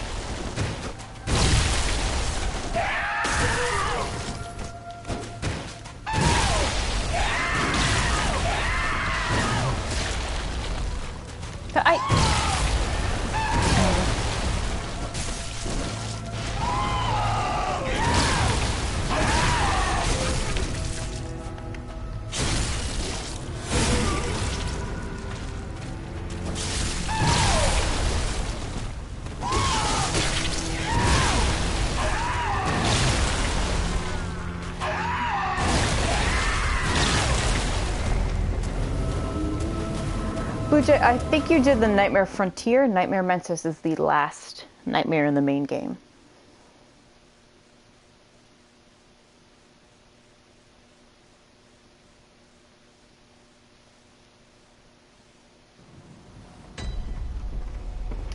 Okay, well that was the last attempt at Orphan. Let's see what Chalice Dungeons.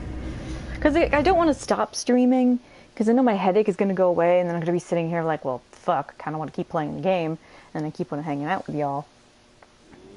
So I'm like, well, let me try Chalice Dungeons. Because that at least allows me to make some type of progress. In the sense that I would get echoes, I would get items, I could hang out with everybody. And everybody wins. Probably.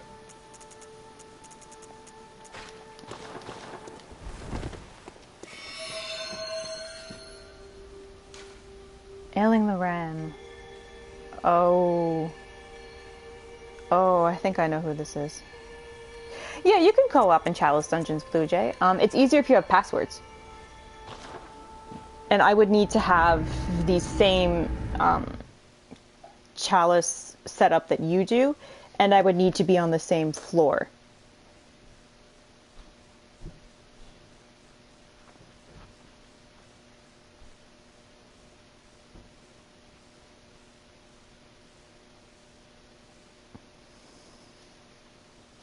Me?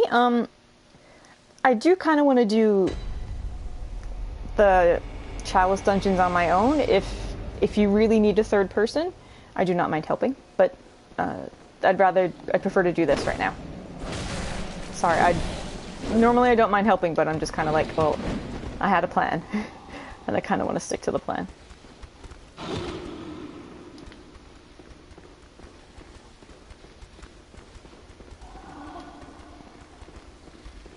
Oh, is this Parl or no? I think this is. I know who this is. Fuck off. This is that giant screamy beast who throws punches like there's no tomorrow.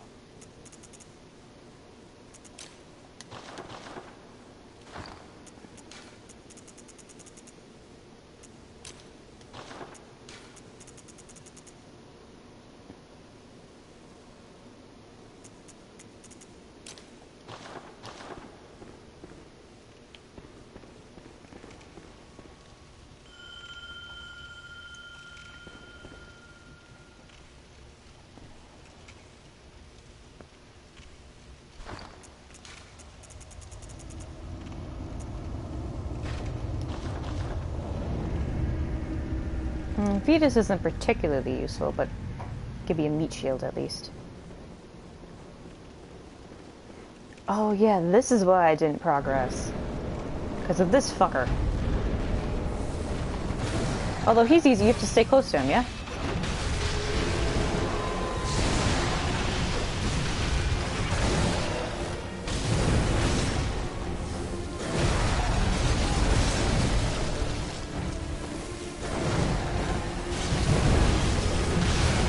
Most bosses are easier if you stay close to them, actually. Except for then they do that.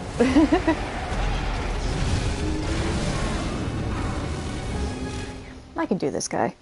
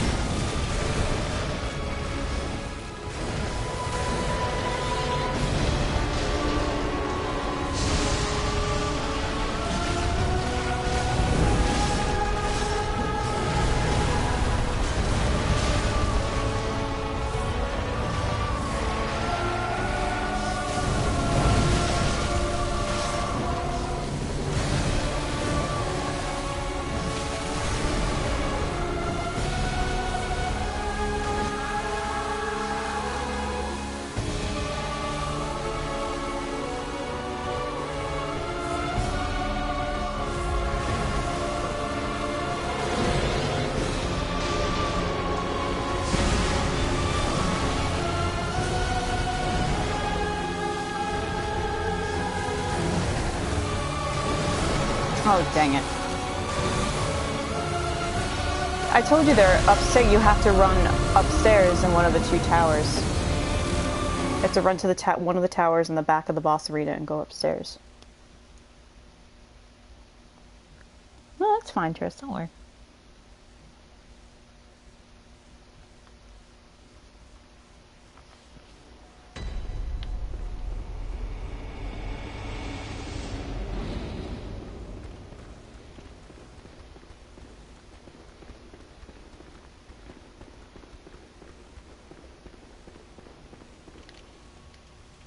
Honestly, you didn't miss much. In One Reborn, yeah, there is. You have to go to the back, all the way to the opposite side of the arena where you walk in, and there's going to be two towers, and there's going to be stairs going up. I'm talking about One Reborn. If you're talking about, like, a Chalice Dungeon boss, then no, there's not going to be Bell Ladies.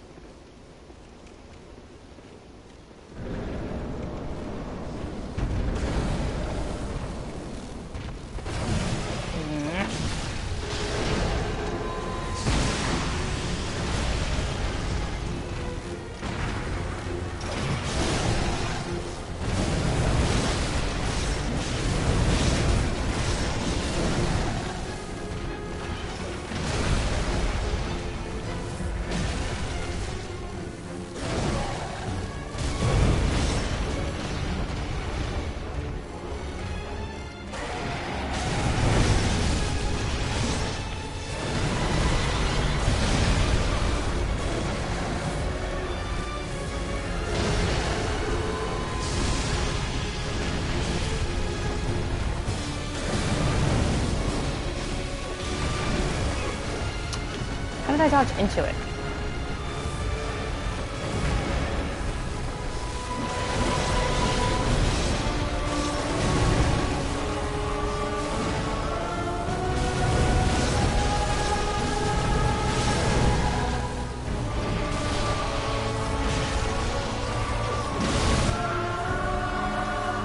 Oh, that was me.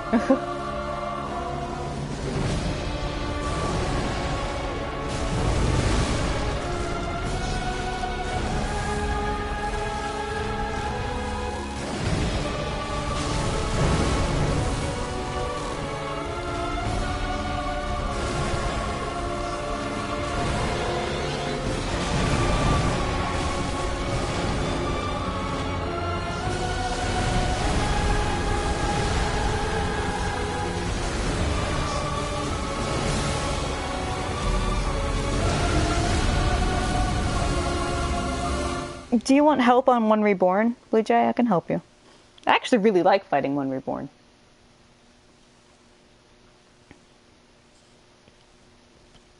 And I want to accomplish something before the end of the stream.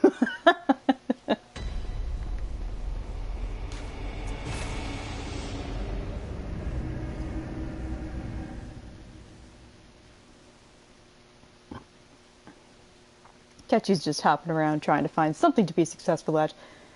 I don't mind at all, because his pride is slightly damaged. Can't beat an orphan, can't beat an electric rage machine of a wolf thingy. He's not having a good night. I mean, that's completely discounting me fighting Maria and how well that went. And then everything went to Shitsville when the migraine kicked in. Everything went to Shitsville when the Fire Nation attacked.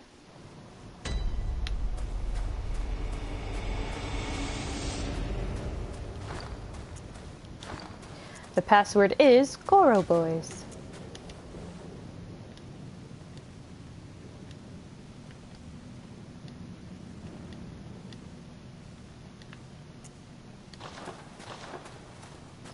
All my luck did go into the Lady Maria fight. You are absolutely right. I don't know if you went back to watch that, but that was... Her fight is normally... Like, that normally gets people quite a bit. And me, I was just like, parry, parry, parry. Got her. Which is why I was so surprised that you could actually parry Orphan. I didn't know that. And then Gucci's like, yeah, that's the way apparently you can glitch fight him. If you keep parrying him, he never leaves his first phase. Beginning of this place reminds me of the area where the Nameless King is at. You mean the beginning of Yharnam? Because I could totally see that. Yeah, it's like the, whatchamacallit, the gauntlet that you have to run. Let me know when you're ready, Blue Jay. I'll be waiting in front of the boss door. With the crying baby. Yeah, exactly like Gucci said. You could parry glitch him. Just keep doing that.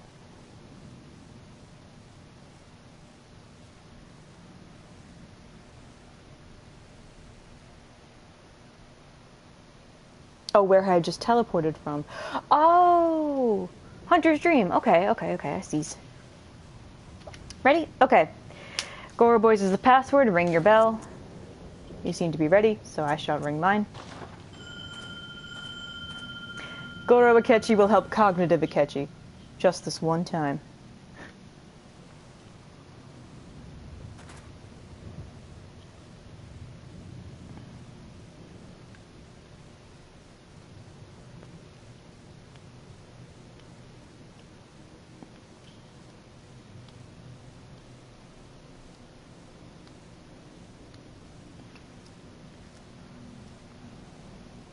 I shall remember that, Gucci. But he's for exactly 2 fights and no more. Actually, possibly for a few more. I don't mind helping Gucci. Gucci said they would help you, Patricia, because I'm, you know, doing this.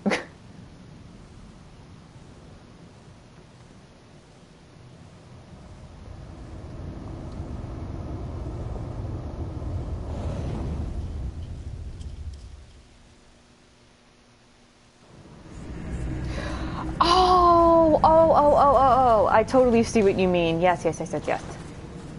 I sees now. Oh, we're even dressed the same! Oh, yeah! And then... But he has the helm to block his face. Oh. Alright, you go right, I'll go left, okay?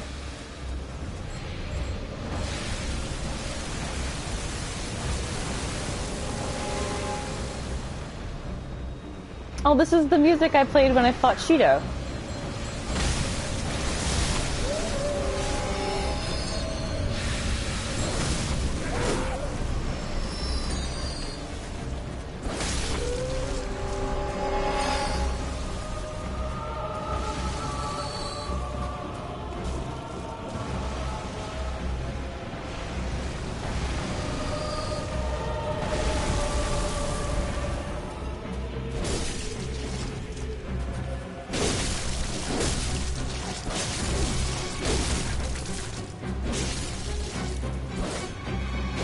Oop, I thought I was closer.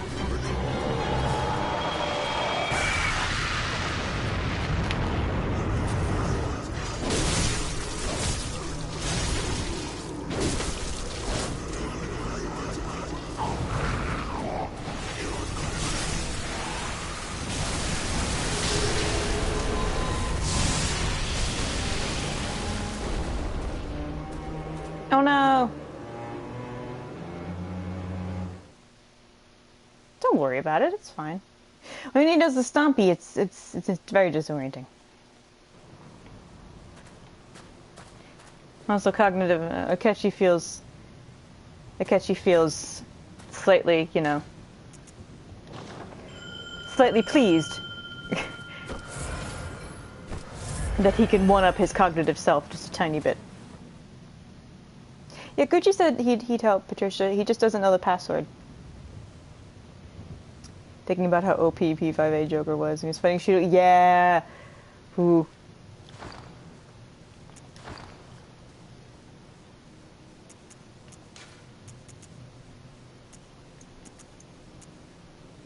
No, I love this music enough, I'm going to turn it up, actually.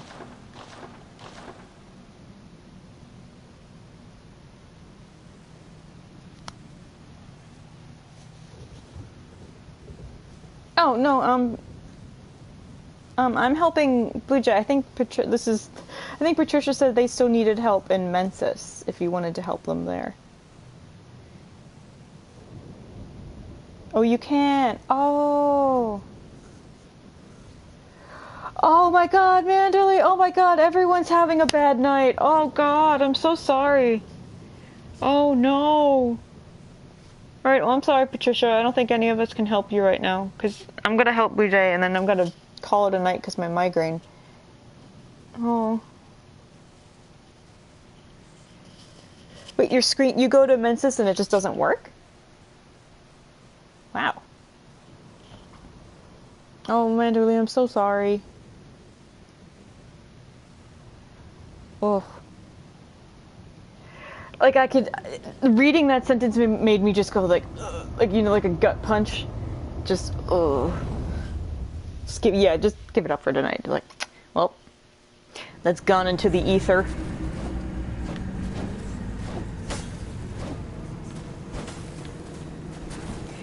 You got this, cognitive Akechi.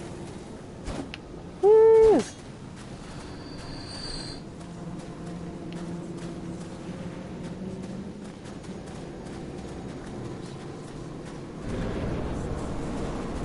Thank you, Tris. That's so weird, Gucci.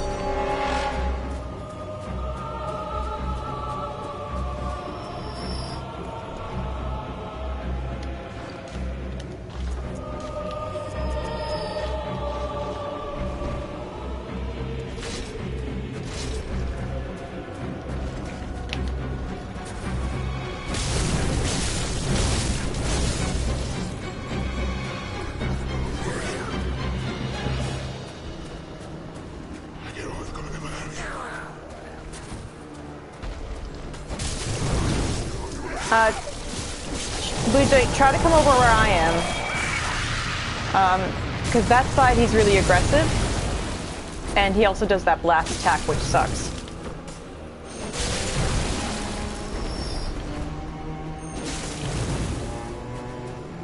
Yeah, stay on this side of him.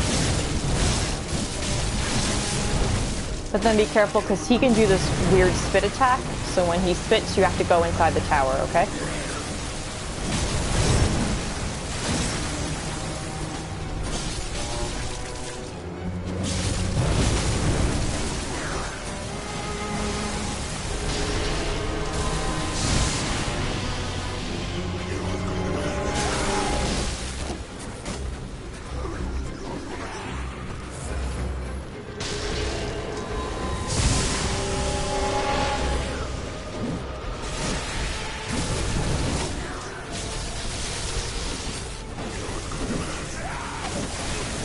Oh, he got me. Sorry, Blue Jay. Oh, because you try. Ooh. Ooh. Man, we're all having a bad night. The most disturbing thing about One Newborn isn't the look, it's the constant mumbling. Yeah, he's just like... just this weird garbling noise. I'm like, wait, where are the vocal cords on you? And why are you talking that way? It's okay, Blue Jay, we'll get him.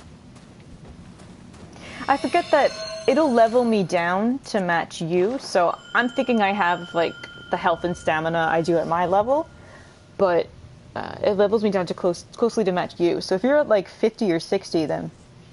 yeah. Okay. Gucci, if you want to show up, the password is... that's the password.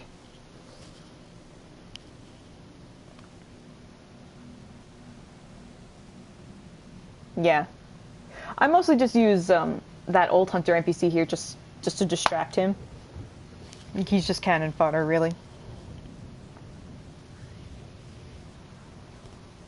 We are all Goro boys. We really are. Even if you don't know Persona 5 yet, or you don't know Akechi, you are... He pushed you down the elevator! Oh no!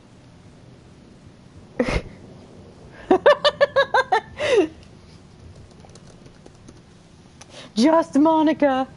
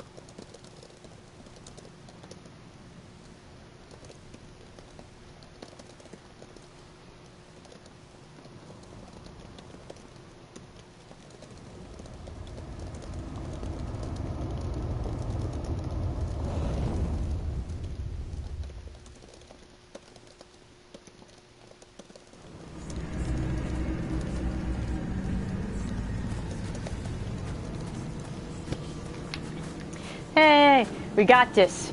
We got this. Y'all ready? We good. We Gucci. We Gucci because we got Gucci. Hey!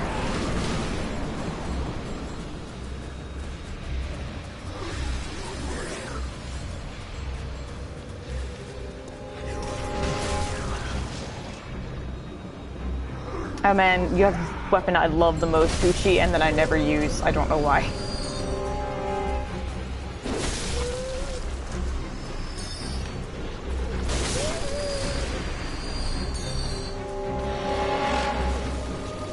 Ew, is that the puke one? Ew. Sure is.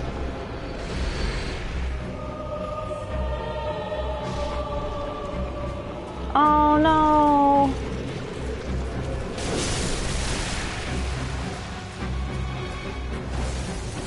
Oh no, Blue Jay.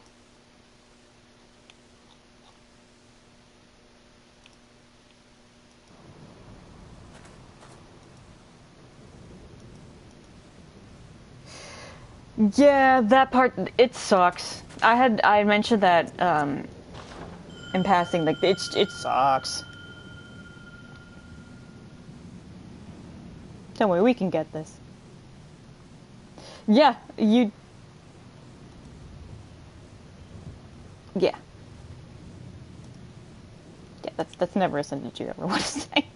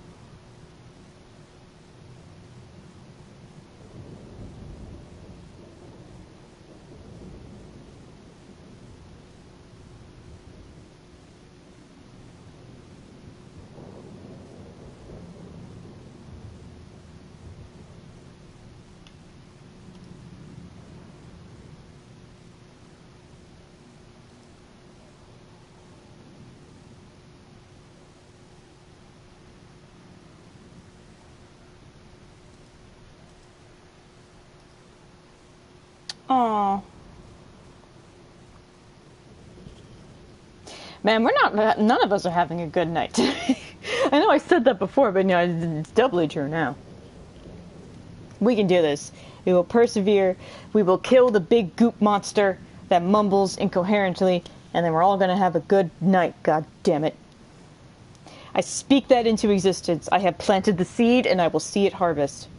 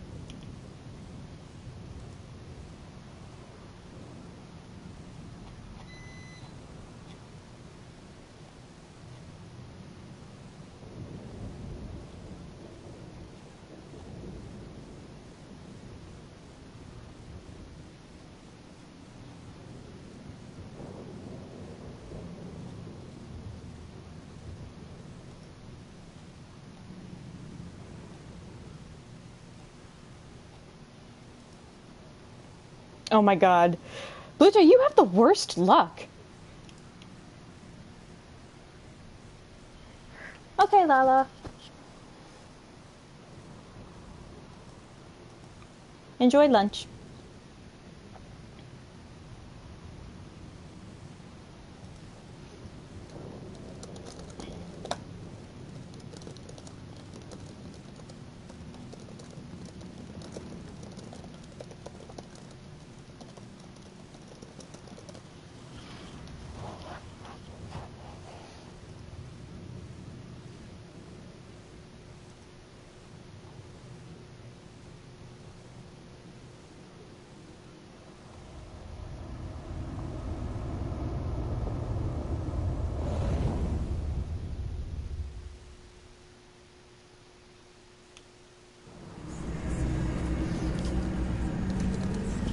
Ah, hold on, guys. I gotta yell at someone.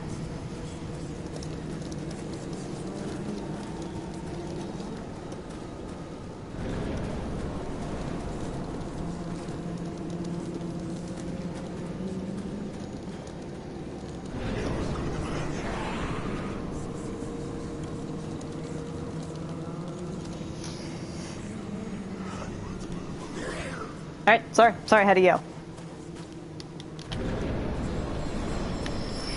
Yeah, if you want to hide in this boss fight, that's completely commendable, Wujo, don't worry. Like, if you just want to chill up there, you can chill up there. Because technically you did kill things in the fight already.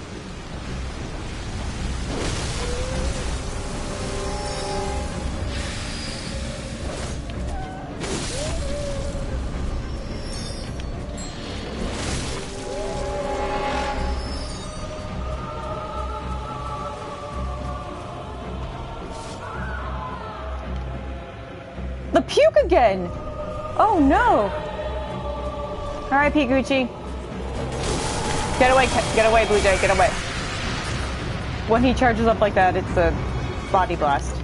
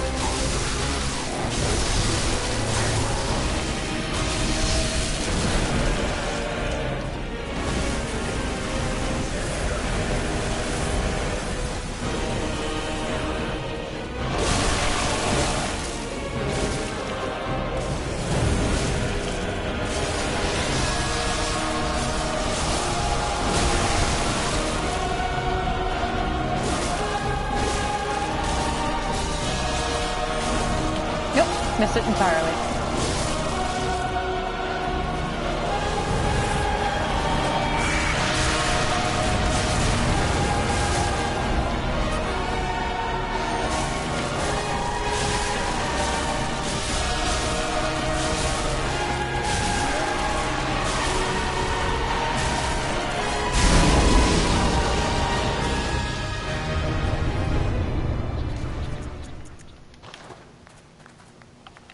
We did it! That's okay, Gucci. That got me the last time too, because I was like, oh, I forgot I got leveled down.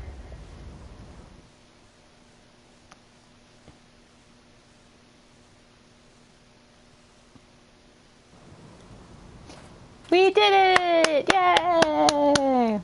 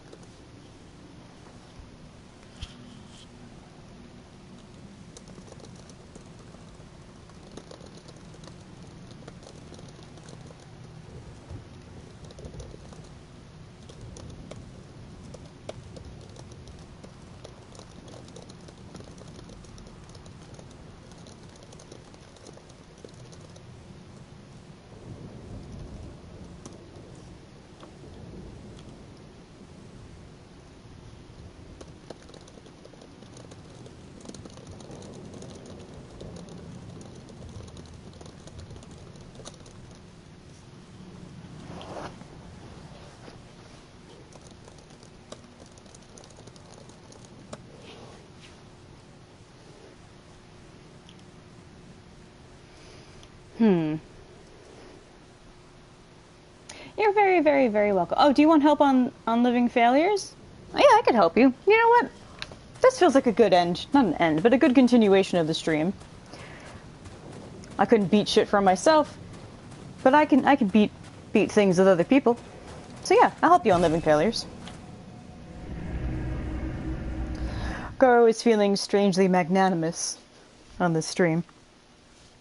It's probably because he's, eaten crow because he couldn't kill an orphan on a beach.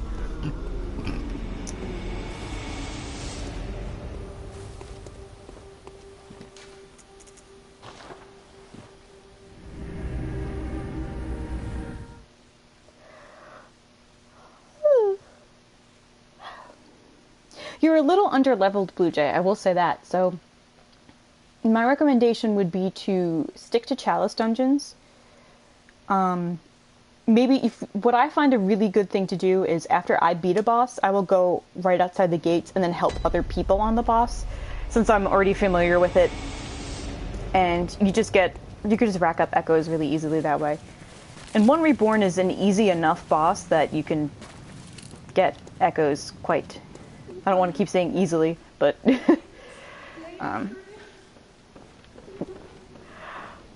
pretty consistently. Sorry, that's what I meant. On your new game plus 6? Do I have one that's on new game? I think I do, but it's definitely not new game plus 6. And I wouldn't be able to do it on the Akechi one. I think I have to do it on the one that's me. Because yes, I did make myself in this game. Okay, so Akechi's going to sleep for a tiny bit. He did a lot of stuff today. He's a little tired. He's gonna go sit down and have a rest.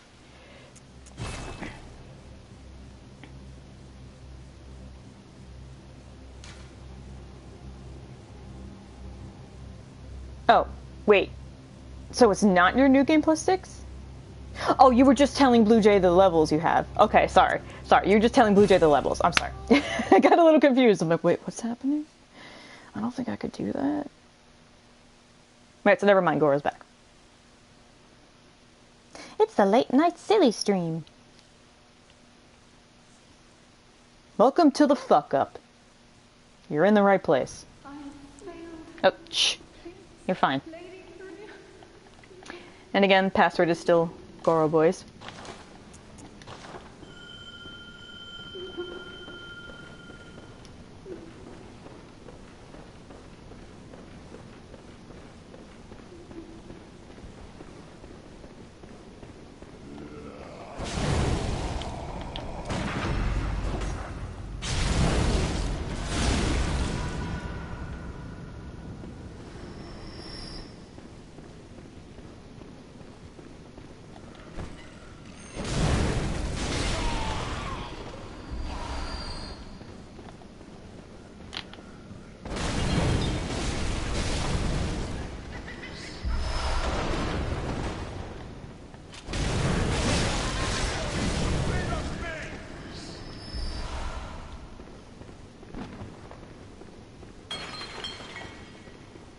I'm making a mess.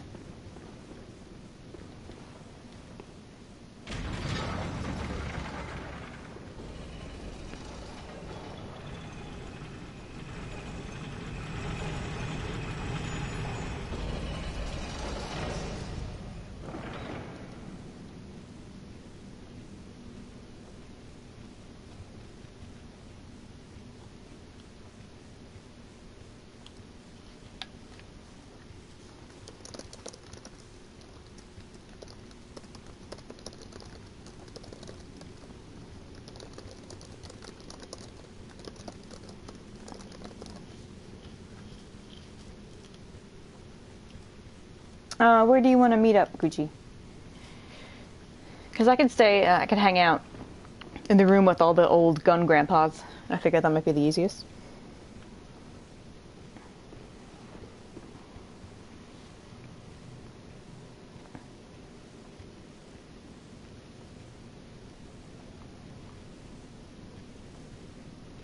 Boss Bagua? Okay.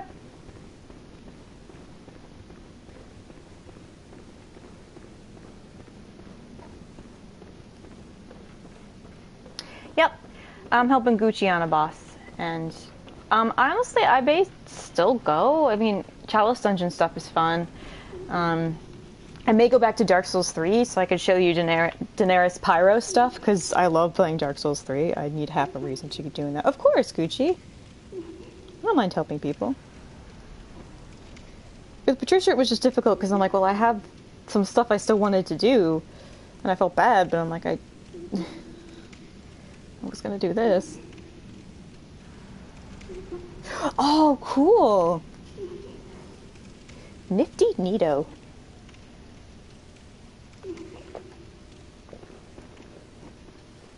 Nifty neato.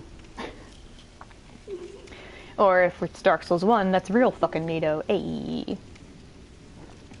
I mean, if you saw the Lady Maria fight, I'm pretty good at parries. It's just I did not know you could do it on Orphan, so I'm so, like, inconsistent at it.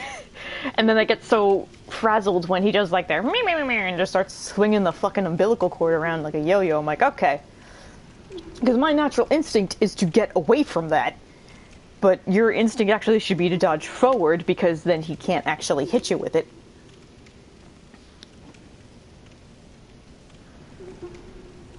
Alright, can this lady stop crying, please?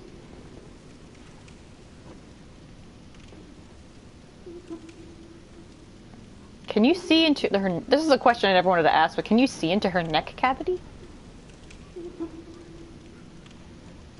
Yeah, ooh. Poor thing. I'm not gonna kill her. She hasn't done anything wrong. She's just sad.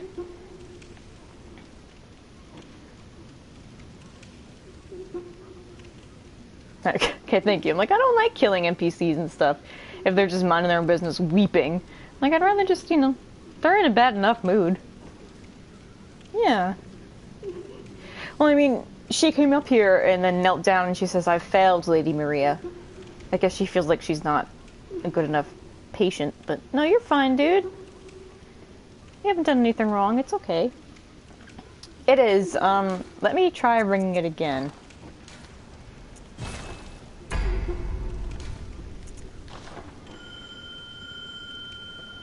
Up.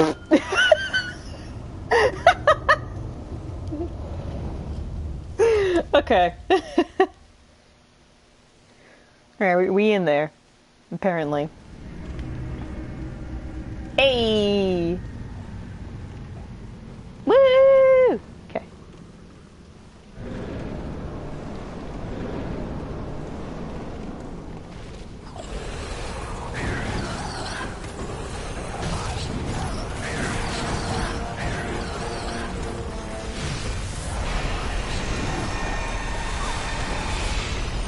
Ah.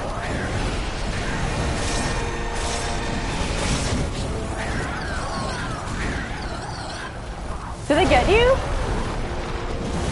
Yeah, they get me too, dude. It sucks. Hey, typical. Yeah, that's to anyone who just showed up. We've been having the shittest luck tonight. Like, I have failed. no, you're fine. Just the shittest luck. I don't know how it happened. Like, Living Failures, I got, I think, like my second try. Lady Maria got my first try just with parries, and then Orphan was just like, no. And I'm like, oh, okay. And then I figured it, and we helped Blue Jay, and Blue Jay had a little trouble because, you know, One Reborn just stompies around. Yeah, they do. They just do, like, this fucking punch from side to side, and then, ooh. Oh, okay. Well, hello, typical. I remember this dude you talked about during the earlier stream. Orphan? Or, Orphan or One Reborn or Living Failures. Because a lot of them are hideous goop monsters. We'll say that for free. Oh. One Reborn fell out of the moon and was just like, no. No, you can go. He has no business telling someone to leave looking like that. You know, for things that are failures, they sure seem to be real successful at beating our ass. Oh, the Living Failures. Oh, I don't find them so terrifying. Look, I mean, they're creepy in the sense that, like, They're just these big, faceless features. Actually, you know, I take that back. They're pretty terrifying if you really sit and think about them. I was just thinking, like, compared to other Bloodborne creatures. And I'm like, you know, they're not as terrifying as some of the other ones, but I'm like, you know what, if you haven't seen some of the other fucked up stuff, that'll get you. Aw, well, hello, Gucci's bro. Thanks for chilling. The big old mushroom heads. Because, you know, as I was describing it out loud, I'm like, oh, they're not bad. They just don't have faces. They have no features or no necks. And I'm like, wait a minute. That's actually pretty fucked up.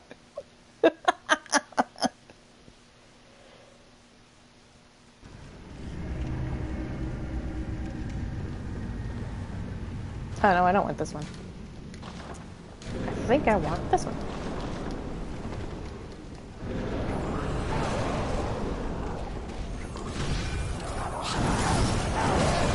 Jesus!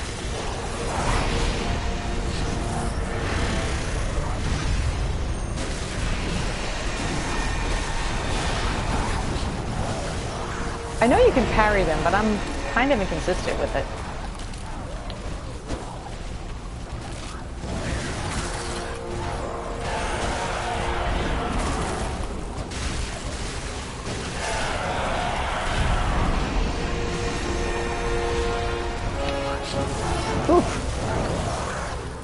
Oh god, go away from me.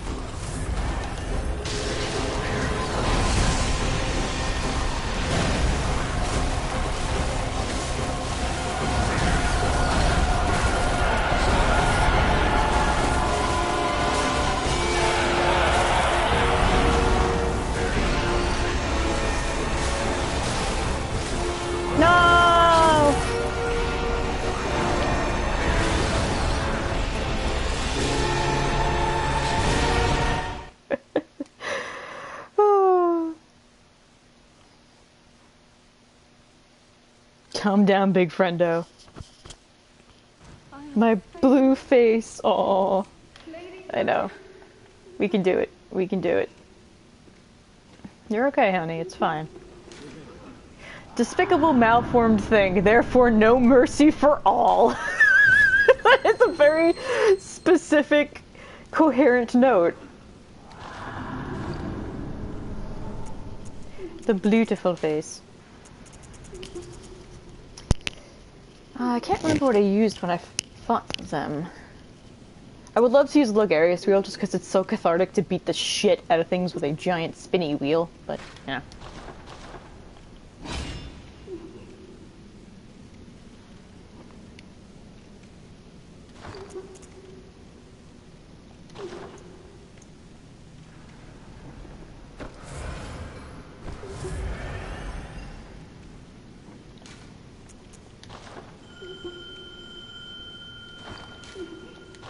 Always go for the wrong good goddamn one.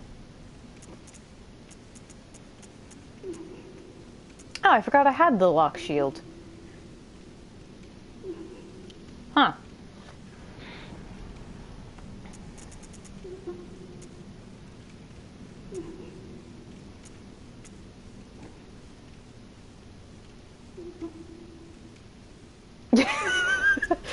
Have you ever, use the Logarius wheel? It's honestly, it's a lot of fun.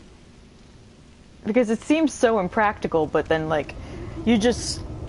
It's like you just went up to a very old-timey Victorian carriage, like a horse-drawn carriage, and you just ripped the wheel off, and you just fused it with, like, 3 other ones, and you just swinging it around, doing, like, tornado spins and shit. It's cool. I just don't think it would be very useful in this fight. Though I do kind of want to use it. Now I'm determined to show it off.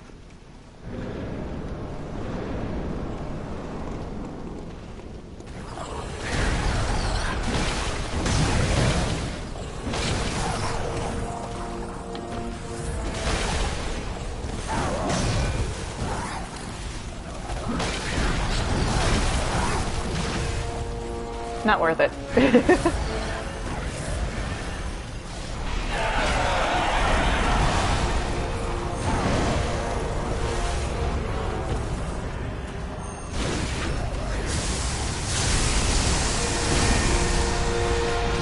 Oh, I haven't shown it off yet? Okay, well, when we're done here, I'll show it off.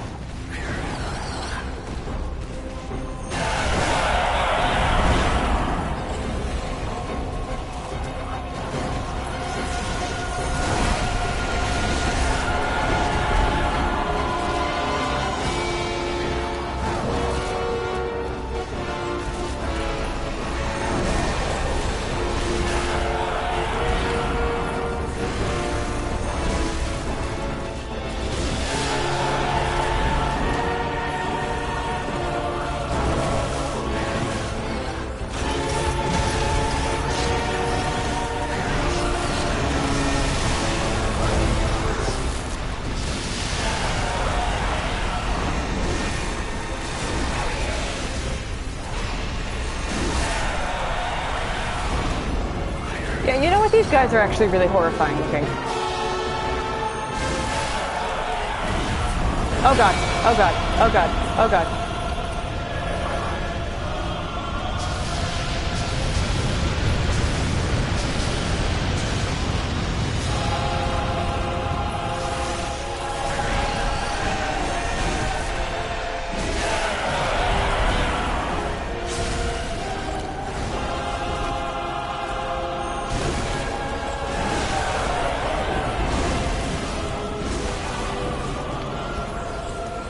You mind dying?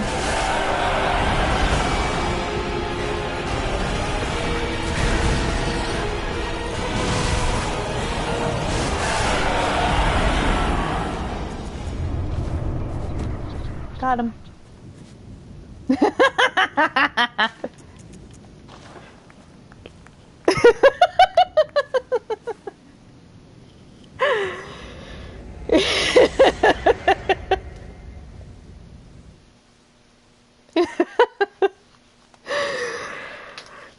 Sometimes you just gotta two-hand a big fucking greatsword and impale the shit out of shit. But yeah, this weapon's fun, because like you just stomp it around. If you want to charge it up, you do like a spin attack. And then when you transform it,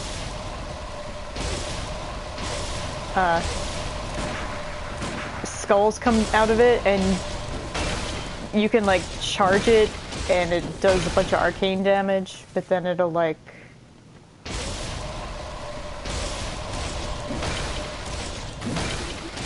it actually does like a curse on it.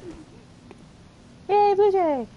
I forget how you keep charging it so it will buff this thing. I really can't remember how to do it. And then actually, let me see. You do this.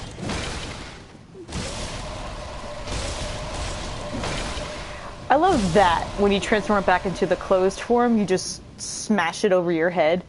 Hold on. I'll do it. I just want to show off the wheel. Yeah, we'll do Maria. A frog. Let me get my casual big-ass wheel of terror. Listen, I would not hurt a frog. However, if I see a nest of hornets, I'm gonna take out my giant fucking wheel and go ham on that stuff, okay? A nest of hornets, no reason to live. I will tentatively allow wasps to exist, but not hornets. You only get one predator stingy thing, and they ain't it.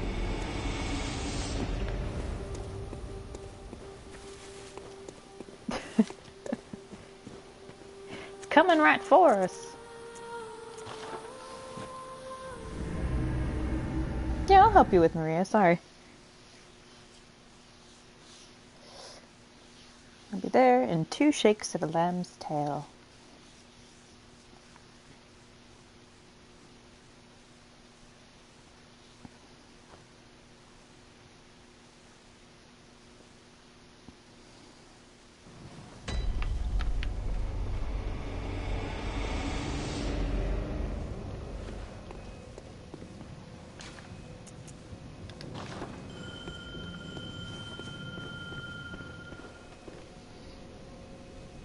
Oh, what are you confused with, Gucci?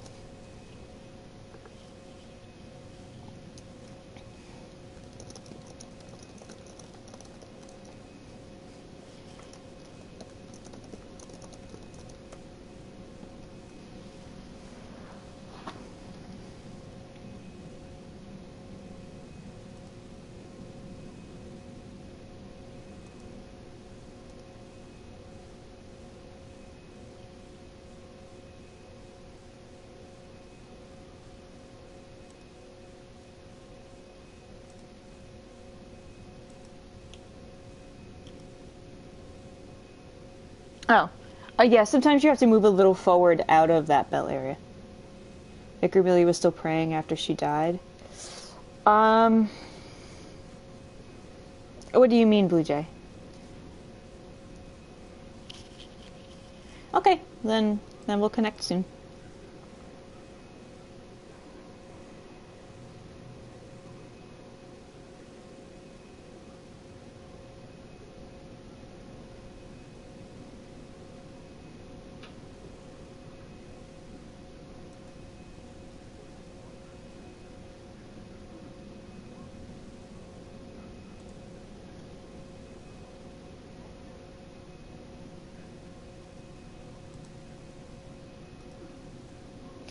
Also, unpopular opinion time. This is the most controversial thing I think I will probably ever say.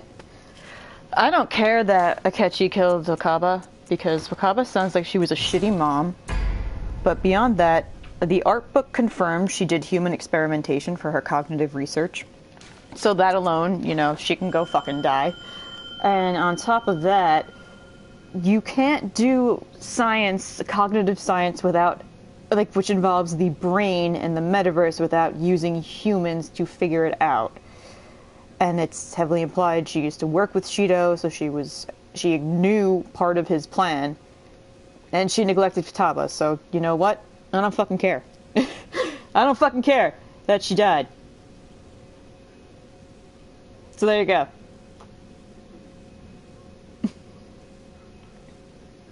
Yeah. I've thought that for a while, and, you know, the Featherman R game, what it says in the Featherman R game, which is kind of creepily pretty close to Wakaba's research, even if it's not about Goro. It says, like, hey, this woman, and her name, let me see, I actually have to find it. I was translating it, and apparently the kanji for Osagiri, which that was the name of the doctor in the Featherman R game, Osagiri is a combination of another way to read some of the kanji in Wakaba's name. Let me get it. Which was pretty fucked up, if you ask me.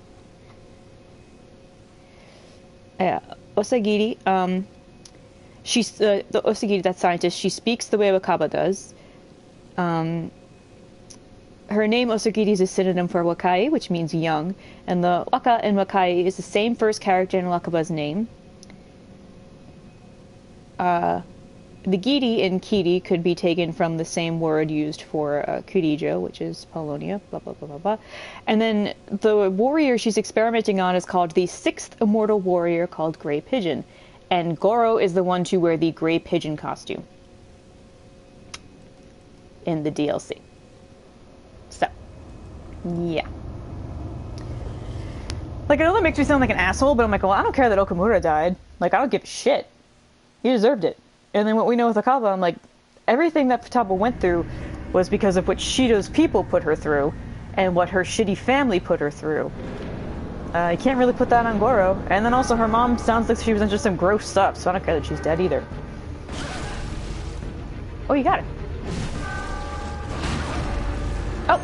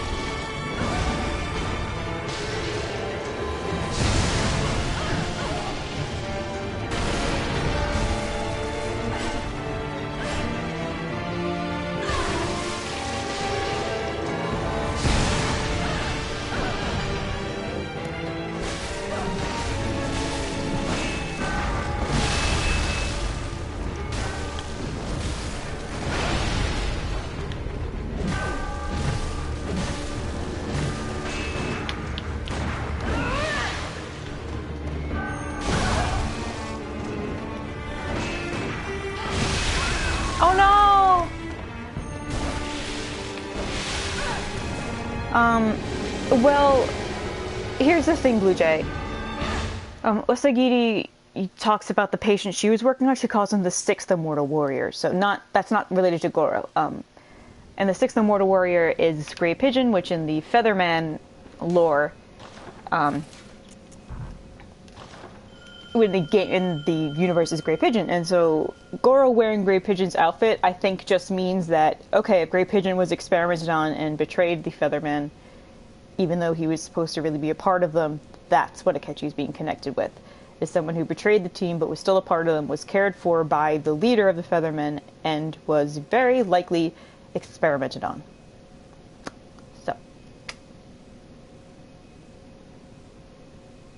So I wouldn't be surprised if there were other people experimented on, like Goro. I doubt they had the abilities he had. It was probably sort of like a Mementos thing. But yeah, you can quote me on that and make people real fucking butt mad, then I don't give a shit that Wakaba died.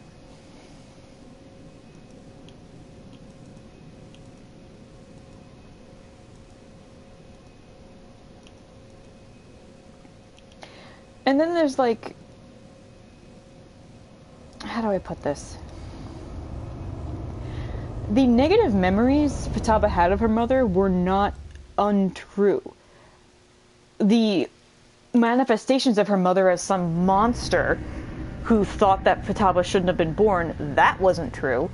But the memory of her mother being like, I have to work on this, I'm busy, I have to work, like, that's completely true. Her mother talking about how she's going to have the discovery of a century, and her pride in that, that's completely true.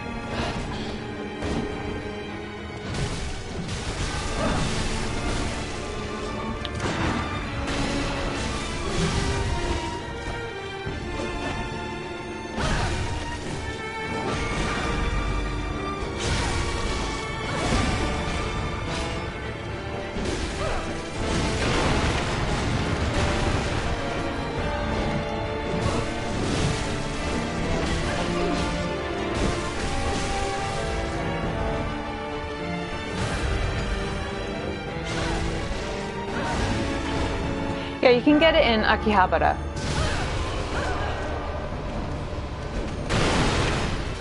I did get it on stream. I don't know if you want to watch that, but it'll probably be more engaging when it's in English, because then you won't have to sit and listen to me try to translate it on my own.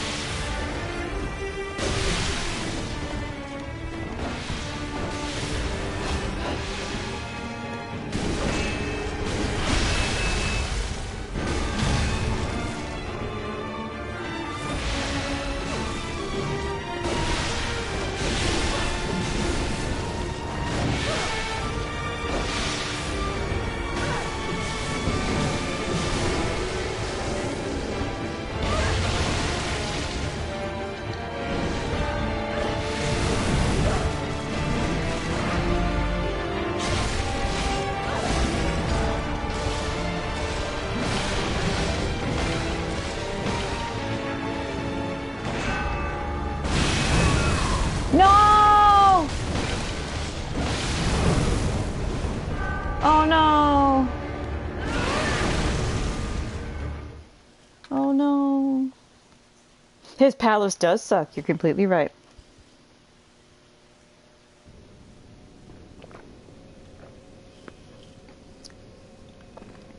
Yeah, me too. Me too, Gucci.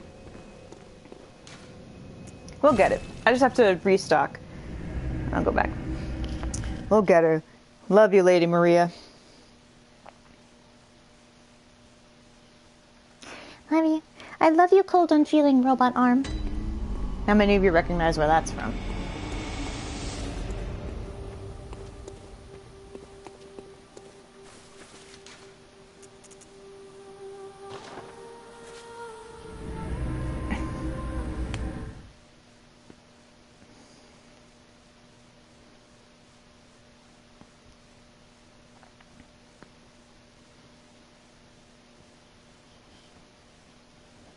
My migraine's gone, so that's something at least. Which means my fever's gone too. Which means, after we beat Lady Maria, I'm going to have celebratory cake. And then depending on my mental state, I'm either going to try Orphan again, or I'm just gonna go over to Dark Souls 3 so I can play my Pyro build. And just show that off. Yeah, I'm happy too. I hate that I get them so frequently. I do deserve that cake, thank you.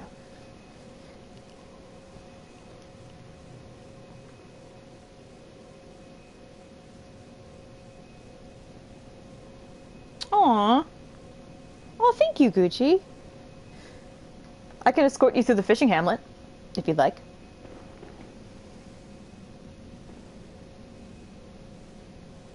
God, I'm so, like, this is out of nowhere, but I'm so excited to play Royal. Like, it's just hitting me. It's just hitting me, you guys. It's so close. I know I played it in Japanese already. I don't give a shit. I'm so excited. Oh my god. Oh my god, your face! Oh my god, your face! You're just this big blueberry.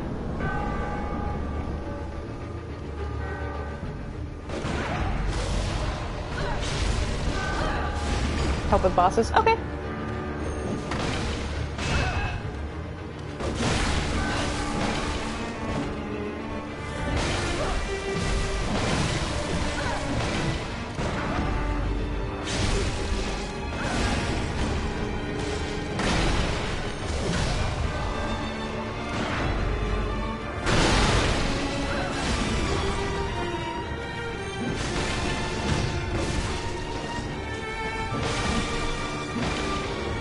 Nope.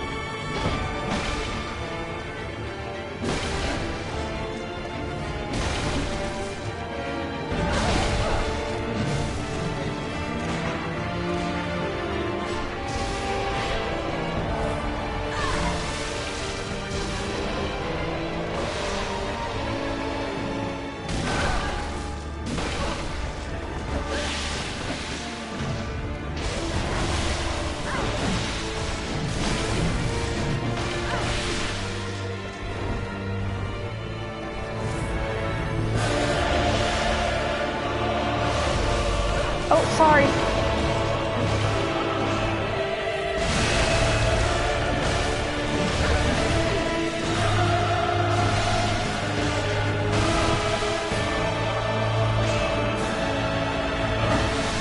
No!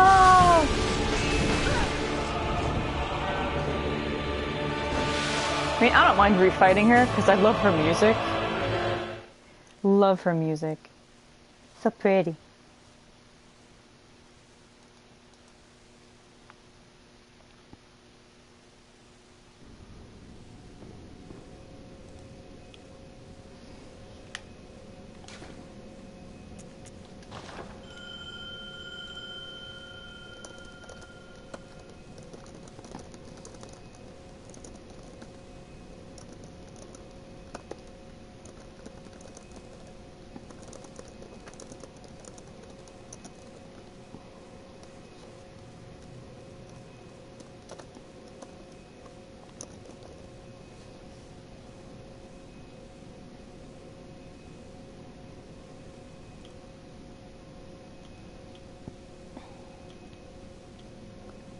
Okay, thanks for hanging out, Manderly. I may do some more Bloodborne tomorrow, if you wanna chill. If not, no worries. Thank you for hanging out.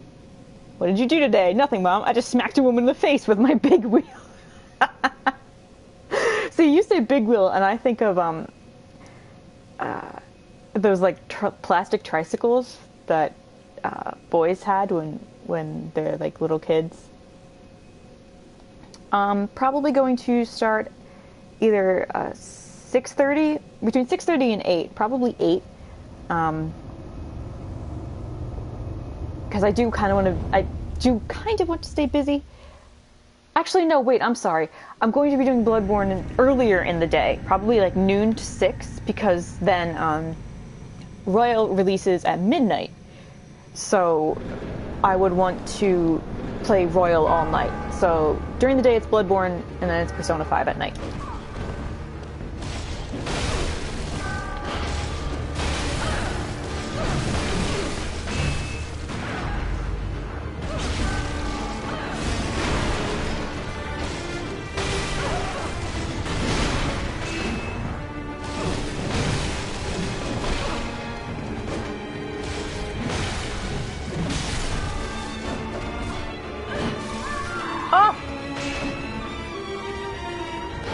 night. That's my buddy Amanda. We've been friends for several years now. I can't remember how many. I've been friends since we were both really into Doctor Who, actually. That hasn't been for a while for me. And we're both just like total horror nerds and villain stans, so, you know. Yay. Yeah, she's doing that to you. I sees it.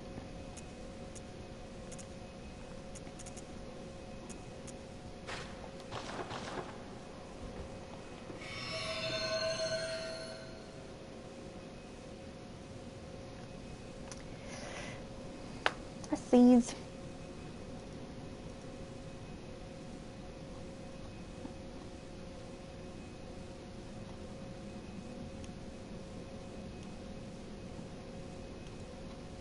You know what makes me really happy? When I see people who are into Persona 5 who follow my main blog then start reblogging stuff like Dark Souls or Bloodborne. And I'm like, yay! Yay! Yay, people are getting into other stuff. Yay! Gonna try hard now. Yeah, it was when Clara showed up. Yeah. Yeah. Night, Enderly.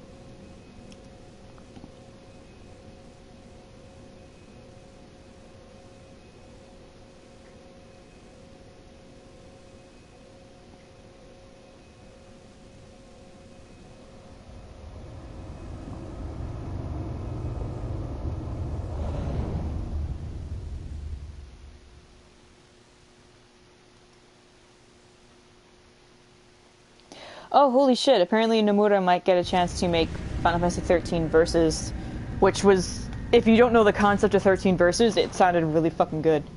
I have noticed you change your attire every time. You're a very fashionable blueberry. Oh, actually, hold on, Emma.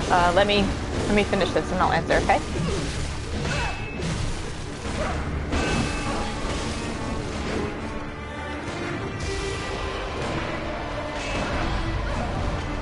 Oh, sorry, Kaz. I mean, Rishi.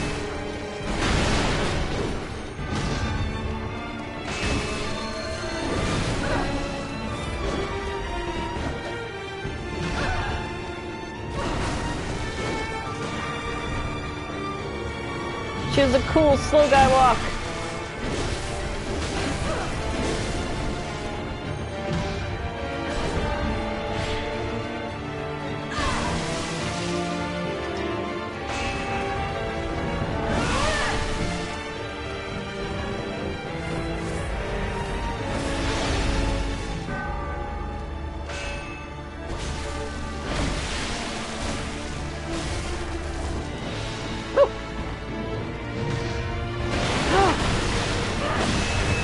That's a Frida move. Frida does that. Oh, she's got me.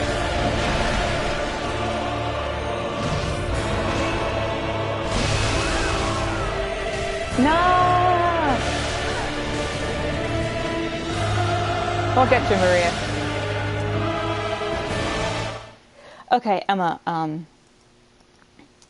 I will link the post in here, but here's how it goes. Osagiri is written in katakana, but if you look up the kanji for Wakaba, the Waka of Wakaba, which means Wakai, which is young, which is the first character of her name. And then apparently the Osa of Osagiri is part of Osanai, which means young, but that also means Wakai is also a term for that. It sounds very convoluted. It's like her name is hidden in several little leaps. My buddy Jay, who translates Persona 5 stuff too, and who helped me translate Scrabble on Tim's stream, was the one who pointed that out to me. So that's the post.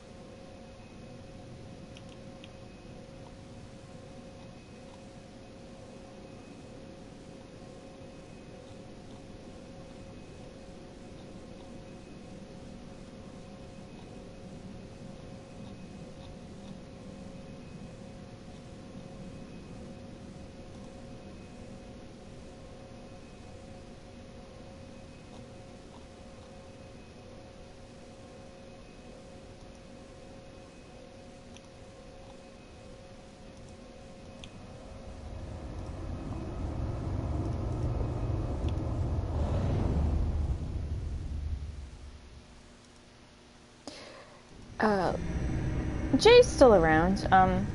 He sticks to nice outfit. He sticks to his own translation server, and he's busy. He got a new job. I'm actually really happy for his job. I believe he works at the company who makes Warframe. He acts as I want to say part of like a Chinese associate to like I guess help with the marketing and the relations of it, but I can't say that for sure. I just know it involves his skills at, you know, existing. And I'm very proud of him.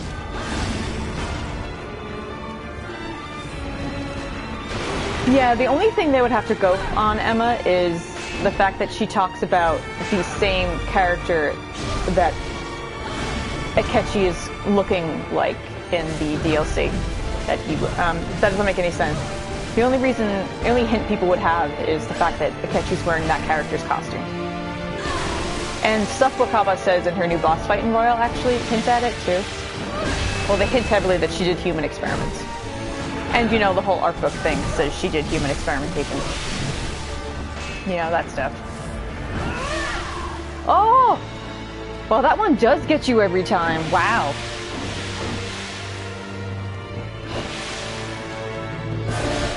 Wow. Yeah.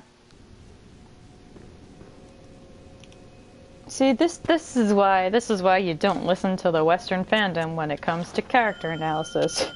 Because they don't know jack about shit.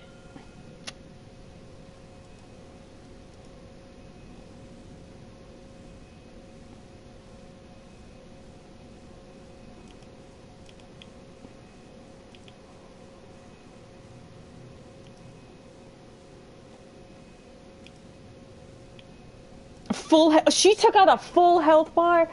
Wow! It is a pattern now, yeah, wow!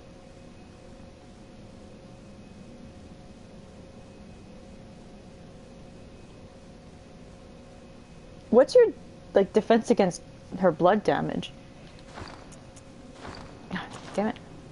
I don't know if that is an issue at all. I mean, I know damage reduction is basically, like, kind of minimal. But, that might be able to help a little.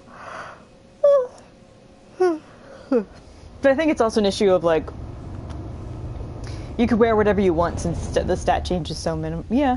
I either wear the crow garb like this, because it has a pretty good defense against fire and blood, or I use the Canehurst one. Because that has a pretty good defense against blood.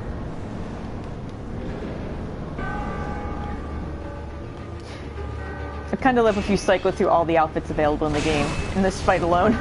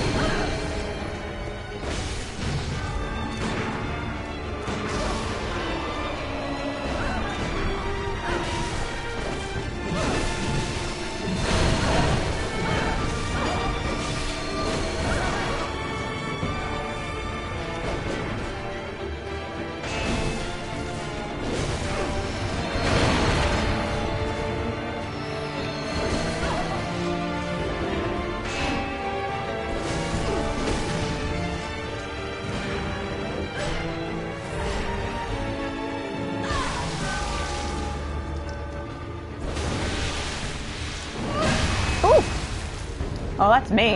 Wow. Whoa. Oh, wow. I was not expecting that. I'm sorry, Gucci.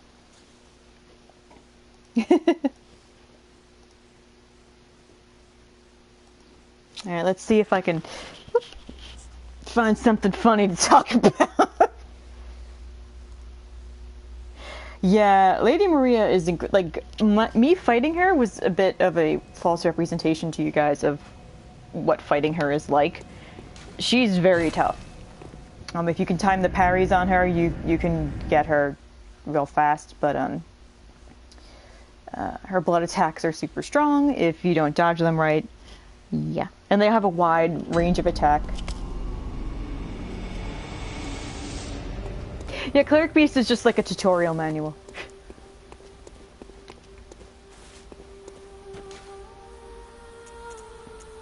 Cleric Beast says, this is how you play the game.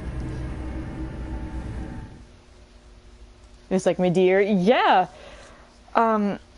If you honestly, Lala, if you want to go back and look at the Maria fight, you totally can. It wasn't long at all, and even I was surprised. I was like, holy shit, because that was the fight I was really nervous about. I'm like, I'm probably gonna be stuck on Maria for a while, and then it was just like parry, parry, parry. Okay, she's dead. I still don't know how I beat Medivh's second try by myself. Like, the first try I was like hampered because I know I had Shira with me, and then I'm like, whatever, I'll go in alone. And then I did, and I'm like, oh. No, I did this just fine.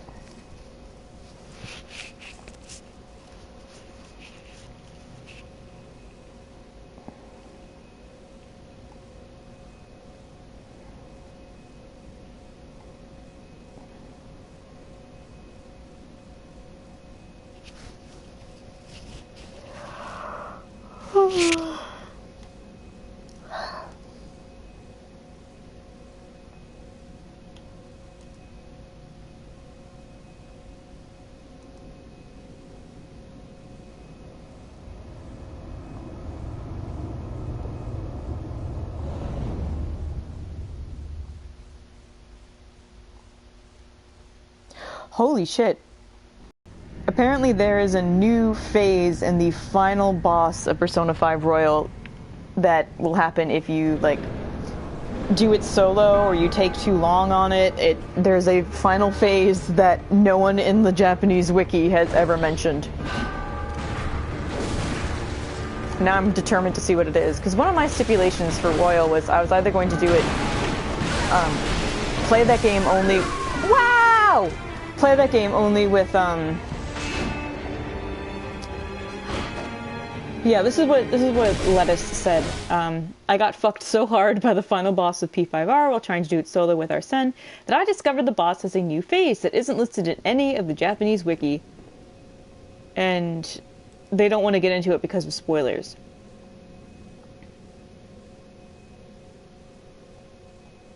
But I want to know what it is. Yeah. But yeah, my stipulation for my Royal playthrough was, I think I'm only going to use like Joker and An, or like Joker and one character associated with that palace. So it'd be like Joker, An, and Ryuji, and Mona, because that's just the starting thing and you'd be weak. And then second one would be Joker and Yusuke. The third one would be Joker and Makoto, little though I like her. Taba's Palace would probably just be on again. It was either going to be that, or once I get Akechi, it's just going to be Joker and Akechi, like, the whole game. And then, like, the third semester, it's just going to be them too.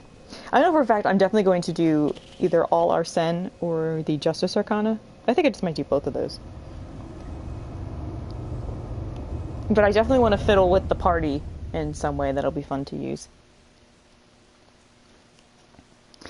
Another thing I noticed is a lot of my friends, when they take screenshots of them playing Royal, it's always like Joker, Akechi, and An. And it's only them in the party, and I'm like, aww. Well, that's cute. And I'm like, yeah, Best Girl's with them. She's like, yeah, she's the third wheel. She doesn't mind.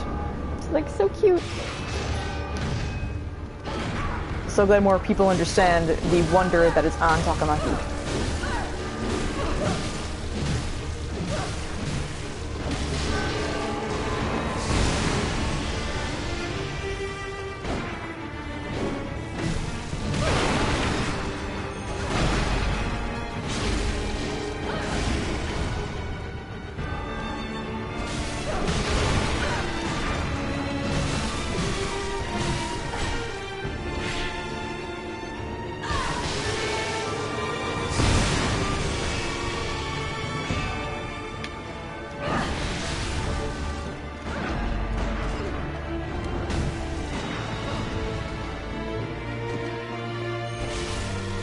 Oh.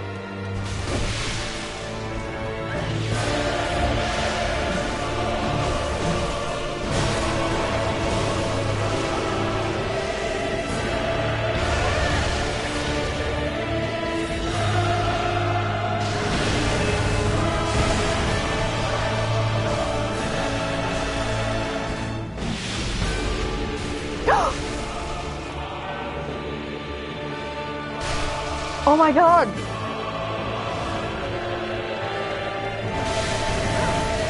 Oh my god, you survived that! Oh my god, you guys got to see the special visceral she does to someone. Oh my god, you guys! Oh my god, you got to see that special visceral! You had maybe the magic pixel left, dude. You had the magic pixel. Holy shit. Holy shit. But yeah, I actually deeply, deeply, deeply encourage all of you right now. Yeah, the visceral, like that's Maria's special visceral attack, where she will do that to you and she embraces you gently and like runs her hand down your back and then just rips out your heart. She's amazing. I love her the way I love Lady Frida. Yeah, see, we did it, Gucci! Yay! Yay, yay, yay, yay. An's taking dating tips to use with Shiho. See, I always figured that An hangs out with them and then she has like Shiho on speakerphone. And it's just like, it's like a double date. Which would be so cute, actually. Watch your yeah, a lot of people, a lot of guys say like Frida is just a Maria clone, because whatever. But and she does have a jump up attack and slam down. Frida does that. That was obviously taken from Maria's animations. But yeah, Frida and Maria do have very, very similar, like calm, methodic, completely, like focused and like elegantly lethal personalities, and the way they fight is the same way. It's beautiful. It's like a dance. So I love Maria the same way I love Frida. And I did talk a bit about her story after the fight, so when you catch up on Strem, hopefully it'll be interesting for you. Why did I come here?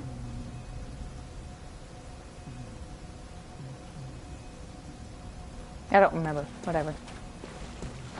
I'm just sitting here, I'm like, I had a purpose for being where I am. And I cannot remember what that purpose was. You said you would do cause, yeah. Oh, thank you. Well, my defense is almost 3 in the morning. I had a migraine. I'm super hype about Persona 5 Royal, so my brain's just sort of like drifting away into the fog. Like, wee. Yeah, we're gonna fight Koss together. Did you want me to walk you through the hamlet? I could totally do that. And I could just get you to the lantern where I am. If you want to go through on your own, I understand too. But I don't mind helping.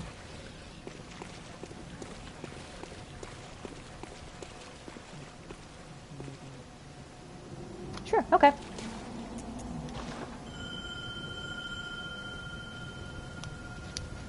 Ketchy made friends with a blueberry-faced assassin named Kaz. He feels right at home.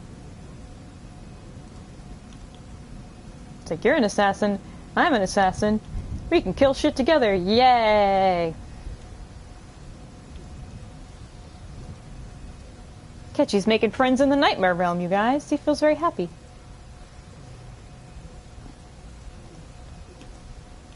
Yay, assassin buddies! Yay! This is rank... You know what? We're gonna say this is rank 9 of their Confidant. They're up there. They're killing Elder Gods and shit together, you know. Tentative Truce to Cognitive Akechi. Yeah, Cognitive Akechi, it's like it goes up to rank 5. Like, he's not sure about... Oh my god, look at you! Oh my god, look at you! He's not sure about Cognitive Akechi yet. They have a tentative alliance. Woo! Okay. This is where quarantine is.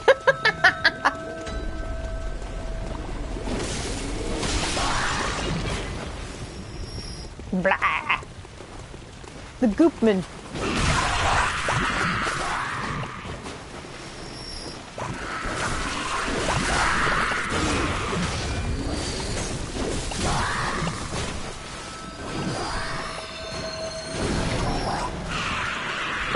curse guy.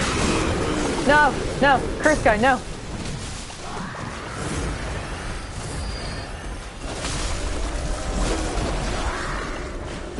Nope.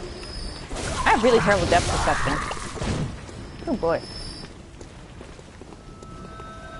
you want to get all the items that dropped?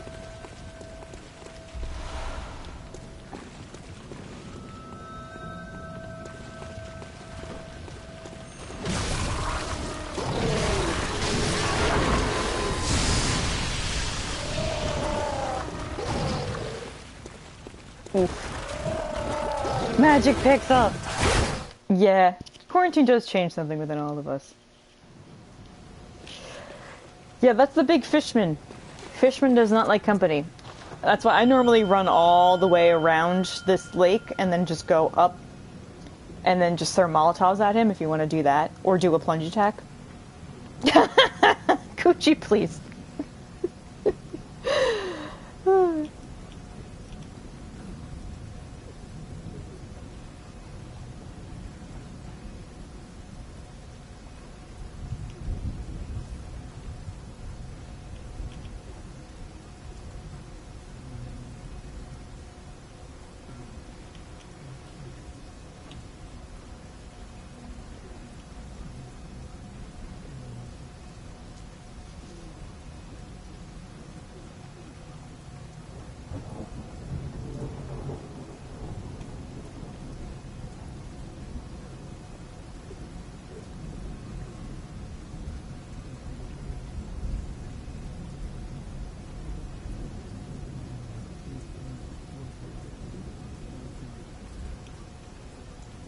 That was a full... Oof.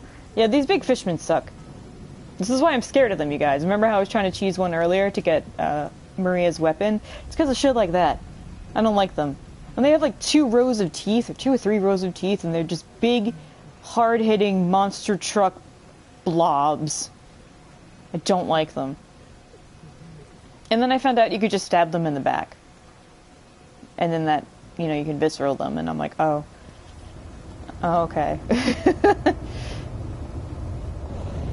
That's fine, I guess.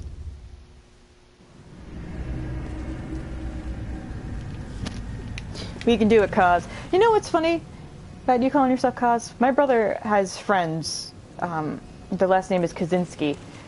And one of them is Brian Kaz, and then there's like the Kaz who's the junior. So it's just B Kaz and Lil Kaz. So I see your name and I'm like, oh, it's the Forgotten Kaz. Oh yeah, you can visceral the witches too. Pretty much anything you can get a backstab on, you very likely can get a visceral. Some things are just, I guess, too big and designed not for that, but... Like giant bosses you can't, but humanoid things, or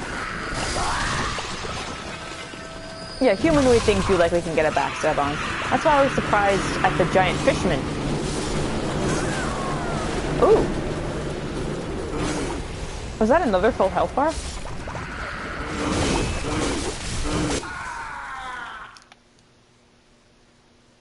It is like a weaponized lantern, yeah. The Beckoner got the first one down to 1/3 of health before she teleported. Yeah, that's... They probably have, a lot of good gems and shite. Well, yeah. F. Put your Fehus in chat. The honored dead that go to Lady Freya.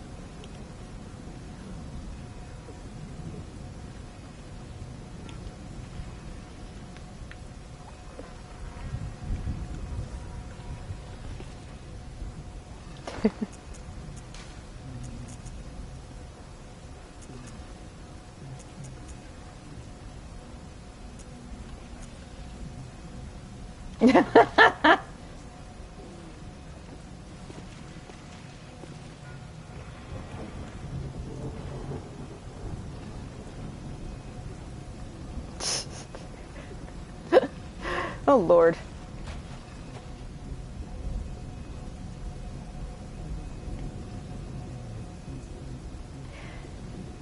This is one of the only places in any Soulsborne game that has weather.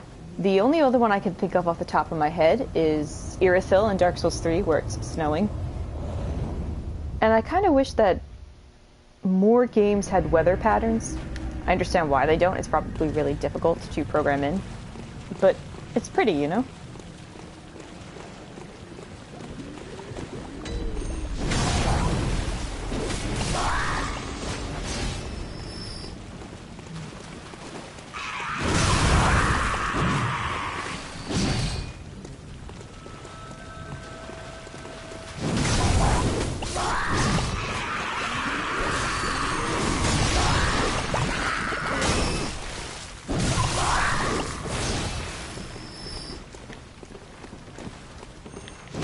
I'm stuck on the stores. Stores?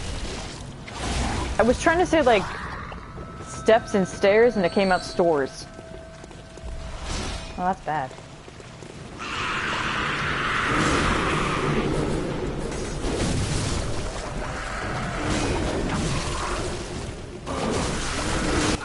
Ooh!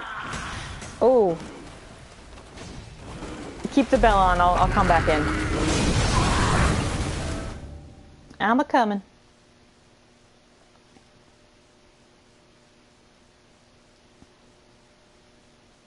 Thank you, Lo. Oh, I'm so glad. I'm so glad that that's catching on. The honor and dead go to Lady Freya.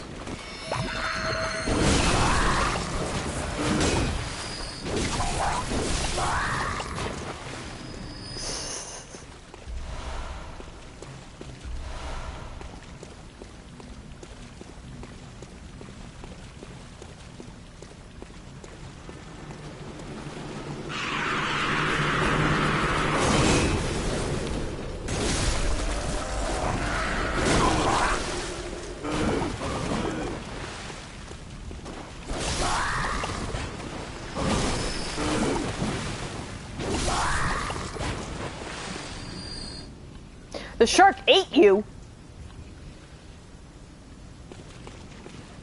Oh, I don't like that at all. Blue Jay.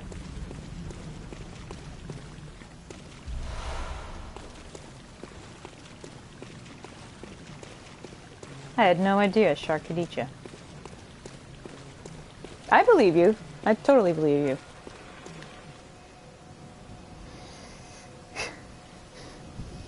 I think Lady Maria took most of our luck. We got to get it back.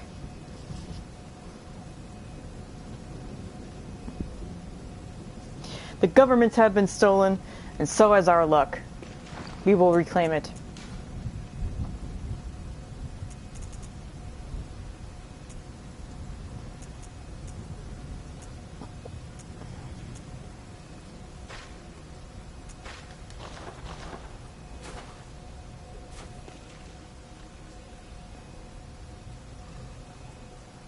Aw, no, Kagaketchi didn't steal our luck. It's fine. Lady Maria did, honestly. Although, technically, I lost my luck before that. We can blame it on the migraine. I think we should blame it on the migraine.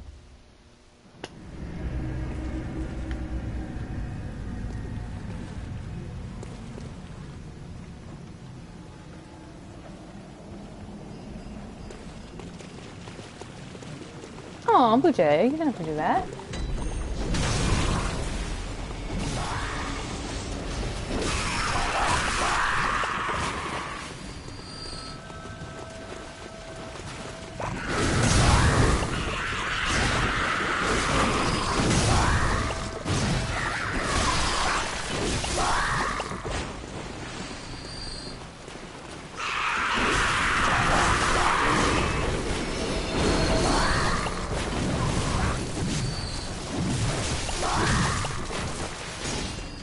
Alright, now stick. Okay, guys.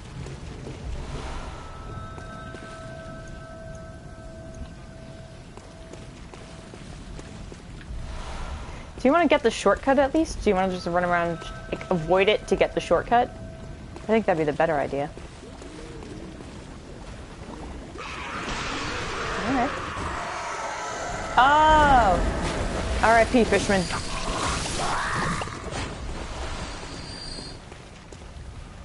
It's dead! Yay! I'm getting a random wave of nausea. Yay!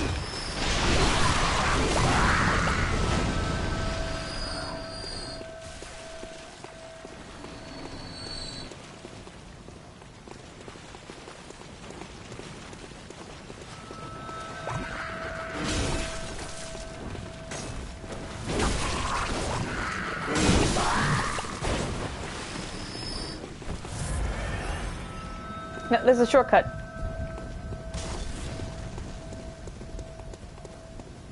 And then I think... Whoop! Damn it. And then the bell lady's up there.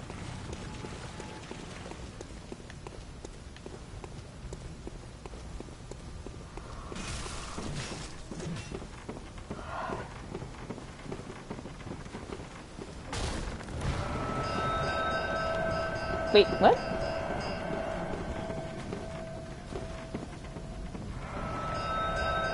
What? Oh.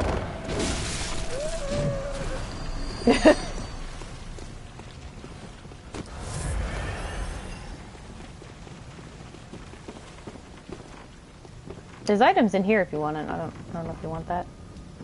No? Okay. Okay.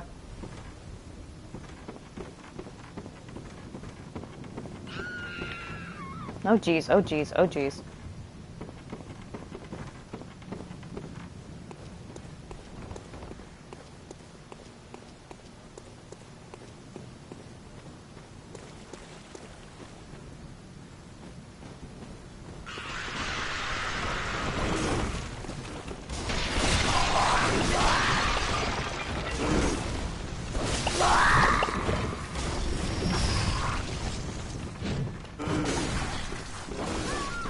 What?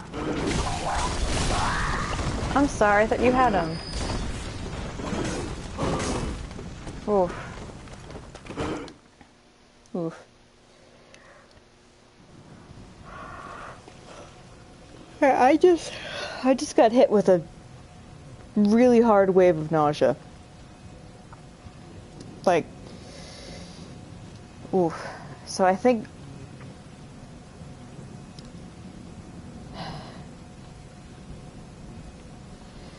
I'm gonna have to go lie down. I haven't felt this sick in a while. Wow. Wow, this sucks. I got sick twice on stream tonight. Oof. Oof, okay. Well, yeah, sorry Gucci. I'm probably just gonna go to bed. Because I've been streaming for about 6 hours, so yeah. Oof.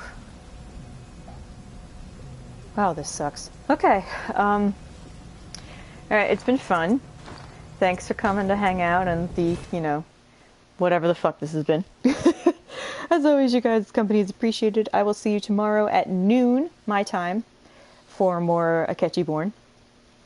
And then tomorrow night, it's going to be Persona 5 Royal. Yay! Thanks. Thank you. I'll be okay. Yeah, you're very welcome. Here's the thing. I get sick, like, with random flares of whatever the fuck all the time. Like, it hasn't been twice in one night bad, but I guess it's getting there. So, yeah, I'll be fine. Thank you, guys. Thank you. You're so kind. So, everybody have a good day, evening, night, whatever time it is for you. And I love you, and I enjoy your company.